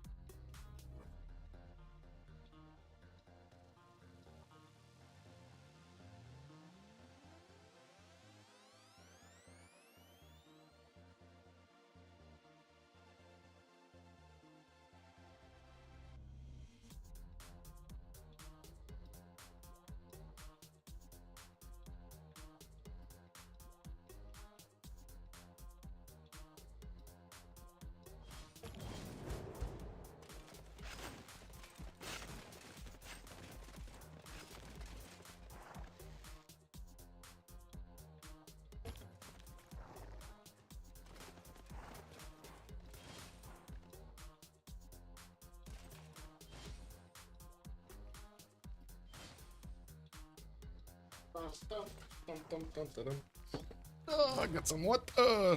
Okay, so we still have the attack of Byzantium going on in Scythia's territory. Looks like he did manage to get new timers going, and Scythia is trying to wrap around to take out some of these that are over there on the right side. Thank you so much, Solo, for the raid. Much appreciated, sir. Are you ready for the CWC? I hope you are. I hope everybody is. And of course, good evening, sir. We are watching a game from the CivFR Squadrons. Golden Age going against Arcane. Both of these teams are actually in the CWC also, but they do need to play the playoffs from the CivFR Squadrons. Plus 250. Whoa! Let's go. We got Think training projects coming out from ESIC, and by the looks of it, Ola Alamigo still is hard building and pre-building as many units as possible to stay alive there. We did have also Statue of Liberty being built in Tuman. He was also Mauri was building it 5 times to get it done in Wakarawarewa with. I don't think he can get chops, but neither can Tuban. Oh no, he does have 2 more chops, but he doesn't have a builder to actually get to chop. Galileo is also sitting in between the mountains, 5 tiles to actually get those extra 125 points of science for each. I do see Potala Palace is getting built in Ternate, so we might actually have Indonesia looking for a way to get his Mahabodhi temple going for those extra points. In the World Congress, looks like Gitarja did gain the 2 Diplo points again. He got them again. Theocracy loses a wildcard policy slot, and the culture city-states do not provide their unique suzerain bonus. We do have also the courses of Mongolia managing to get past Geneva. Nobody saw them. Nobody saw them, actually. There is a way for them to actually get into Mataram's bonuses borders over here and start to pillage quite a few of those tiles, while Indonesia only has a slinger. It's sitting in the water over there trying to throw rocks at whatever happens to pass. Now we do have Indonesia with some trebuchets that are definitely not going to help against the coursers, and he does have a few knights with a general deployed in Palembang. Not that many units. I do see he's building a few more, or I guess 1 more from the city of Mahapahit, while we do have like what, 11 coursers coming in? 2, no, not 11. Did he send some on the other side or something? No. He cored up some. Okay, that's what happened. He cored up like 2 of them. Okay. So he has 2 cored up coursers with another 2, 4, 6 normal ones. Not bad. Not bad. No general for them, unfortunately. He did have a general, but it looks like he sent it back to Urumqi, or maybe got stepped on and got sent back. That's a bit too far away for him to actually travel quickly. University is also following up. APL did manage to get his science going, and I do see he's on 251 science with 180 in culture, actually overtaking Gitarja Sim on 196 and 117. We do have him with a bit more production, 394 over 344, and from what I do see, the gold is definitely very good, 230 on his side. We do have Bobshu with a big gold problem. Bwenwen also has a good big gold problem. Neither of them are managing to get even like 20 points of gold between them. We do have with Bwenwen going for his factories. He did manage to get quite a few of these musketmen and started sending them on the western side, where he could try to push into Japan, but it's not going to be quick and it's not going to be efficient. We did have him also getting his coal power plants in the cities that he got his factories. Still working on settlers from Washington. He keeps on expanding here. Keeps on expanding. On this side, looks like Japan is not getting pushed at the moment by his opponent, by India. We do have India sending one of his settlers towards the southwest, getting closer, and I do see him getting a few more goal points. I do see banks are coming around, so Bobshu does really want to increase his economy. He cannot keep an army, that's the problem, right? Even if Joffrey is making 290 points of gold with Reform the Coinage, Bobshu has a Monumentality Golden Age this time around, and he's only making 29 points. That's not a lot of gold to actually upkeep, especially tank armies. He's on sanitation in 1 turn, mass media in 3, and we do need to see how he's gonna try to fix that. I do see also Damor is going for Taj Mahal here, gonna finish Machu Picchu and the Great Zimbabwe, while he's working on his Statue of Liberty coming up from Wakarawarewa. Still needs 3 more turns. I do not see a builder ready for Indonesia. He could have actually had this. Indonesia could have had this. 3 chops, didn't use any of the chops. Can somebody tell Bwenwen that it's not an FFA and he won't get higher place or victory, just spamming cities for score? Yeah, but he's getting better stats in the meantime, but not gold. He's not getting gold. I would have expected him with him actually finishing quite a few harbors, and not bad ones actually, as +4s here, to actually have you know, at least a positive economy. But it looks like no, that's not happening. He has 600 points of production though, but minus 11 gold points a turn. That is a problem. I would say that is a big problem. Minus 42. Oh my god, he's getting so many musketmen. He's getting so many musketmen. He needs to do something with the musketmen. These are way too many units for his economy, basically. We do have Mongolia's courses starting to get into Indonesia's territory with the holy site getting built in Mataram. Looks like we got a pause here from April. What's going on? Did somebody... Uh-oh. Emergency. Uh-oh. What happened here? I guess we can keep making fun of European Union or something in the meantime. Man, that's just wow, bro. Wow. Wow. Wow. Wow. So Parmax, good evening. Yeah, report away.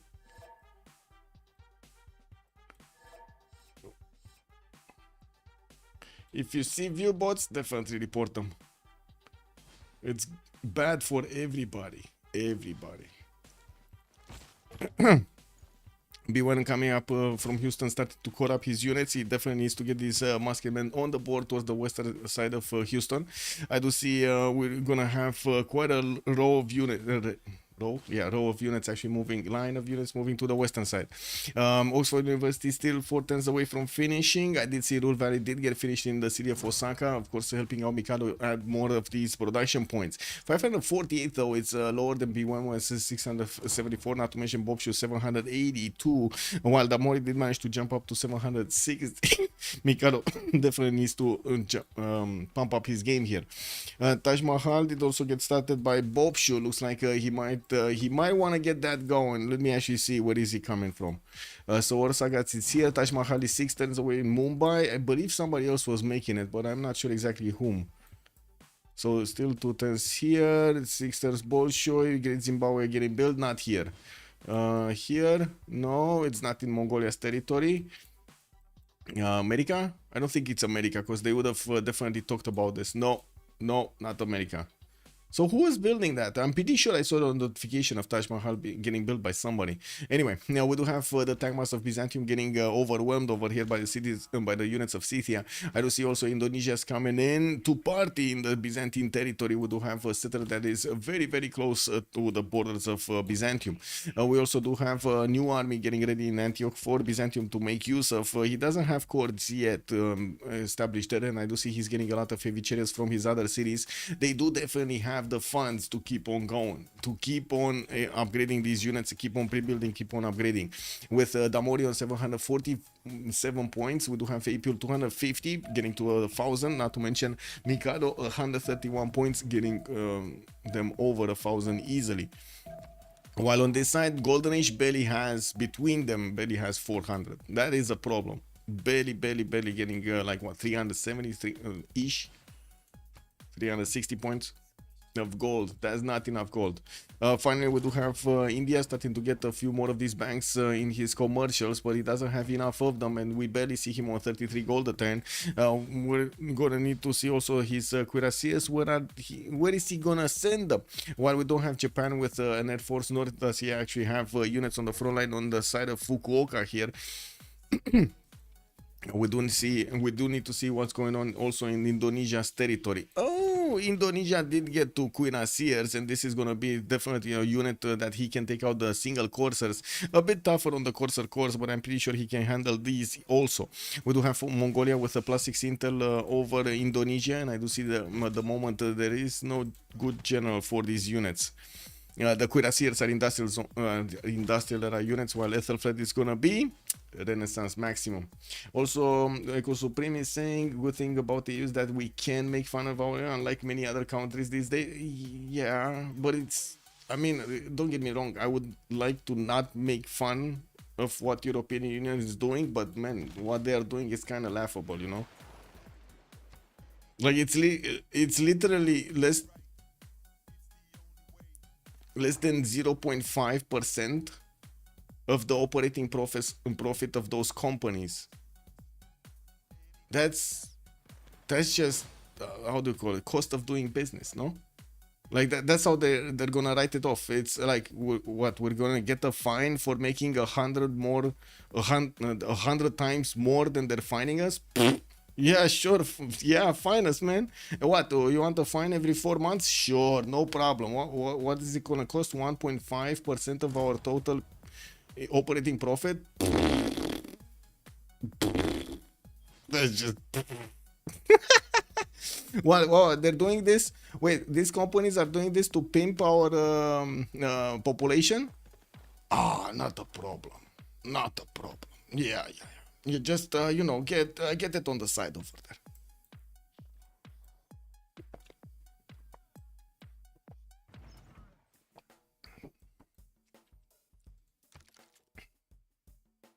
Oh, I did see a few days ago there was talk of somebody that got fired because he shared a meme. Wow, this is quite a world we're starting to live in.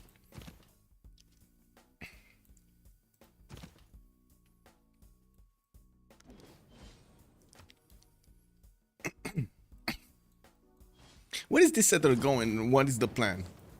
Okay, so finally the last Tagma has been taken out. Citia does also have ballistic soon coming up. I would like to double check if he does it. No, he doesn't have it yet. He still wants to get a few more of those knights, not to get the cuirassiers with the extra production. He's also 3 turns away from military science, which will allow him to get calves out. That's not really a unit that he right now actually has that many of. He only has a single horse that I can see actually in the City of Generals, and that's about it. No other horse to actually upgrade those calves from. A few more universities are also coming in. He needed to actually slow down his sim because he was getting attacked by his opponent. And I do have to say, we do have right now Byzantium with a serious army in the city of Antioch. We do have like what, 1, 2, 3, 4, 5, 6 of these cords up with at least another 2 that can be cord up soon. Starting to get also bombarded, so he can chew through the wall defense a lot quicker. Generals does have the wall defense up. Pokrovka no, and Isig no. Yeah, in the tech side, we do have also JR next and getting ballistics, which will allow him to upgrade all of these units into cuirassiers, making them quite a bit stronger, but at the same time, so will Citia have cuirassiers to defend himself with. In the borders of Indonesia, it does seem like Indonesia is getting those white cells working on on his opponents here, getting also to wrap around the coursers next to the city of Mataram. That city center is definitely much stronger than the coursers can actually attack into, especially with the cuirassier core inside of it. And we do have Indonesia that needs probably 2-3 more turns to actually clean that up. There is also a spy from level 2 spy from Mongolia deployed in Ternate while the Potala Palace is getting built. I do have to say Statue of Liberty did not get finished here. It did get finished over here on the side of Maori. So if the 3 points for Diplo did not go on Jeffros, even though he was 8 out of 20, he could have gotten 21. He could have gotten 11 out of 20. Not to mention with Potala 12 out of 20. Very, very, very, very big bonus there, but he didn't get it. We do need to see also if Mao is going to want to start up on Potala Palace anywhere. He only has a few spots that he could actually place it in, and I don't think he's actually going to waste those spots. I do see Taj Mahal is getting building Wanganui in 3 turns. Okay, and quite a few more art museums coming up. Bobshu did jump up to 127 tourism per turn, while we do have Damori also managing to get 295 defensive culture. It does seem like Bobshu is 6 out of 88, but I'm pretty sure with Damori's culture requirement, he should put up a very strong defense. They do have fines for repeated violations. Escalating, I mean, bro. That's, well, yeah, but they find, that's not how they're finding. That's not how they're calculating. That's what I'm saying, Echo Supreme. That's not how they're calculating. They just find them like 700 million 2 times. That's 2 times per year. So basically like 1 billion and like what, 400 million for a year for 2 companies that are making combined 200 billion. So maybe it looks nice what they have in the laws, but what they actually do apply, it's nothing. It's really nothing. It's basically the entry to the club or something, you know, like it's nothing. And it's a very, very cheap club, I do have to say. An entry to a very cheap club. Yeah, there we go. The Mongolian coursers are just trying to pillage a little bit, and it looks like Indonesia keeps on pushing them towards the western side, denying them the ability to actually get into his main tiles over here to maybe get some med packs going. You do see there are quite a few farms that, well, could have been new health points for Mongolia. I'm pretty sure they will continue to break the laws, Echo Supreme. I can guarantee that, because that's how they make their profit. Juan J, it was the Golden Age that did manage to win the first one.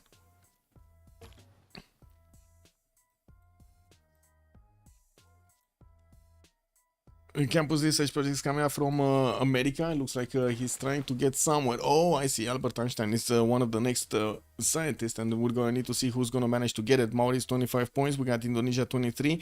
Japan is 24. Byzantium 27. I'm pretty sure Byzantium is not going to get his projects because he's busy. Oh my god. He doesn't see the territory of his opponent? Oh my god, he doesn't see that there's no way he can actually do something with these boats. So he's gonna get into the Mediterranean Sea. Maybe he's getting battleships. Refining in 3 turns. Okay, he's getting battleships. He has 1, 2, 3 possible battleships there. With more caravels coming out, I'm actually surprised he's not getting a lot more boats out. A lot more of these Jongs out. He would need to buy them, right? He has 114 faith at turn. He can buy them. Well, I guess he bought some because he's down to a 14 faith. Anyway, reform the coinage that's put him on 291 gold points, but B11 is minus 81, and he's not doing anything with the military he has. So a lot of free units actually came out. I do see he's sending some of them towards Japan to just fight off over here Mikado. While I do see Mikado was also called to fight, he's getting a lot of knights pre-builds, not to mention line infantry towards the north, and started off on his production of research labs to add those science points. Flight next turn for Mikado, or this turn? This turn, he just finished it. Chemistry coming up from Damori also next turn. Mobilization coming up in 1. Also, pretty big risk. I mean, there's no risk on actually losing 80 billion. What are you talking about? Have you seen the European Union? I'm pretty sure there's a lot of going on.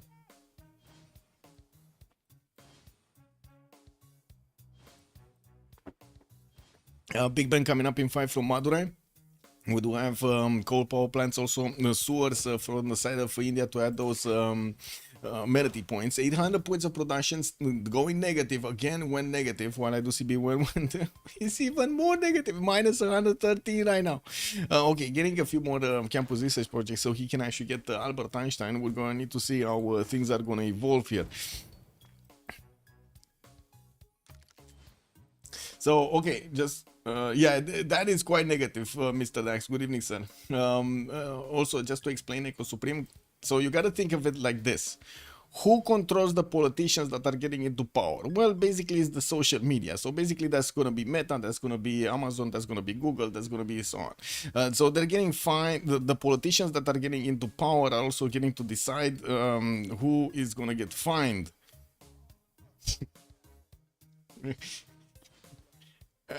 Do you see the problem right there?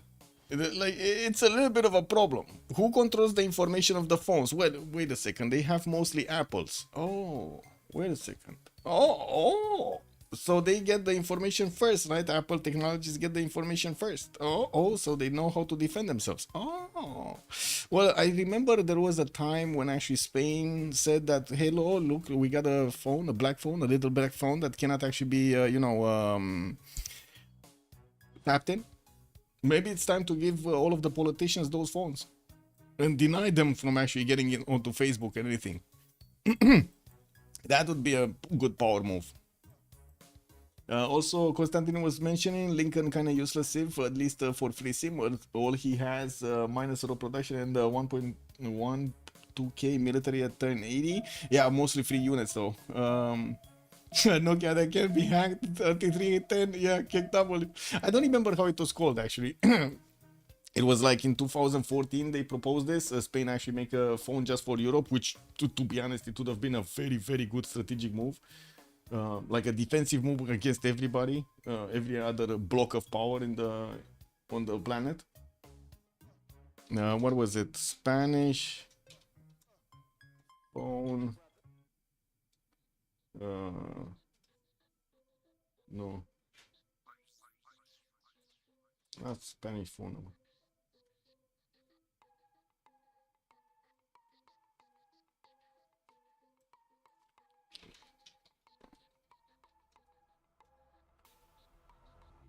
I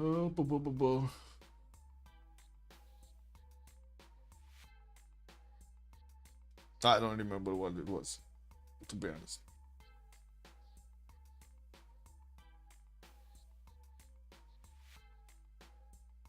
No, don't remember what it was. Can't find it quickly, so it is what it is. Okay, flood barriers starting to come out from Maori, so he doesn't lose these tiles. Looks like quite a few of them are going to get flooded over here, especially in the city of Wanganui. Also did manage to finish Taj Mahal in the city in that city center, with University of Sankor getting up in Fortens from Tepokohiwe. We do have also Bolshoi Theater finishing up next turn, with of course new archaeological museum, so he can add those writer, artist, and musician points. Albert Einstein is still there. I do see America is making projects for it, while he still has a very big problem in his economy. He's not really fixing it. He did manage to get a few units towards his opponent, but Japan did manage to upgrade his field cannons and also a few cuirassiers here. Not easy to actually go just with like men-at-arms. Didn't even invest to get them into line infantry corps. This would have been better, right? They could almost one-shot the field cannons, especially if they don't have that many units around. We do have also take a look if second attack going against Scythia, and it does seem like these cuirassier corps can double shot the Scythian cuirassiers, because he doesn't have enough of them to core them up. Full strength cuirassiers over here are gonna have the strength. Scythia did manage to get also field cannon. I would really tell Scythia, move back on that antiquity side. Move back on the antiquity tile. Get to core up the last unit, because that cuirassier is gonna die. There's no way it's gonna stay alive. We do have also finally the city of Indonesia getting out, with an ironclad armada trying to get in. He does have the ability to take out Sinop, for example, and he does have a battleship fleet that just got upgraded. What he doesn't have is actually a unit to take the cities with, so he's gonna need to somehow get a unit here, land unit, horse or something, to just take the city of Sinop down. They might be quite expensive though. Oh well.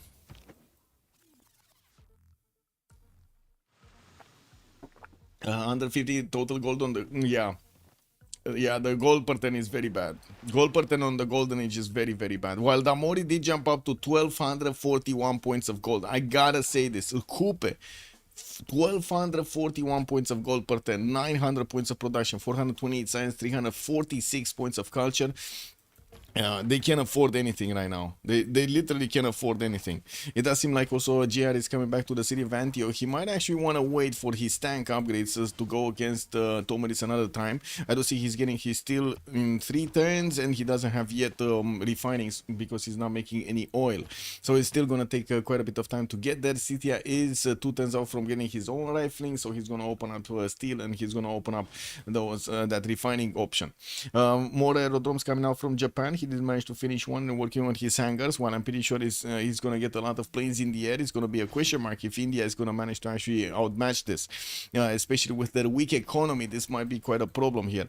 We do have him also finishing up his religion, getting watts for the extra science points, while I do see Gustav Eiffel is going to allow him to actually get the Big Bang going. It's still under construction. He's going to need to, well, he's not going to have the ability to actually get enough gold, is he? He's just not going to have enough gold. Joffrus's gold per 10 is actually going down right now to 183. He did fix the problem with the quartzes in the north, getting attacked by Mongolia. Gave him quite a few points. I guess it is what it is. 3 times for Potala Palace for an extra diplomatic card. And he did get this forward city against his opponent. Upgraded a few boats, and of course added more of that... added more of those gold points per turn. I do see also he did manage to get one of the privateers, and which will start pillaging these tiles here of his opponent, including the government plaza from the city of Constantinople. We do have also Byzantium starting to get some catapults and also bombards out from that city center to start doing the attacks against Indonesia.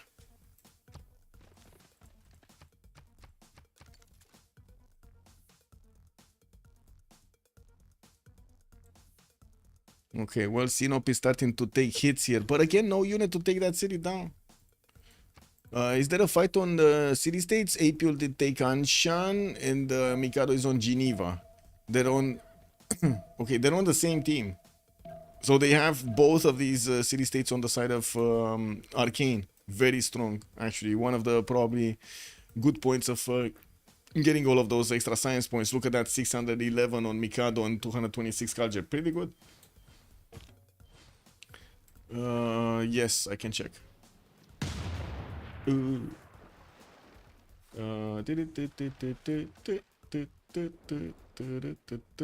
my god, I'm getting confused. 1 sec. This is Himerios.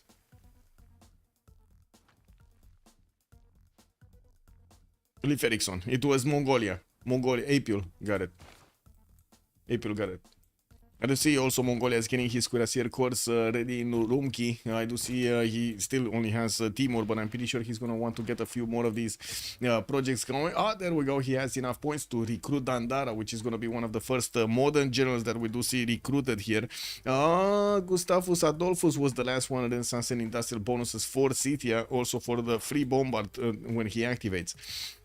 We do need to see what's going on here with one of the Jongs actually getting smashed by the bombards. It does seem like GR is putting up quite a defense next to the city of Constantinople, but cannot actually help Sinop that much. Getting his ancient walls going, GR is 2 turns away from steel, and that's just going to repair the walls instantly.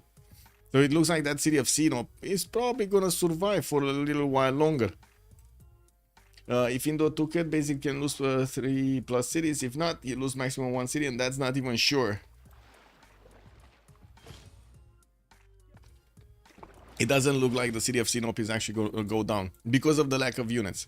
If he would have had a horse ready to actually take that city, he would have a long time took it. But he's just bringing a heavy chariot, which will take like 7 turns to get here.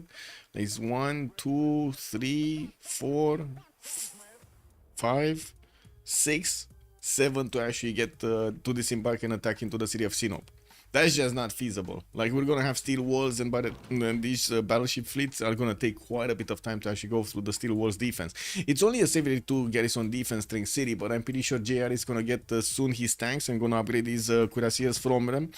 He already did manage to get the refining, so no? Oh no, he didn't. He went for steel first for the defense. Okay, never mind. At least that.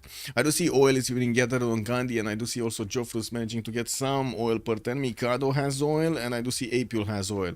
So Apul is definitely getting his tanks ready, tank pre-builds ready next to the city of Urumqi, while he's gonna need to hard build quite a few of them, getting his banks up. Interesting. Well, I guess he's on only on 311 gold points. He probably feels, weak when he sees the 1,000 gold on Damori. He did also send his spies into America's territory a long time ago. Looks like they got moved from there and probably finished their missions. Everything that could be done has been done. Okay, Japan attracted some more tourists, but I'm pretty sure it's not deadly. Yeah, it's not a problem. Definitely not a problem. Diplomatic is green. We still have Joffrus on 8 out of 20. He was building Potala, and he's 1 turn away from actually finishing it in the city of Ternate. I do see he's getting some aquariums in his water parks, and we do have military engineers starting to actually get those railroads built, or I should say the new connections. Trying to attack into Byzantium is not easy. Looks like he's repositioned to start attacking into the bombards, defending the main cities of Constantinople. While if you take a look at the damage counters, the battleship fleets barely shave off like 7% of the health of Sinop, maybe 5% of the health of Sinop. Biggest mistake not to take land. Yeah, biggest mistake over there. Like this is just not gonna help, right? Like the battleships are not gonna help this. Artilleries are coming out from Byzantium. Remember, these artilleries without balloon do not have the 3rd range, so still the battleship fleets are gonna have an advantage here. Byzantium doesn't have either general for these units, but I do see Jeanne d'Arc is available. No, that's not a good one. Does he have enough points though? No. Dandara got picked up by Mongolia, and by the looks of it, we got Byzantium on 77 out of 270 to actually get to pick up Rani Lakshmi Bai. Doesn't seem like he's getting it.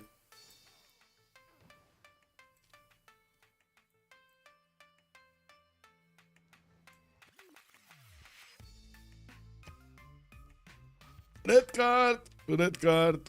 Yeah. Well, I do see Gandhi is going to get his totalitarianism next turn for the fascism bonuses for the extra +5. Getting to put a few units in Trivandrum, and I do see Japan is starting to actually get biplanes on the other side of the defensive mode that he has over there. India is also getting some of his own biplanes out, and we're going to need to see how he's going to get to use them. Campus research projects for the next scientist. Looks like it's going to be Alan Turing. We did have America managing to get to Albert Einstein for those extra +4 science points from his research labs, but he doesn't have research labs. He's on replaceable parts in 2 turns, and from what I do notice, still working on coal power plants and getting sewers up. He's minus 68 gold per turn. At least he's not, minus 100, and he did manage to get to 800 points of production. Well, still not high. Well, he's a bit higher actually than Mikado. Like, Mikado's 700, while we got B1 831. Anyway.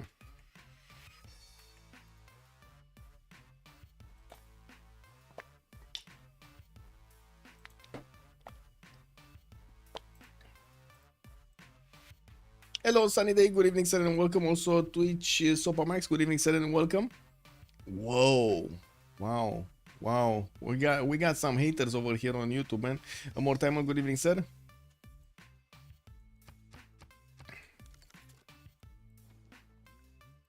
Man, these haters, man, it's incredible. You do some good. You try to do stuff better. Boom! You got the haters. It is what it is. Shipyards coming, coal power plants, and we do have the research labs finishing up on Mauri's territory, so he gets those extra science points coming in. And Christian, watch how many remaps were there? 0. Actually, they went for 0 remaps this time around. Also, good evening, sir, and welcome. We did have all of this army actually gathering next to Urumqi, and I'm pretty sure Indonesia is gonna get to smell it because of the Scythian spy in that city center. We're gonna need to see if he's gonna get there quickly. 2 tanks. We do have Apil actually getting his chemistry next turn for opening up the research labs, and by the looks of it, he's gonna need to spend quite a bit of production on that. Only has 1, 2, 3, 4, 5 units that I can see built or pre-built over here. Not that Indonesia does have that many more, but he does have the same tech. I do see Mahabali Temple is also getting built in Mataram in 3 turns, which will allow him to actually get another 2 of those Diplo points coming up. Now 9 out of 20 for Jofrus. Right now, he did finish Potala, and he can get 11 out of 20, but that's still very far away. He's going to need at least 2 very, very good congresses. And looking at the Diplo favor screen, it doesn't look like there's a big mismatch of Diplo favor requirement per turn between them, so it could be it cannot really be a viable strategy. The War Department also coming around from Bob Shu. Looks like he's not going for that culture. He definitely realized that Damor is going to put a bit too much defense, so the culture is not going to go through. He's going to need to somehow take out his opponent here. Getting to buy a few more traders with the Faith per turn, and also building up his Air Force count. I do have to say he does have the ability to actually go into Japanese territory with his cuirassiers, getting through the horsemen very, very quickly, but he's choosing not to do this.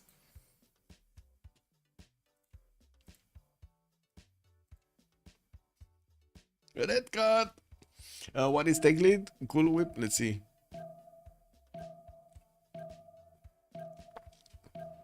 We got Mikado, 49 techs. Damori, 45 techs. Apil, 45. JR is 33. Jofrus 42, B11 41, Bobshu is 48. So Mikado versus Bobshu, only one tech difference. Mikado having the extra tech, basically. Okay, the city of Sinop is starting to take a few more hits from these battleships. We got a few more of these privateers also coming in. Battleship fleet does have a promotion on it. It did manage to get the second one actually with bombardment and rolling barrage on him. We do have some Indonesian units that are getting into the waters, and it looks like Scythia is sending one of his courses to take down the city of Sinop. We also have Mongolia sending some caps from the north. Maybe he can actually stop this from maybe he can stop the units from actually getting onto the land tiles. Income training projects coming out from GR, so he can actually get one of those good generals. It's going to take a while to actually get these. He needs at least 3 projects there if he wants to get it. Chanceries, okay, 2, 3. Oh, he has 3 projects actually in the build queues. Look at that. 1, 2, 3 projects. Getting also artillery armies on the western side of Antioch while he's trying to get to combustion. He's only 3 turns out, and I do have to say, Tomeris is barely getting his steel. He's barely getting steel. He didn't get refining either. Look at that, 0 oil turnover here on Hola Que Tal Amigo. This is gonna go dangerous very quickly with JR having cuirassier armies that will turn into tank armies, and the Scythia does only have cuirassier corps. You can imagine that's gonna be a big mismatch of power between them.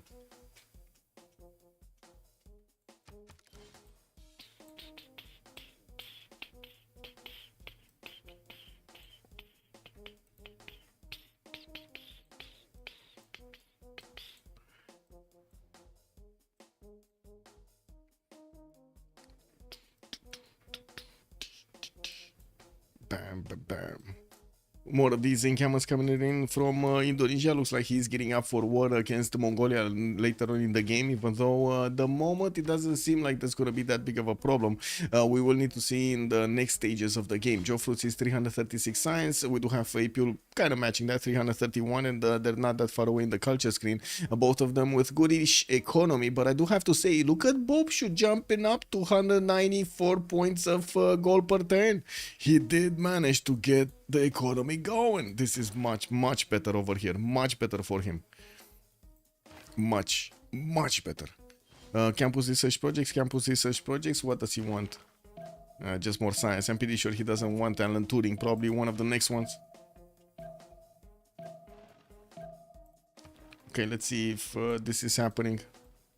Doesn't look like it's happening. The city is healing. There will be 3 possible shots from the battleships against the city of Sinop this turn. This upcoming turn. Oh, city of... Oh my god, he's gonna need to spend this turn to take back the city center? Really? Really? Really? Used to Americans playing candy with +3 free amenities from Legends. Cringe! Well, he's trying to get as many as... Oh, does he have +6 everywhere? +6, +6, +6. Yeah, he does have +6 everywhere. And pretty good population cities. 19, 14, 7, 11, 14. Not bad. 14 Padna. Not bad. Okay, biplanes are watching each other here. 2 on the side of Japan, 2 on the side of India. While I still don't see actually India trying to push into the Japanese city of Fukuoka, we do have Takasaki being settled in the south. With Cav armies actually getting out from the cities of Japan, we might actually see him try to go for some jet bomber / helicopter action here. We do have Joffrus 2 turns out from getting combustion, also ideology coming up in 6 turns. America is getting to spy quite a few of the cities of Japan here, actually focusing on the city of Kyoto, Tokyo as much as possible, getting the gold from his commercial, and also trying to take out the industrial zone. We're going to need to see the third one. What is he doing? Neutralizing governor. He wants to take out Magnus again. Also, are you someday going to stream Beyond Any Reason? The game looks really impressive, being fully free and open source. Beyond Any Reason. Give me a second, I don't know what it is. Beyond... Hello?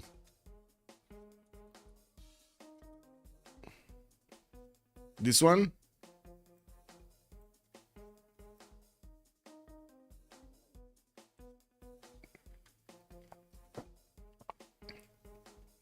Gonna need to check it out. Yeah, might need to actually give me a bit of a heads up over there. Oh, I think I saw it. I think I actually saw it somewhere. Let me see a screenshot. I think I saw it played. Yeah, I guess we could play this. Looks like more of a StarCraft-ish, or is it a combination between Supreme Commander and StarCraft? I'm not sure if you played the Supreme Commander. Very interesting game, actually.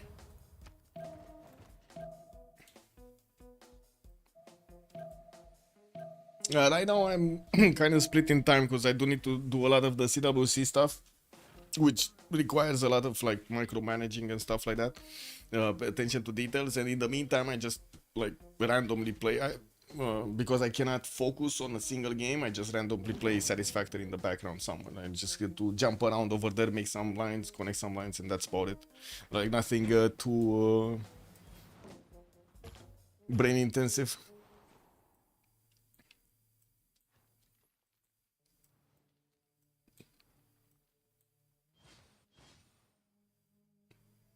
But its popularity only will grow. Yeah, not as interesting and complex rules as in Civ games, but still pretty good already now. Yeah.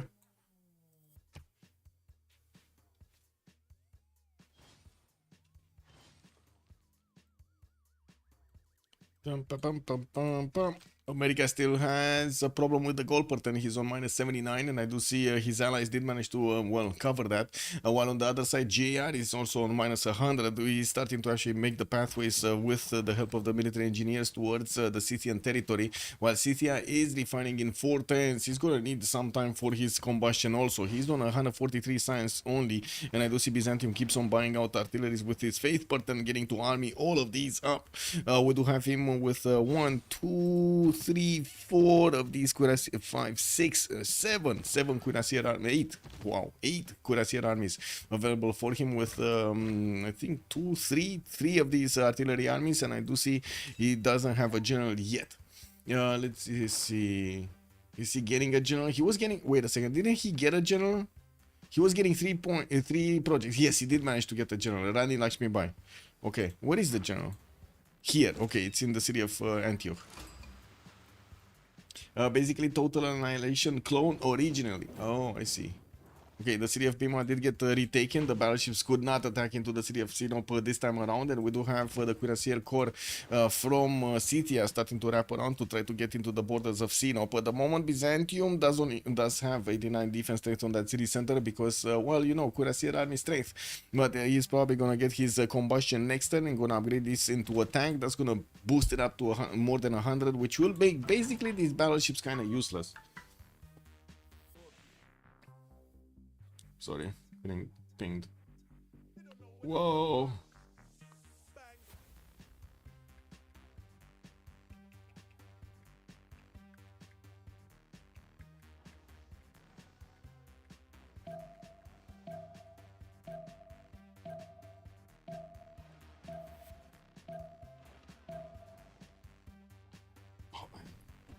I got a really lazy friend that cannot write, and he's sending me voice messages, and I'm like, bro, I cannot actually write, bro.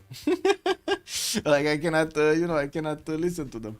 Where is Athena cam? Athena is actually sleeping. She's on the stool sleeping. Yeah, I mean, it would be awesome to actually put one of those cameras underneath her jaw over there, but yeah, I didn't get one. Other priorities. Mostly taxes right now in Twitch. Anyway, now we do have the tank army starting to be upgraded here from Byzantium. I do see Joffrus is also going to get his combustion, while quite a few of them actually from the Tatami team are going to get their combustion going. We do need to take a look at their gold. Yeah, there we go. GR did get all of the funds needed, 2,300 points of gold. We do have Indonesia starting to get the pillages, and of course disallowing Byzantium the ability to actually buy those units with faith, but it's fine, he already bought what he needed to. And by the looks of it, we do have the tank armies with significant strength against the Cuirassier Corps of his opponent. Ola Kertal Amigo is gonna be caught with, I think, the pants down. This is probably, you know, that situation when you're getting caught with the pants down. He just couldn't get there in time. It is what it is. Couldn't actually close down the pants. It is what it is. You know, we're gonna need to see how quickly Byzantium can actually get to his opponent borders and start smashing, probably 2 turns, and we're gonna see, of course, the military engineers following up the pathways for those tanks to keep on going against his opponent. We did have also the tank from Sinop moving out. WTF happened to this tank? Oh, it's here. Whoa, he moved. No, he moved. What? This is too far away for it to happen. Where did the unit in Sinop go? Who would have thought the guy who discounted nothing opened one holy site into encampment was Irel? Yeah. Yeah. Oh well. It's what it is. Let's actually take a look on also on Lincoln over here.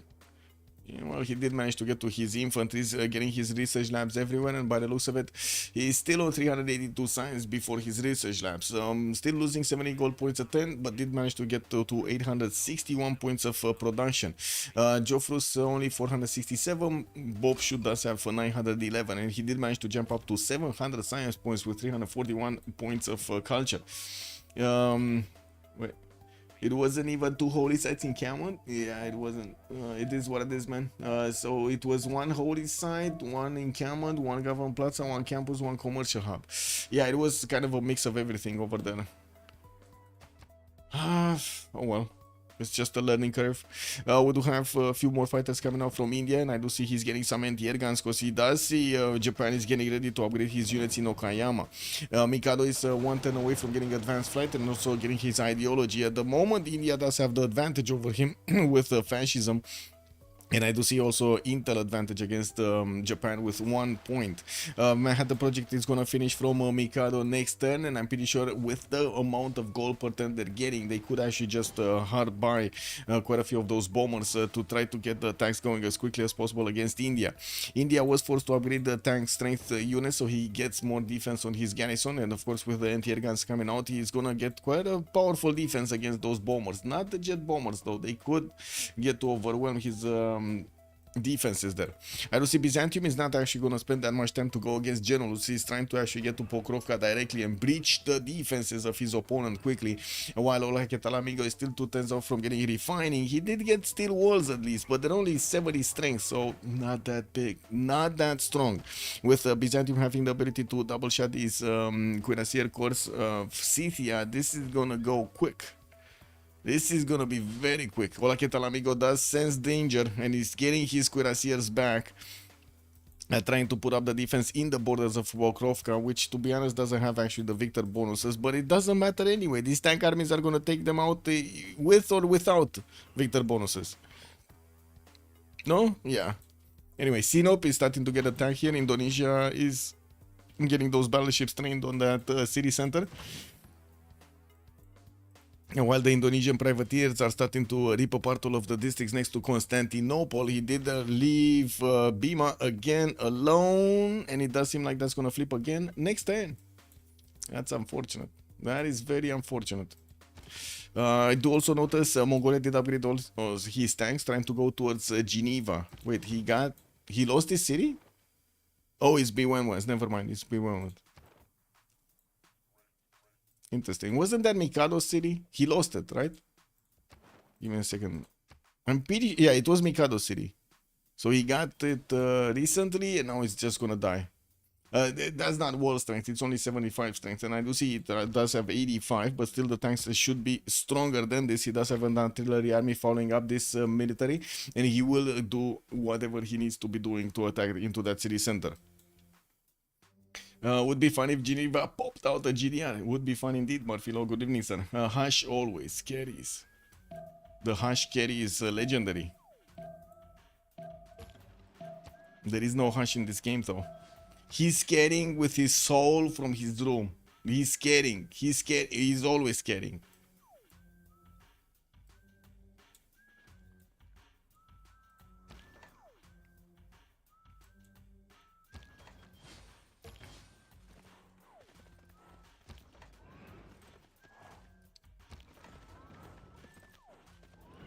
Yeah, look at JR getting his tanks directly in the front of his opponent. Didn't even care about Rani Lakshmi Bai to follow it up. We do have these military engineers making up the pathway, so it's going to be a bit easier for these tanks to follow up the tank going. And it does seem like, well, Scythia's field cannon cores are not doing anything to these tanks. We do have them starting to clump up, and of course followed up by the artillery armies right behind them. Looks like Scythia is just going to leave the defensive generals all to itself, and he's going to put all of these units in the water so he can get them into Pokrovka's borders, put up a defense over there. Olaketalamego still 1 turn away from refining. We are just a few turns away, 2 turns away from switching the era, and I do see Bobshu is going to remain in a golden age, Jofrus is going to remain in a golden age, and we do have Apule going heroic age. I do see also Damori is going to keep his golden age, but then Mikado is not going to manage to get it. We do have also Japan managing to finish that advanced flight. I do see nuclear devices are coming out quite quickly from Mikado, but at the moment I didn't see a single bomber being bought. Let's actually see. Fighters, he didn't get bombers, no bombers, no bombers. He's not even hard building bombers. They do have the gold, don't get me wrong. They have enough gold per turn to buy a bomber per turn. So that's not really an issue here, but they do need to get the bombers quickly, and I'm pretty sure he should actually go for jet bombers on the bottom 3 as quickly as possible to get through synthetic material also for the upgrades on these calves, so he can actually get them into helicopters and attack much faster, much swifter against the Indian defenses. Finally, we got the base in time. Yeah, he'll shoot nukes from Okayama. He'll shoot. Oh, I see. So you think he's gonna go for a nuclear silo? That's what you mean over here. Okay. He's gonna need the rocketry for the nuclear silo. I don't think he has it. Like, he has advanced flight, but he needs this one. You need the missile silo. Well, I guess that's just one tech. So, you know. No, he's going bottom 3. He's going plastics. Did he get it? Did he get research labs? Did he get, the missile silo? A second. I don't see it available for him as a feature. Buildable feature. So, yeah. And don't get me wrong, I would love to actually see the missile silo. Boop. Well, he does have a few more turns anyway, right? And he's getting his totalitarianism in 2 turns. The biggest problem is India is actually not sitting around. He's going to want to take that city down. He's bringing all the good toys over here against him. We got quite a few tank corps. We got fighters in the air. And some of these back calves. It's not buildable because of the wines. Oh, that's why you're saying? Okay. So let's see it. Let's see it next time. I mean, he's not going to get the nuke next turn anyway. It still needs 3 turns. Synthetic materials 1, totalitarianism 1. I do see fighters coming back against India. Will have the advantage, and immediately he started attacking into that fighter. Before Japan did manage to reposition a second one, so he can actually, you know, put up a bigger fight.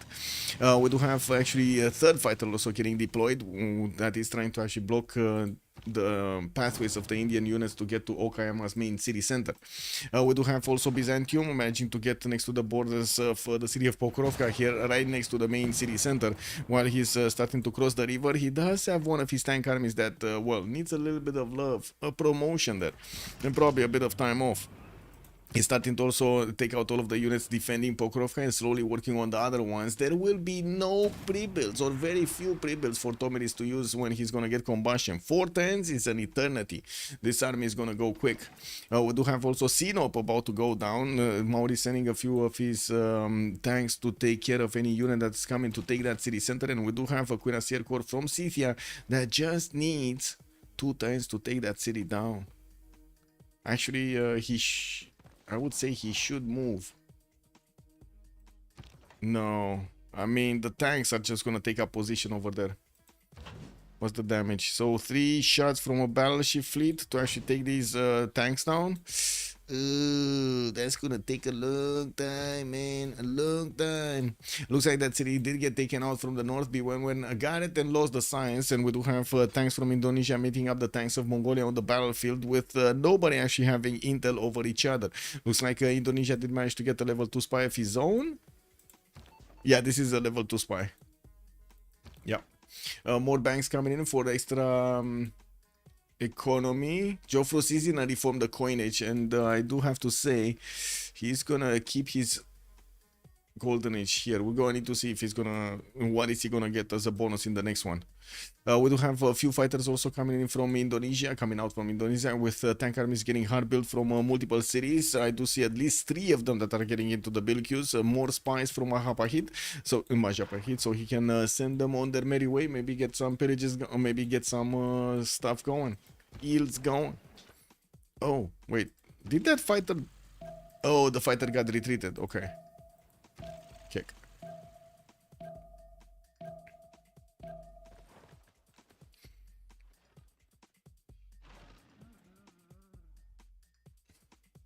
Send the nukes. Yeah, love the silo. Can pop all of the nukes you want. I love it too. Yeah, I know. Things, all the golden ages should start building escape centers now.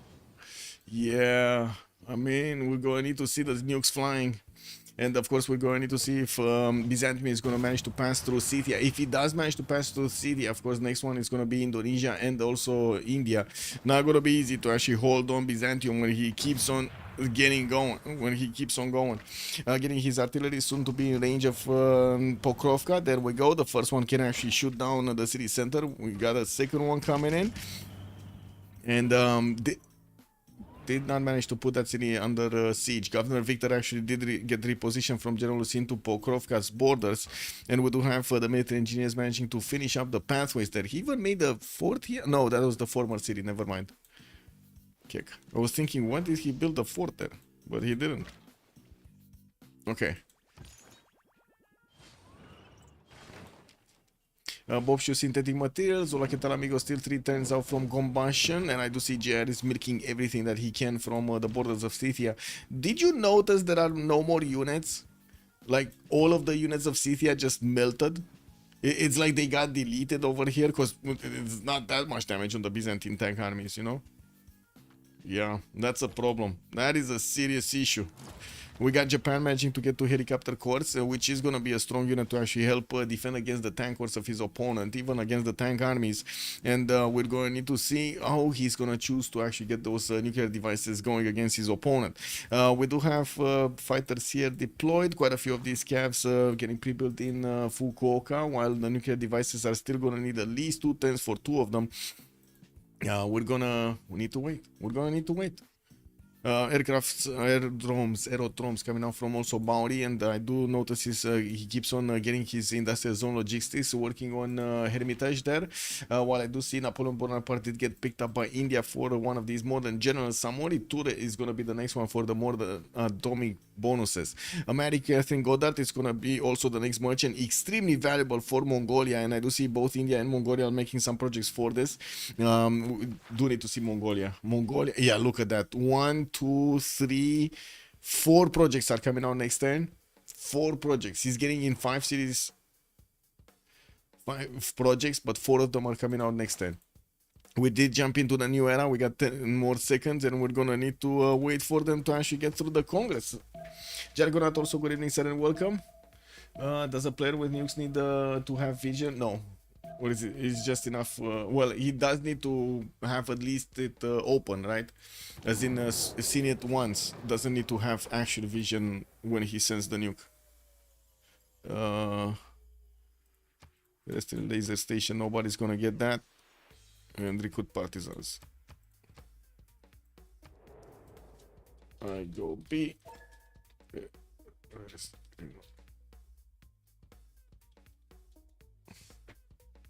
What was it?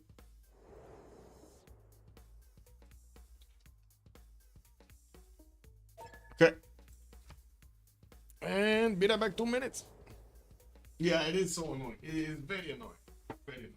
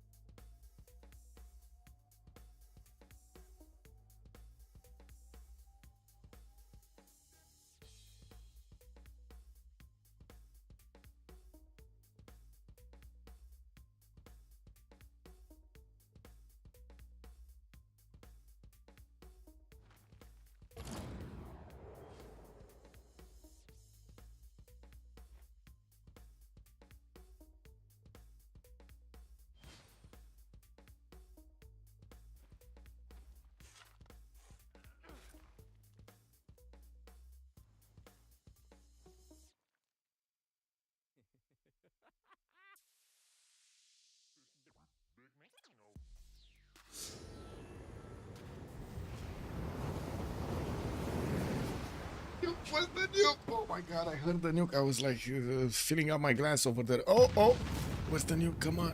Boom! Army of India taken down. Now that was a lot of units. India lost a lot of units here, including fighters. And we do have another one, right? There's another one? No, he finished one faster. Okay, he has another 3 nukes coming up next time. 3 nukes are coming up next time. Well, let's actually take a look over here what did happen in the Congress. 100% production towards finishing this project. I wonder why. Siphon funds also will function 2 levels higher, and I do see Gitarja did gain his extra 2 Diplo points. He is on 15 out of 20. Jofrus is actually attacking on the Diplo. It seems Mongolia got the intermerchant. Yeah, I mean, let's see. Yeah, he got it. He did get it. And I do see the Space Race project did get picked up by Maori over here. Let's actually see if he's going to start putting down his spaceports. He does have Robert Goddard available for him in Tehonianga Noia Coupe. With quite a few hangars coming in, looks like he's getting his broadcast centers up and still wants to get more defense on the culture. 750 science with 450 culture. He is in democracy, and I do notice he has a lot of faith in the bank. We do have Tokugawa starting to ramp up his military production with helicopter armies starting to get up.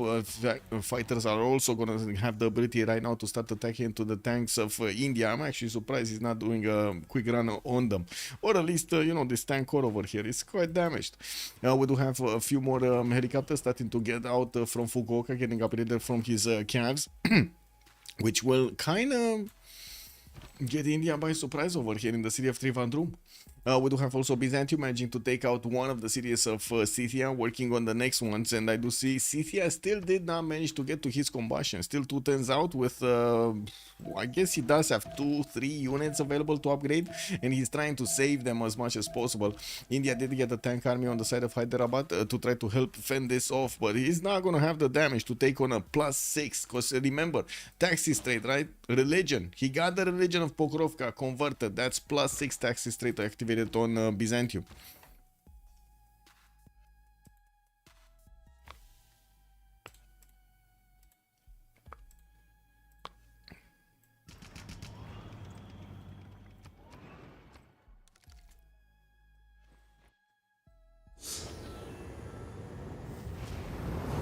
Where the nuke? Where the nuke at? Oh, he did get that news. Okay. It's going through. Calcutta just died. And another one. Damori did also finish his nuclear fission, or is gonna finish his nuclear finish. Oh, that one did get destroyed by the mobile SAM. Got intercepted. He can attack Agra with no repercussion there. If he doesn't attack into the middle of the city center, he could just attack the mine. Boom, that city is gonna go down. Took out one city with one of his helicopters. It looked like there was a counterattack from India. Did not manage to take out the entire helicopter army, but it's fine. It's gonna die from radiation anyway. With more fighters being deployed in Okayama, I do see battleships are also getting out. That will add more anti-air defense if needed. More nukes are also getting into the build queues here of Japan, and I do have to say, I don't think Bobshu does have Manhattan Project. I'm pretty sure he doesn't have Manhattan Project. He did manage to get modern armor armies technology, and from what I do see, he's hard building quite a few of them, getting new settlers out. But this, if nukes started to fall on his territory, this is getting more and more dangerous. Yeah, bad Tokugawa, bad. Oh, another one, and another one. Where did he get this one? Was this like an extra or something? Yeah, there we go. He noticed Agra is left alone. We do have the helicopter with no movement at the moment to actually get into the borders of that city center, but next time he's definitely gonna get in there.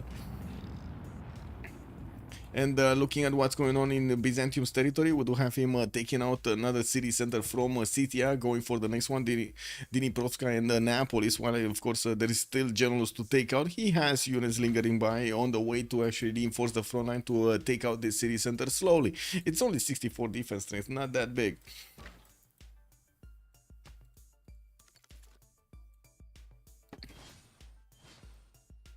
Looks like also the tanks of India are just sitting in his borders. I gotta say he's gonna get attacked from the west and the east. And I do have to also point out Bobshu is kind of the leader over here when it comes to the sim, right? He's the most science and the most culture from the golden age. And it's pretty much a 1 versus 9. Wait, what? What do you mean? Oh, you mean Bob Shoe? It's 1 versus 4. You think he's fighting his teammates also? Oh my god, cool. That is a problem, no? That is a bit of a problem. When you're fighting your teammates and you're fighting also your opponent then. Yeah, B1 when it still has minus 77, and I do see a second city from India got taken down, lowering his science and of course his production capabilities there. Counter-attack, another one of those tanks has been taken down. India lost a modern armored army quite quickly. We're also going to need to see if there are more nukes in the chamber. Yes, there is one more nuke in the chamber for Mikado. Can definitely take out Trivan Room here. Easy peasy. What do we have? Pokrovka about to be taken down. Dniprovsky did get taken down, and the tanks of Byzantium are making their way into the Indian cities. I don't see him with enough strength to attack into the city center directly quickly, and I do see Indonesia is actually trying to take out the military engineers that were building the pathways. Byzantium doesn't have movement on his tanks to react to this, but he will get a quick ability to actually take out that tank soon. We do have also him attacking into Napolis, while at the moment his artilleries are actually deployed towards attacking into India. Looks like he's just gonna keep ignoring Ola Ketalamigo for quite some time. Pokrovka about to lose its strength over there. The artillery armies are gonna make quick work of it, and that's gonna become a city for Byzantium soon. Generals is also getting wrapped around. Yeah, there is a field cannon getting out next, and that's not gonna be enough to actually stop all of these tanks from getting through. Not to mention the ability of the artillery to take out the city centers. And incredibly, the city of Sinop is still alive. Wow, that's amazing. The city of Sinop is still alive. That is amazing. America is still what is he doing actually? Okay, so Scythia did manage to get a safety settler. Is he getting some units on the western side? This is gonna be like useless, right? To go against Japan with machine gun corps. I mean, come on, machine gun corps are just gonna be totally amazing. Okay, another nuke flying. This time around it's gonna be New Orleans. No, New York. Oh my.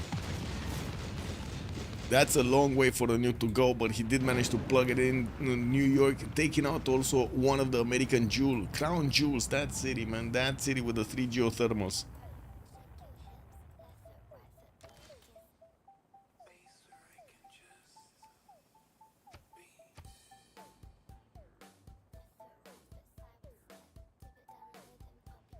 Okay, 2 more nukes coming out next turn, and I do see he's building them quite quickly. We do have him with most of his cities actually working on nukes right now, because it seems like, well, he found a way that his opponent cannot actually defend. We do have Bobshu trying to get to his combined arms, and we're going to see if he's going to manage to also get that Manhattan project going before it's too late. While Byzantium is also already getting his artilleries to work on the city of Hyderabad next turn, we're probably going to see him finish off the main cities of Scythia quite quickly here. Yeah, this kind of seems like he's GG. We're gonna need to see if Damor is gonna go for technology here. Yeah, Manhattan project is coming out next turn. Looks like he's not gonna go for his spaceports. I don't see him building any at the moment. Who got the Diplo Merchant? Mongolia. Mongolia got it. He's not really attacking anybody. Oh, never mind. He's attacking somebody. He's attacking Indonesia. +6 intel on him. He did manage to also get fascism, but that's also matched by Indonesia's fascism. There are quite a few battleships in the water, but I'm pretty sure the artillery armies can one-shot them. That shouldn't be a problem. Mahabodhi Temple did get finished by Indonesia, and I hear another nuke. The city of Delhi, is he gonna defend again? No. The nuke is getting through. And the city was trying to build a fighter. Looks like the fighter was too late. And another, how many? And he has another one in the chamber over this. Oh my.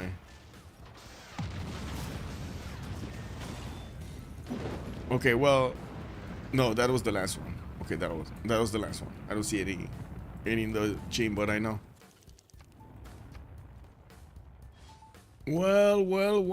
Bobshu lost that science lead, 556 with only 200 culture points, down 200 also points of production. He's gonna lose Mumbai and Delhi next turn, and I'm pretty sure the other cities are not gonna be hard to take over, like Trivandrum and Lucknow.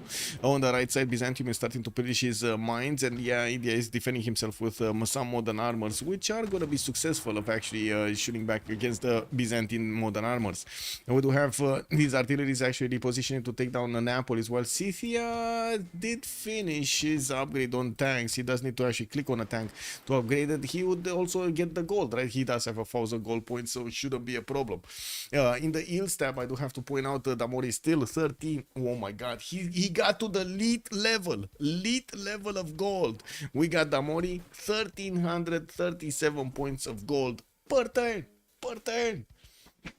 Does the nuke destroy the Great Works? No, but they do get pillage basically. Let me actually see if I can find a theater square to show you. I don't see one here. I don't see one here. I don't see a theater square, so I can show you. Maybe he's gonna hit a theater square and I can show you. He just deleted units on Scythia? Wait, what? Oh, he did delete the units. No, some of them actually repositioned. No, he didn't. He moved them out. He didn't delete them. He moved them out. That's quite interesting, actually. Okay, you got the promo. What happens if you lose a theater square with Great Works? They just get deleted.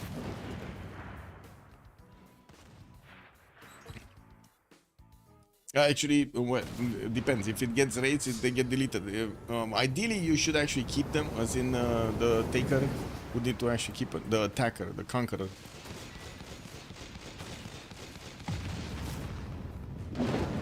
And cities, guess what? Of America have started falling right now. So we got 3 opponents from the Golden Age boys that are starting to lose their grasp on their city centers. It doesn't look like Mongolia is managing to pass through the Indonesian defenses with enough strength to take down cities. And we do have Apul getting ready a massive synthetic material army over here with the helicopters coming in. He does have also mobilization over here, so I'm pretty sure he's gonna get his these armied up.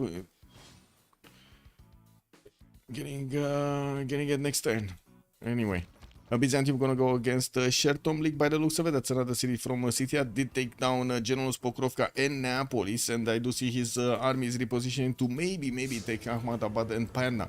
We do have the nukes of Japan that just keep on taking down cities over here, and it looks like Washington is gonna be the next one that's gonna fall.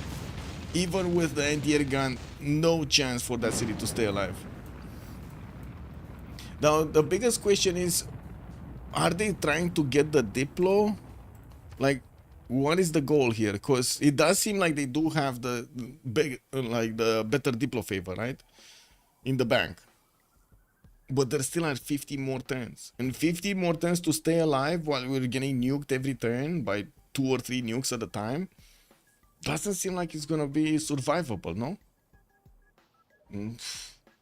That's a lot of cities per turn that are just gonna be taken out. Look at Bobshu actually lose all of his stats over here. Wait, how is Delhi still alive? Oh, I guess that's a capital city anyway. They probably don't want to risk it being liberated. Anyway, 2 more nukes next turn. And he keeps on buying helicopters, okay. Maoni, spaceports. We got the first spaceport from Kapiti. Ruatoria is also gonna get one in 4 turns. Looks like Wanganui gonna get it in 6, and Kawihia is gonna be a bit less production and gonna get it in 8. He's 2 turning nukes from the capital city, and also from the other cities, kind of 3 turning them. The question is, where is he gonna throw them? He's kind of far away from his opponents, but I guess we might actually see him try to get over here somewhere. We're going to need to see how he's going to try to get that going. Jet bombers? Techs? Let's see. Mikaro telecommunication, capital. Damori is getting guidance systems and environmentalism. Okay. He's definitely going to have the tech for jet bombers. Okay, so we do have another 2 nukes in the chamber for Mikado, and I do see, of course, his nuclear silos are getting ready. One of them is also shooting out one of these little tiny missiles. Let's see, is it gonna be Philadelphia? It looks like it's Philadelphia. Yup, that's Philadelphia, gone. The helicopters are getting next to the borders of America, so they can actually get through the radiation territory and take out the city centers. They do need to take New York, Philadelphia, and Washington, while these cities are trying to get some repairs going. It does seem like B-Wen is trying to get some safety settlers out from the northeastern city, the north and the northeastern cities. The ancient galley watching the nuke fly. Yeah, I mean, might as well get on a boat, you know, have some fun over there. And another batch of armies getting taken out by a nuke. India just lost another city. Indonesia sending some of his tank armies to also help defend India on the eastern side, while I do not see yet Byzantium moving into the Indian territory. He keeps having these units next to Neapolis and the Pokrovka. I sent quite a few of them to take out Shertom Lake, but there is another safety settle over here between Indonesia and America. Tolstaya is available for Scythia to just keep on surviving. Helicopters, most of the helicopters of Mongolia next to Urumqi did get upgraded. We do have some biplanes with that army, and we're probably gonna see them getting onto the front lines quickly. Now the problem is there are quite a few fighters also from Indonesia, which are gonna hurt the helicopters quite a bit. Japan killed the Basil spy. Yeah, I mean, you know, he had it coming, bro. He had it coming. Yeah.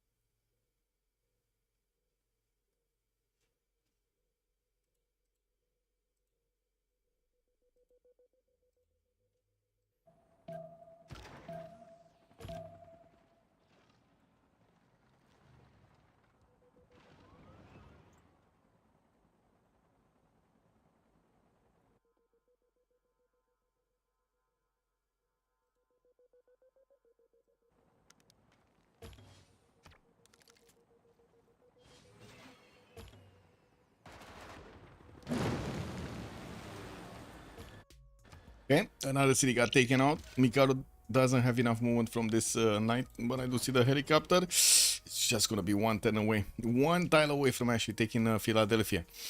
We do also need to see if the nukes are gonna get a little bit closer. He does need to actually nuke Madura and Kolar. Kolar, I'm pretty sure he actually has the distance from this. Okay, let's see. Japan is the not so funny now, is it? Yeah, yeah, it's not so funny now.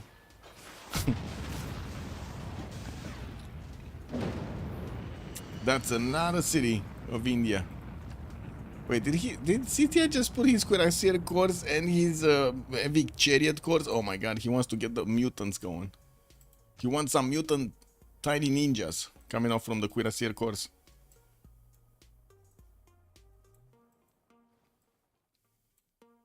Okay, it looks like there's a counterattack here. India was trying to get some... Oh, actually he could get some liberations, no? He could just ignore this and try to get some liberation. This is like super valuable for them. If they do manage to get like 100 or 200 more Diplo favor, this is like super, super valuable. He should just go and take Neapolis and liberate it. We do have also Byzantine tanks going massively against Indonesia in the city of Lampung and Major Mason, while at the moment Indonesia has his major army, the majority of his army actually deployed towards the north. It does seem like the Mongolian helicopters are getting closer, and they're very scary. Like in numbers, they're very scary. Uh-oh. Ce-i puțin? Păi te-ai trezit și... The cat actually rolled over and fell from the chair. she was watching. Anyway, going back to the grass. This is what it is. War Department in 2 turns from Majapa hit. We do have Victor getting assigned in the capital city, while we're going to see the follow-up here from Japan. He keeps getting nukes. That's the follow-up. In the tech side, we did see Damori managing to get his spaceports out. It will take him a few more turns actually to get the first one, and I'm pretty sure he's gonna start getting the projects very, very quickly.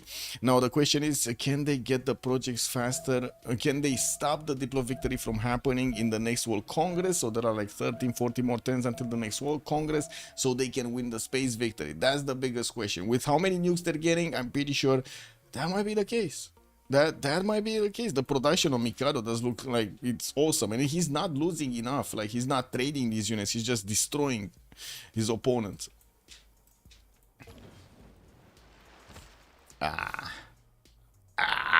Just put another nuke, man, to take out Philadelphia's defensive units here. Baptiste, bonsoir monsieur, bienvenue. Any chance Golden Age win? There is a slim chance if they get the Diplo. They're 15 out of 20 points, but that is extremely slim because there's so much production. That's what exactly what I was talking about. There's so much production on Tokugawa and on Damori that it seems like they're just gonna nuke the hell out of Golden Age in the next few turns. It's just gonna take, yeah. So, yeah. Oh my god, you know what might happen? Wenwen might actually become positive in the goal per turn. By losing so many units, he might actually become positive in the goal per turn. The first time in, like, I don't know, 80 turns or something.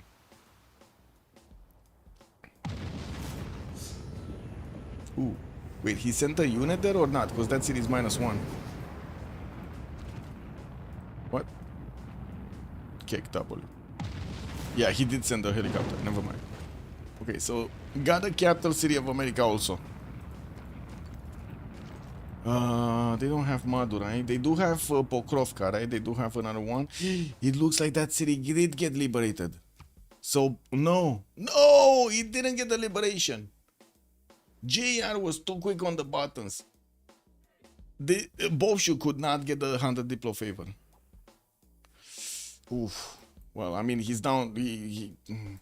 His science is down by 75% or something. Then it was.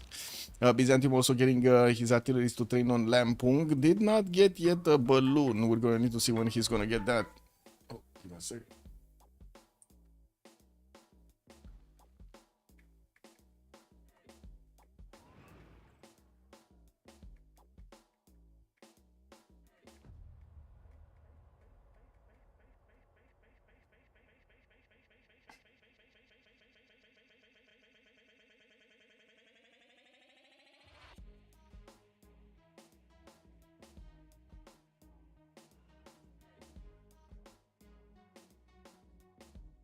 Noise.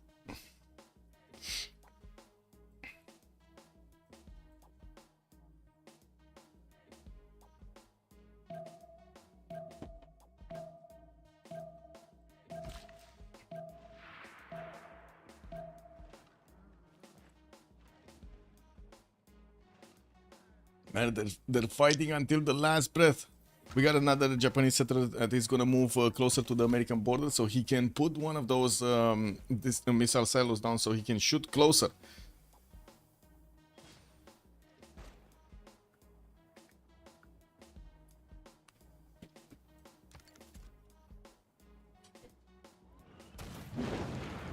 Ooh, Washington got taken and retaken. Well, that was a liberation. That's 100 Diplo favor available for Gitarja to use in the next World Congress. They have 12 more turns. They're gonna try to cockroach this out, aren't they? Yeah, look at the settlers from America just trying to get out. The settlers from India just trying to move out as quickly as possible.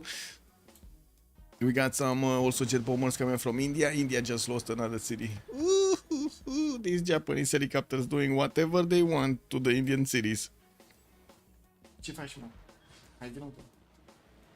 Oh my god, Cat actually wants to play. Oh well. No time for play right now. If they win this, I will do 1,000 push-ups tomorrow and read the Bible 3 times. You're gonna read the Bible 3 times. Oh man. Okay, so we do have JR managing to get to Lampung, and I do see also the helicopters of Mongolia are getting into the borders of Indonesia quite heavily right now. They do have a lot of med packs from these build farms, but it is what it is, and by the looks of it, the cat is getting excited. Piche faci, mă? Hai, vino cu ea. Uite, da. See, she's giving me the lip, man. 3 times, yeah. Oh my god, if this is gonna happen, this is gonna be... Anyway. We got 12 more turns until the next World Congress. 2 turns Earth satellite coming out from Ruatoria, and I do see quite a few nukes coming out from Maori. He did manage to get 3 in the bank right now, with Mikado also having 2 in the chamber. We do need to see if he's gonna get those, well, deployable devices against something. With nuclear submarines getting into the north, this is more for defense rather than anything else. He cannot get them close enough to their opponents, to his opponents, so he can actually shoot those nukes properly. I do see he's getting settlers. Okay, I see where he's going. He's going here somewhere. He wants to get here somewhere, or here somewhere actually, to the west of Pokrovka, so he can start shooting from the other side, the cities of Indonesia and also India. Probably ideally you would need to place it around here somewhere. I think there's a bigger chance the complete map is glowing green in a few turns. Yes. Yeah, it looks like it's going green. It's going green.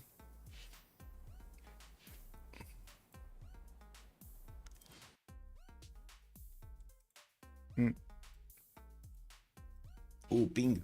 What is this? Server announcements. Oh, you can get this, by the way. Gilgamesh from Firaxis told us that you can take an in-game screenshot that best reflects the team. We're kicking off with City of Many Wonders. Okay. Wait for the community team to announce the winner. The factors include use of team, number of engagements, overall composition, and whether it has the X factor. Oh my god. Whenever somebody tells me the X factor, I think of, you know, they're just gonna cheat on the competition. So leverage your creativity when taking a screenshot that fits the theme. This is like so... this is so subjective. Cake W, man. Wow. Okay.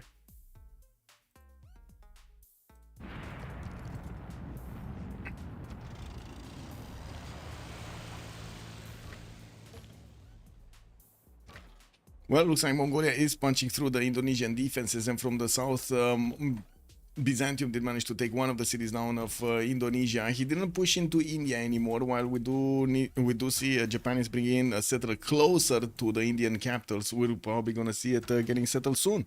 It's half a... Oh, I see. He did stay a turn over there in radiation territory, and unfortunately lost a bit of its health. It is what it is. Did he just spend the nuke on a single modern armor army? He did, no? Oh, look at this irradiated territory. This is basically a defensive screen, right, against any unit. We do need to see if the other cities of America are going to be taken out here. Looks like we do have missile cruiser armadas going to do the shots against Houston. Not to mention also the tiles around it. I do see Japan did manage to settle Gifu and will have the ability to actually get that military engineer to build a missile silo next turn. With 3 nukes in the chamber, he will do a lot of damage very quickly to his opponent. Damoni gonna finish his satellite next turn, and I'm pretty sure he has the next technologies for the space project. Satellites coming out next turn here. Okay, okay. More helicopter armies also coming out from Mongolia to resupply his army on the western side, attacking into Indonesia, while by the looks of it, we do have in the eel stab, the gold percent just evaporated on the side of Golden Age. They barely have like, what? 270 gold. No, not even that. Bob should just lost another 30. I don't know. I mean, there's also how to say, there's also a show called X Factor. I believe it's an English template, but it's kind of bullshit. Like, it's very much bullshit. Like, if you're talking about a competition, which should be a competition, it's not really a competition, it's more for the show, and they're just giving the prizes to whatever. Not because they actually did good. And they're doing a lot of stuff behind the scenes also. I don't want to get into this.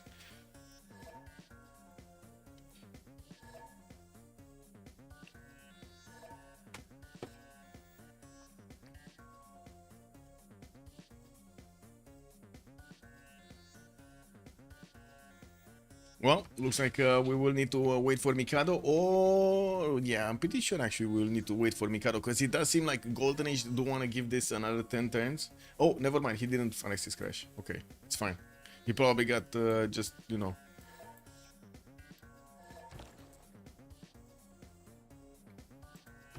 How do you call it? Frozen? I think his PC probably frozen for got frozen for a few seconds.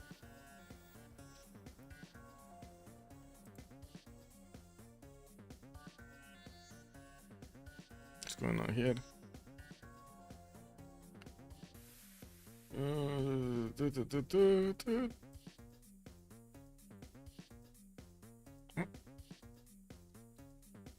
Quite a few new casters. I love it. Quite a few new casters. I love it. There is a big list of casters that want to actually get into the CWC. Very nice.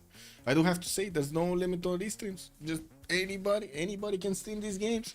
That's the whole point. We got 3 months of a lot of content and good content coming up from the best players.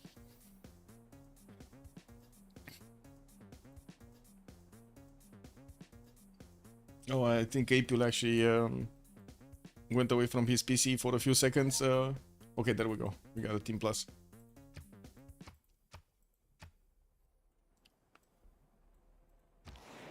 Now the question is, can Indonesia actually survive this? Because he doesn't have a safety settler out, right? They're trying to get a safety settler as fast as possible towards the north.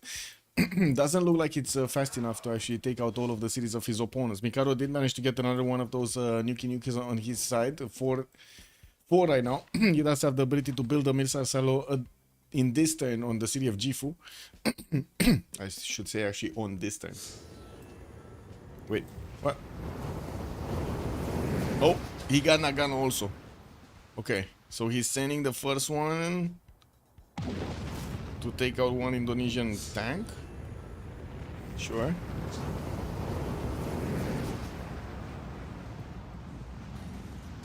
Okay, San Luis is getting attacked over there. The Diplo quarter did get raised to the ground. Wait, wasn't there a theater square here? Apadana. There's no theater square? Kick? What? Lol. Anyway, there's the government plaza being taken out. And 2 more cities from America did get also taken out over there, Atlanta and San Luis, but he does need the helicopters to actually get into those borders to, you know, raise them to the ground. Okay, there is a chance they might actually survive. There is a chance they might actually survive the next 10 turns. I'm gonna say it right now, there is a chance. Okay, first project finished on Damori. We're gonna need to see the second one started up, and I do have to say he did manage to get Robert Goddard, so it's easier for him to actually get these projects out. Did activate it probably quite earlier, getting a few more of these spaceports and working on his necessary technologies. With Mikado finishing satellites, Damori is also gonna finish satellites next turn. Madurai City has one. Madurai City. Yeah, I know it has one, but it didn't get nuked. That's what I wanted to see. I'm pretty sure it just says pillage, pillage, pillage next to all of the books.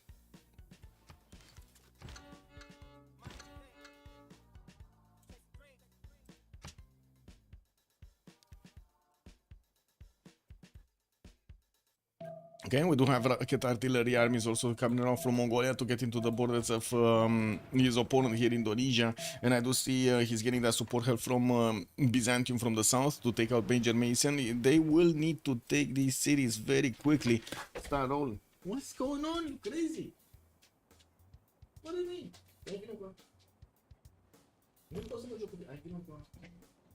One second. Oh, getting the bear, the gummy bear. Okay, so Major Mason also got taken down. It looks like Palembang's units still need to move, and we do have quite a few bombers over there that are trying to get the shots going against Mahapahit. Yeah, Kitty just wants some attention. It's a little bit of attention. And now, she flew. It is what it is. Okay, more nukes this time around. Los Angeles is gonna be the target. Looks like Japan's helicopter could not manage to get into the borders of America and take out those cities. 2 of the helicopters actually died on the way by the Indian Modern Armor Armies. Still no unit to actually take down Delhi, and from what I do see, Japan doesn't have actually any more of those fast attack units, the fast helicopters. Okay. Well, this is moving slower than expected. Mongolia getting the rocket artillery. I mean, this is the rocket artillery armies are going to be much better against any kind of unit Indonesia has. At the moment, it does have 117 bombard strikes with 87 milli. Woohoo! And I do see bombers. Bombers are starting to get deployed by Mongolia to go easier against the cities defenses of Indonesia, while we do have Byzantium managing to breach through Major Mason. We do have him just wrapping around the fighters that were put into the choke points, but not properly. Interesting. Anyway, we'll see. We'll see how things evolve. I do have to say, they do manage to take Tolstaya. That's it. I'm actually quite surprised we don't see Mongolia going against that city center. Do they not know about it? They do know about it. Okay, they don't know what's around it, but they do know about it. That looks like Mataram is probably going to be the next city anyway to be taken out. The Mongolian helicopter armies are going to need to move quickly, swiftly to take out the units of America. While the funds are quite low, it's going to be quite expensive for America to actually upgrade these units into line infantries. Or no, actually he has infanteries. He needs to upgrade into infanteries. Very expensive to upgrade from just swordsman corps. Nukes. 0 nukes in the chamber for Mikado. We got Damorion 6, and I believe he's getting GDR's next turn, or I should say the robotics technology next turn. 2 turns for moon landing. That's a very, very, very good productive city in Ruatoria. Very good. 208 points of production there. America did get to positive gold. He did it. He did it. America positive gold. First time. Is it in the game actually? I think it's the first time in like 80 turns or something. It probably was only positive for the first 20-25.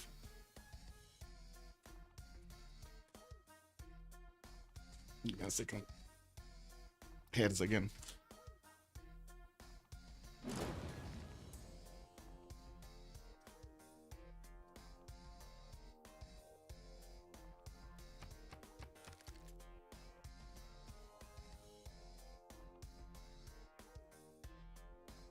Okay, level 3 Indian Rogue Band available from Jabalpur. Couldn't really do much, unfortunately. And by the looks of it, we do have India still trying to get some modern armor armies to help out his teammates. Mataram did get taken out. We do have the helicopters of Mongolia able to actually go into the borders of Tolstaya and maybe take that city down. There is another city and settler trying to get another city towards the north. And of course, he does have steel discovered. So those are going to be steel walls that he's going to need to go against. We do have also the units of Byzantium managing to do the damage against Badung. I'm a bit surprised we didn't have the how to say the bombers over here of Mongolia attacking into that city center first. Hansa has also been defeated. We do have another nuke available for Mikado right now, and it looks like yeah, the kitty just does what it does. Ce face tână? Păi ce ne facem aici?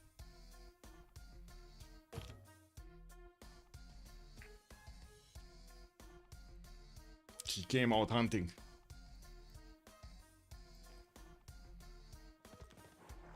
Păi ce cauți? Păi.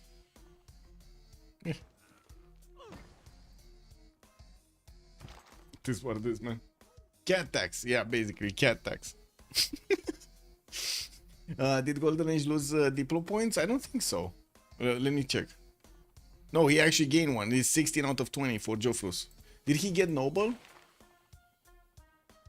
Wait. Did he manage to get Noble? Because he was 15 out of 20. And I'm pretty sure he didn't get enough to get the next one. Yeah, he did get Noble. Okay, he did get Noble.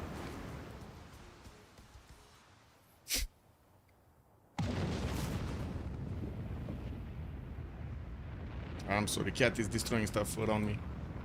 It is what it is. If you hear sounds or bonking sounds, that's just a cat doing stuff. I don't know what she's doing. It's hitting stuff. Liberty already built, yeah. It did actually get denied by Maori over here. Yeah, they were trying to build. To be honest, actually, Indonesia could have finished this because he had 3 jobs. He didn't get a builder ready, and it was just, you know, hard build against hard build, and Maori did get it faster than him. It was what it was. Where next?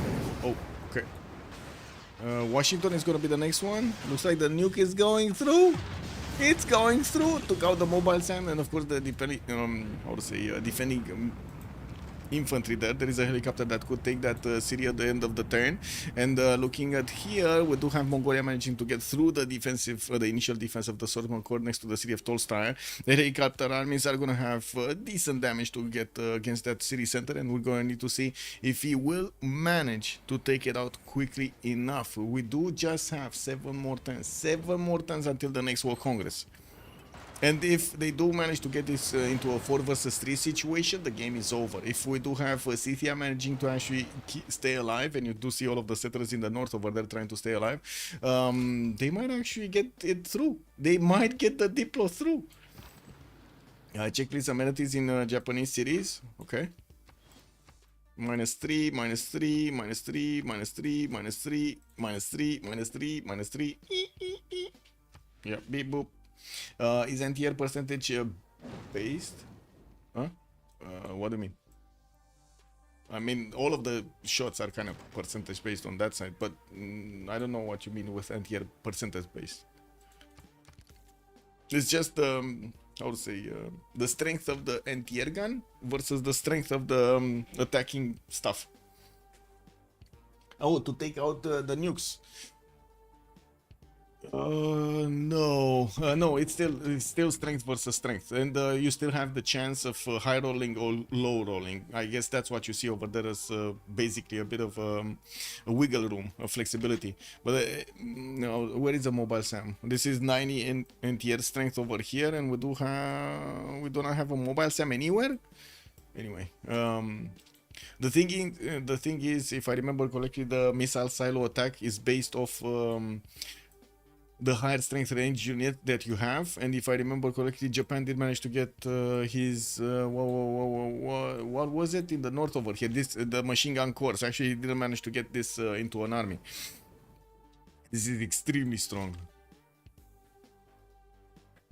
That's how he's pushing through the nukes against his opponent.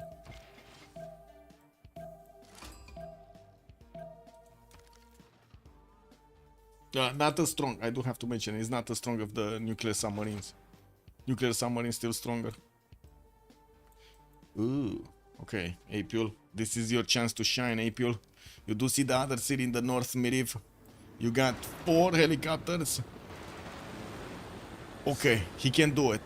1 city, Tolstoy, got taken out. He can just raise it to the ground and then move forward towards Miriv. Define based. Yeah. Okay, Delhi has also been taken out. Mikado takes another one of these cities from India. I do see Los Angeles and San Luis are actually very, very low HP. San Luis did get the walls back up. I do also notice the units of Mongolia are still going through the cities of Indonesia here, but to be honest, they really need to get to Miriv. If they get to Miriv, that's it. That's game over. Ooh, nuke! Finally, Damori gets into play here. But he didn't get, guess what? He didn't actually get to upgrade. And that's a GG? What? Oh, they're taking Mahapa hit. Okay, that's a GG. That's the 4th capital. That's a GG right there. We got a 3rd game, boys. We got a 3rd game. We're going to need to see when it's going to be played. Looks like the Golden Age got tied by Arcane. Wow, a massive explosion of nukes everywhere. Red stuff everywhere. Oh my. And we're going to need to see what will happen in the post-game chat over here in just a few seconds. I do have to say, one of my friends actually invited me outside, so I'm kind of on the clock right now. Kind of want to get some R&R myself. Let's actually take a quick pick. Let's see. Oh. Here,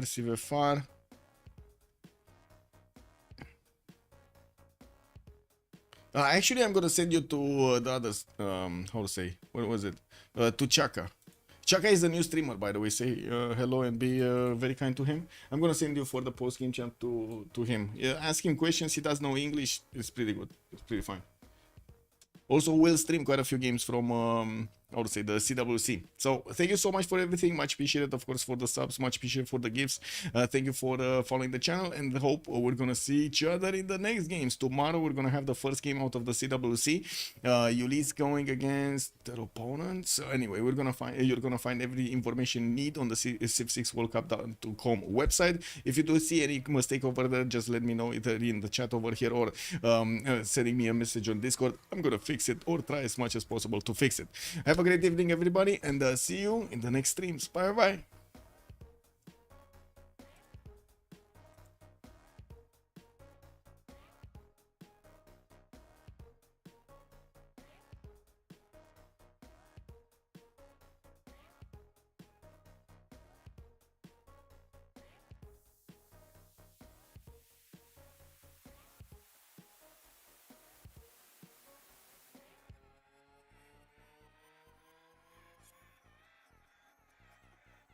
Yeah, boy.